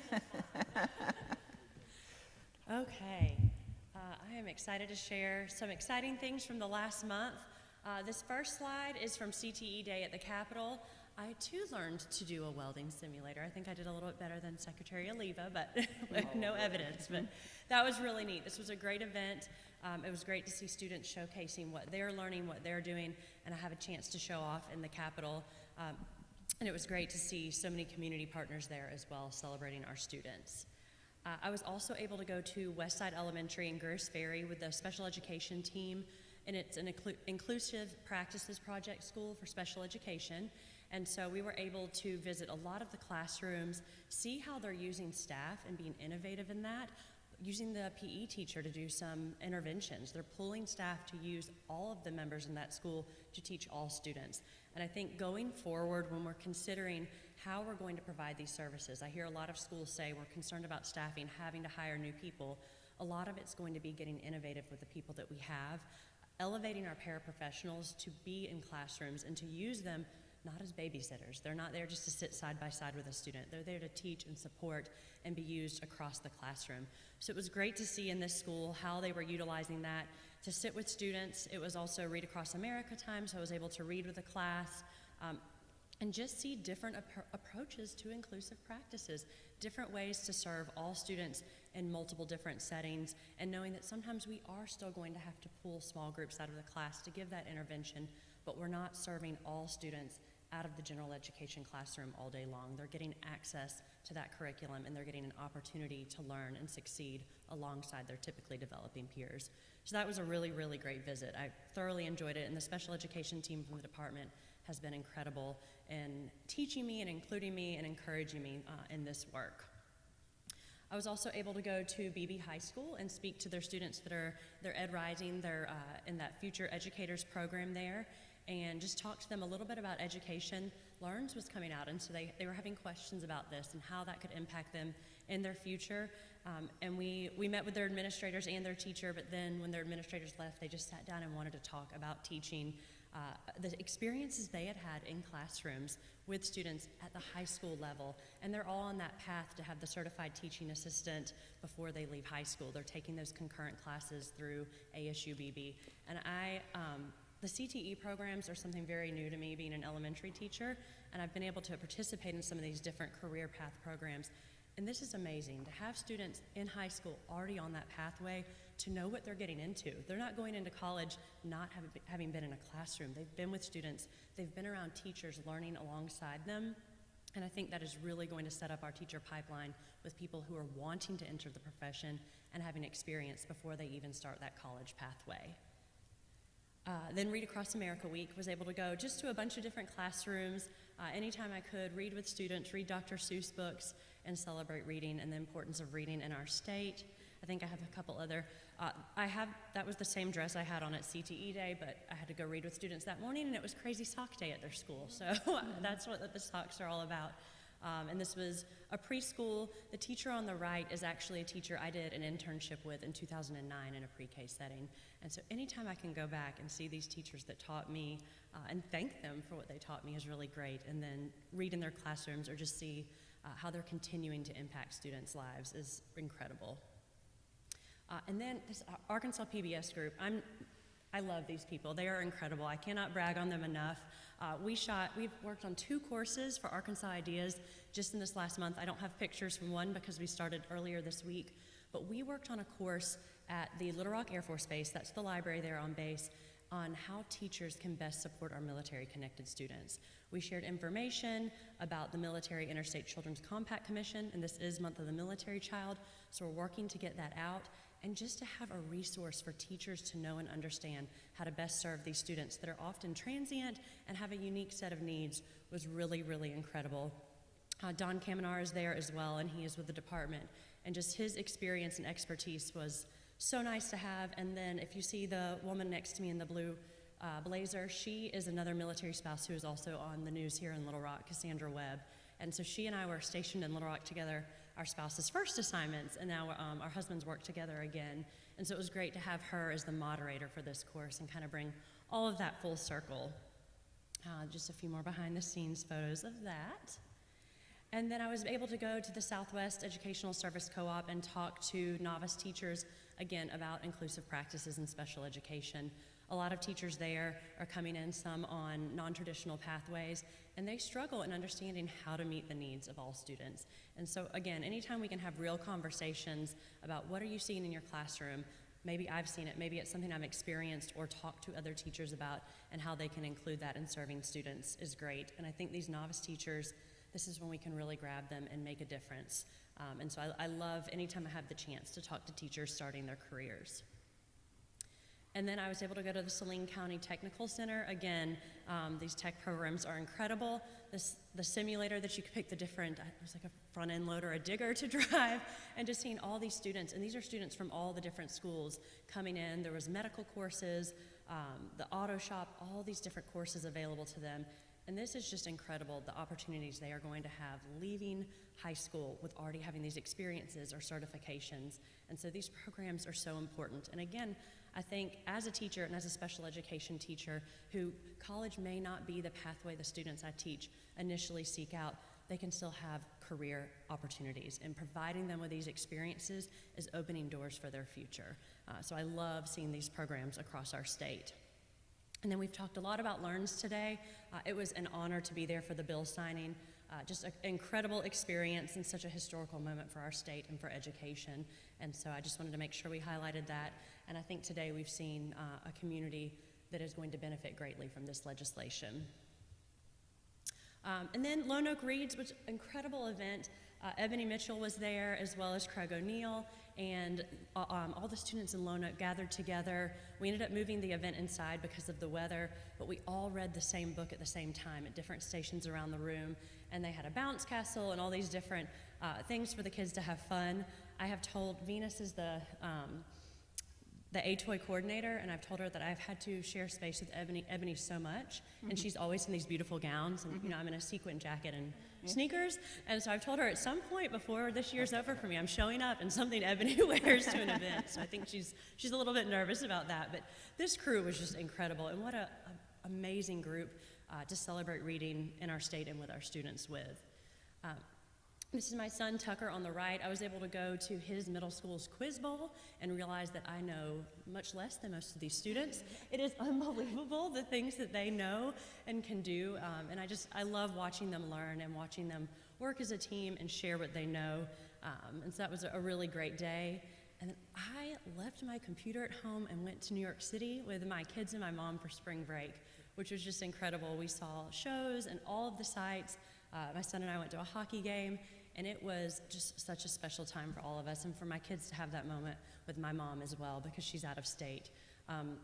I did want to share a part of I think maybe the next slide, yes, the next slide, part of the Presidential Leaders Program that I'm in, we were at the Bush Library last month, and so to be able to go to the World Trade Center Museum, I had just read his book, and Chapter 5 details 9/11, and then his museum really goes through his presidency in a beautiful way. No Child Left Behind. It's almost like a timeline, and to see the monuments to 9/11 there was really incredible. And of course, we were able to hear President Bush speak. And as enjoyable as President Clinton was, President Bush was completely different and equally as enjoyable. But learning leadership through these presidents, he openly talked about places that he messed up, failures that he had, and things he should have done differently. And I just think about that in my own career, in my own future, and admitting mistakes and what I could do better and what I will do better. And I really respected that and respected hearing him speak to that. But just, again, an incredible group of 60 professionals from all over the U.S. There's a member from each one of our military services there, heart doctors, surgeons. I mean, it's an incredible group to learn advocacy and to learn leadership alongside. And then I'm sure some of you have seen in the newspaper, Mickey Young is a student at Sylvan Hills High School, and the hands picture in the back on the right-hand side is the picture that she's had all this attention from. She is an incredible artist. She's graduating high school this year. She's going to college on a full ride with all the scholarship money for art, and probably one of the most humble, kind students I have ever met. She almost was embarrassed by all of the attention she's gotten, which she should not be, but just her teachers were bragging on her. Not only is she an incredible artist, she's a good student, she's in the band, and she's just a kind friend to her classmates. So to see some of her artwork, to hear her accomplishments was wonderful. And again, I was able to tour the rest of the high school with their principal. He took the morning to show me some of the programs they're doing and brag on everything that they are accomplishing for students there. So that was a really great morning. Craig O'Neill, again, at Stevens Elementary, he did a March Madness book bracket competition all throughout March, and this was the last day of it. So I read The Gruffalo, and my book won, and so it was so much fun. And again, he let me roller skate there. He asked me to roller skate, so that's always a good time. But we went in and we read these books to the students, celebrated reading, and made it fun for them. And so he's doing incredible work throughout our state to focus on education, to encourage teachers, and to support reading. And I know he's getting close to wanting to retire, but I hope he continues with that work. And I went straight from there to Batesville. They had a full-day event about being a teacher. So I was able to have lunch with special education teachers from Independence County to speak to people who were pursuing teaching. Maybe they had a bachelor's degree or an associate's degree, but did not have that teaching certification. So they had an event. I think Melissa Jacks from the department was also there, supporting them finding a pathway to teaching. And so they're really doing a good job to recruit new teachers in that area. And then we even met with students who, again, were in those Education Rising programs in their schools there. They asked incredible questions. I'm always in awe of students who seem so much more mature than their age, that are just really preparing for really successful futures and whatever that teaching looks like for them. And they had incredible questions about keeping students safe, the teacher assessment system. They're already thinking about that. Well, what about tests when I have to be evaluated? And so it was great to just talk to them and have some real discussions about what teaching is really like. And then Stacy, where are you? Convinced me to take another beauty queen with me to an event. But Miss White River created a confidence curriculum for students, and it's weeks worth of curriculum that they can use to become more confident. And so we went to this Bryant Middle School Women's History Month career fair, and she had her curriculum with her and was talking to students. And middle school students need help with confidence. The girls and the boys that were wanting to talk to her, to want to hear about her experiences. She's still in college, so just for us to be able to share that space and to talk with students was really, really wonderful. And she was just such a pleasure to be around. I think she wants to go into communications, but we're trying to push her towards education because she clearly does have a passion for it and would be incredible doing that. So yes, of course, you can see all of the students wanted to meet her. And then again, I mentioned earlier, April is the month of the military child. That's my daughter on the left. And then we were able to do a proclamation at the Little Rock Air Force Base University Center at the front of the base. And so recognize some of our military members and a military child there and just really celebrate, again, those unique sacrifices and things that our military-connected children have to deal with. And we have a large group of military children in Arkansas, and it's only going to grow as we get more planes in Fort Smith and across our state. So it's just a really great time to acknowledge those sacrifices that those children make. And then again, I always like to focus on teachers who I think are changing lives because they're not always recognized. They're not looking for recognition. They're not looking for something to be bragged about. But this is Miss Ursary. She is a high school AP Physics, and she teaches some other AP course at the high school. And she has just taken interest in my son and wanting to encourage his interest in science. So we were able to go after school at the end of one of her courses and for him to have this experience in her science lab and learn with her. And she did not have to give up her own time. She did not have to invite him to do that, but she mentioned it a while ago and stayed on me to make sure to bring him. And I just think when teachers are investing in students who aren't even their students, it's incredible how they can encourage them. And again, what doors we're opening for future options in career or just interest. These are some of my Teacher of the Year cohort from the 2022 year on the left with our Great Teachers Change Lives shirts, and then my daughter on career day dressing up as her music teacher. Again, this music was not her thing until this year when this teacher entered her life. And so I just don't think it can be understated from our cafeteria workers, our custodial teams, our music teachers, our classroom teachers, all of these amazing people in our schools play a direct impact and influence in our children and making their lives better and determining. She says she wants to be a music teacher when she grows up now. I mentioned to her teacher commitment signing day tomorrow. She's like, well, I'm going to be a teacher. So I said, yeah, you know what, someday you'll get to go to one of these too. So I think we need to always celebrate when teachers are impacting our students.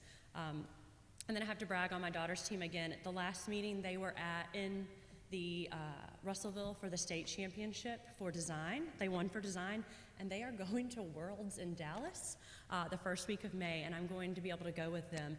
This was an after-school club. Those teachers are not receiving a stipend. They are giving their time after school, weekends, into the evenings to support this all-girls robotics team who their robot wasn't necessarily the best, but they keep winning for their design and their interview, and now they're getting to go to Dallas to this world championship, and it has changed. You talk about confidence in a child. It has changed my daughter and a lot of these girls' insight as to what they can do and who they are. And so I appreciate that group of educators from Stagecoach Elementary. And then I always like to show some things I'm doing out of school. I ran the Little Rock 5K and half marathon and did not train appropriately for it, but I loved that sign, that bless your heart. That's how I felt running that weekend. The roller derby season has started up. If you didn't know that about me, Secretary Oliva, I play roller derby here in Little Rock. And so that season has started up as well. And so I've been skating a lot more. And then this was just another opportunity to be with this amazing PBS team and film an introduction, letting people know about those Arkansas Ideas courses that are coming. And before I end, I wanted to say one thing. When we talk about our students, and you hear me talk about inclusion and inclusive practices for special education a lot, I just got a text message when we were here this morning that said, B, a student wants to call you today. When's the good time? And I was just saying I couldn't really talk, bad internet service, but I could text later. And then I get a text. This is the student. My MAP score is in 205. I'm in the green. This is a student in my class just a few years ago who could not make it through a school day. He's able to text me on his teacher's phone to tell me about his accomplishments and his growth on testing. Yeah. This is what it's all about. Yeah. So yeah. I love it. So important. So thank you guys so much. I only have a few more of these. So. All right. Well, we'll have to get you to roller skating on the last one. Yeah. All right. One more brag. She was in win twice last week. Okay, so she was in win and also, yeah, yeah. Yes, I was in win yesterday and last week. Helping teachers. Yeah. Incredible to see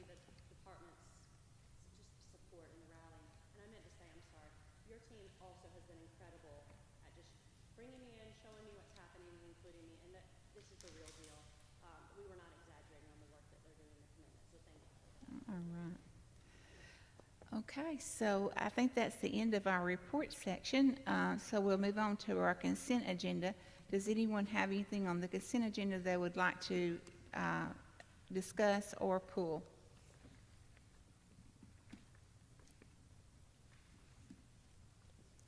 Okay, if not, I need a motion to approve the consent agenda.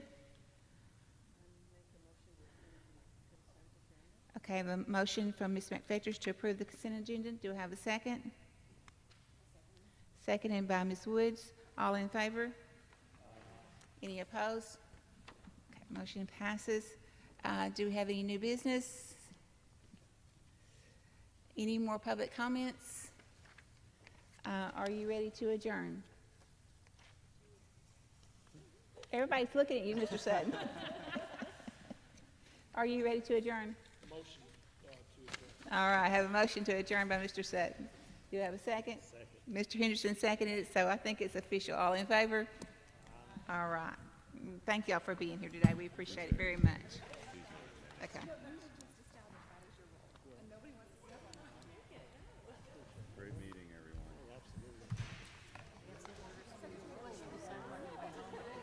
I'll just sign them right here.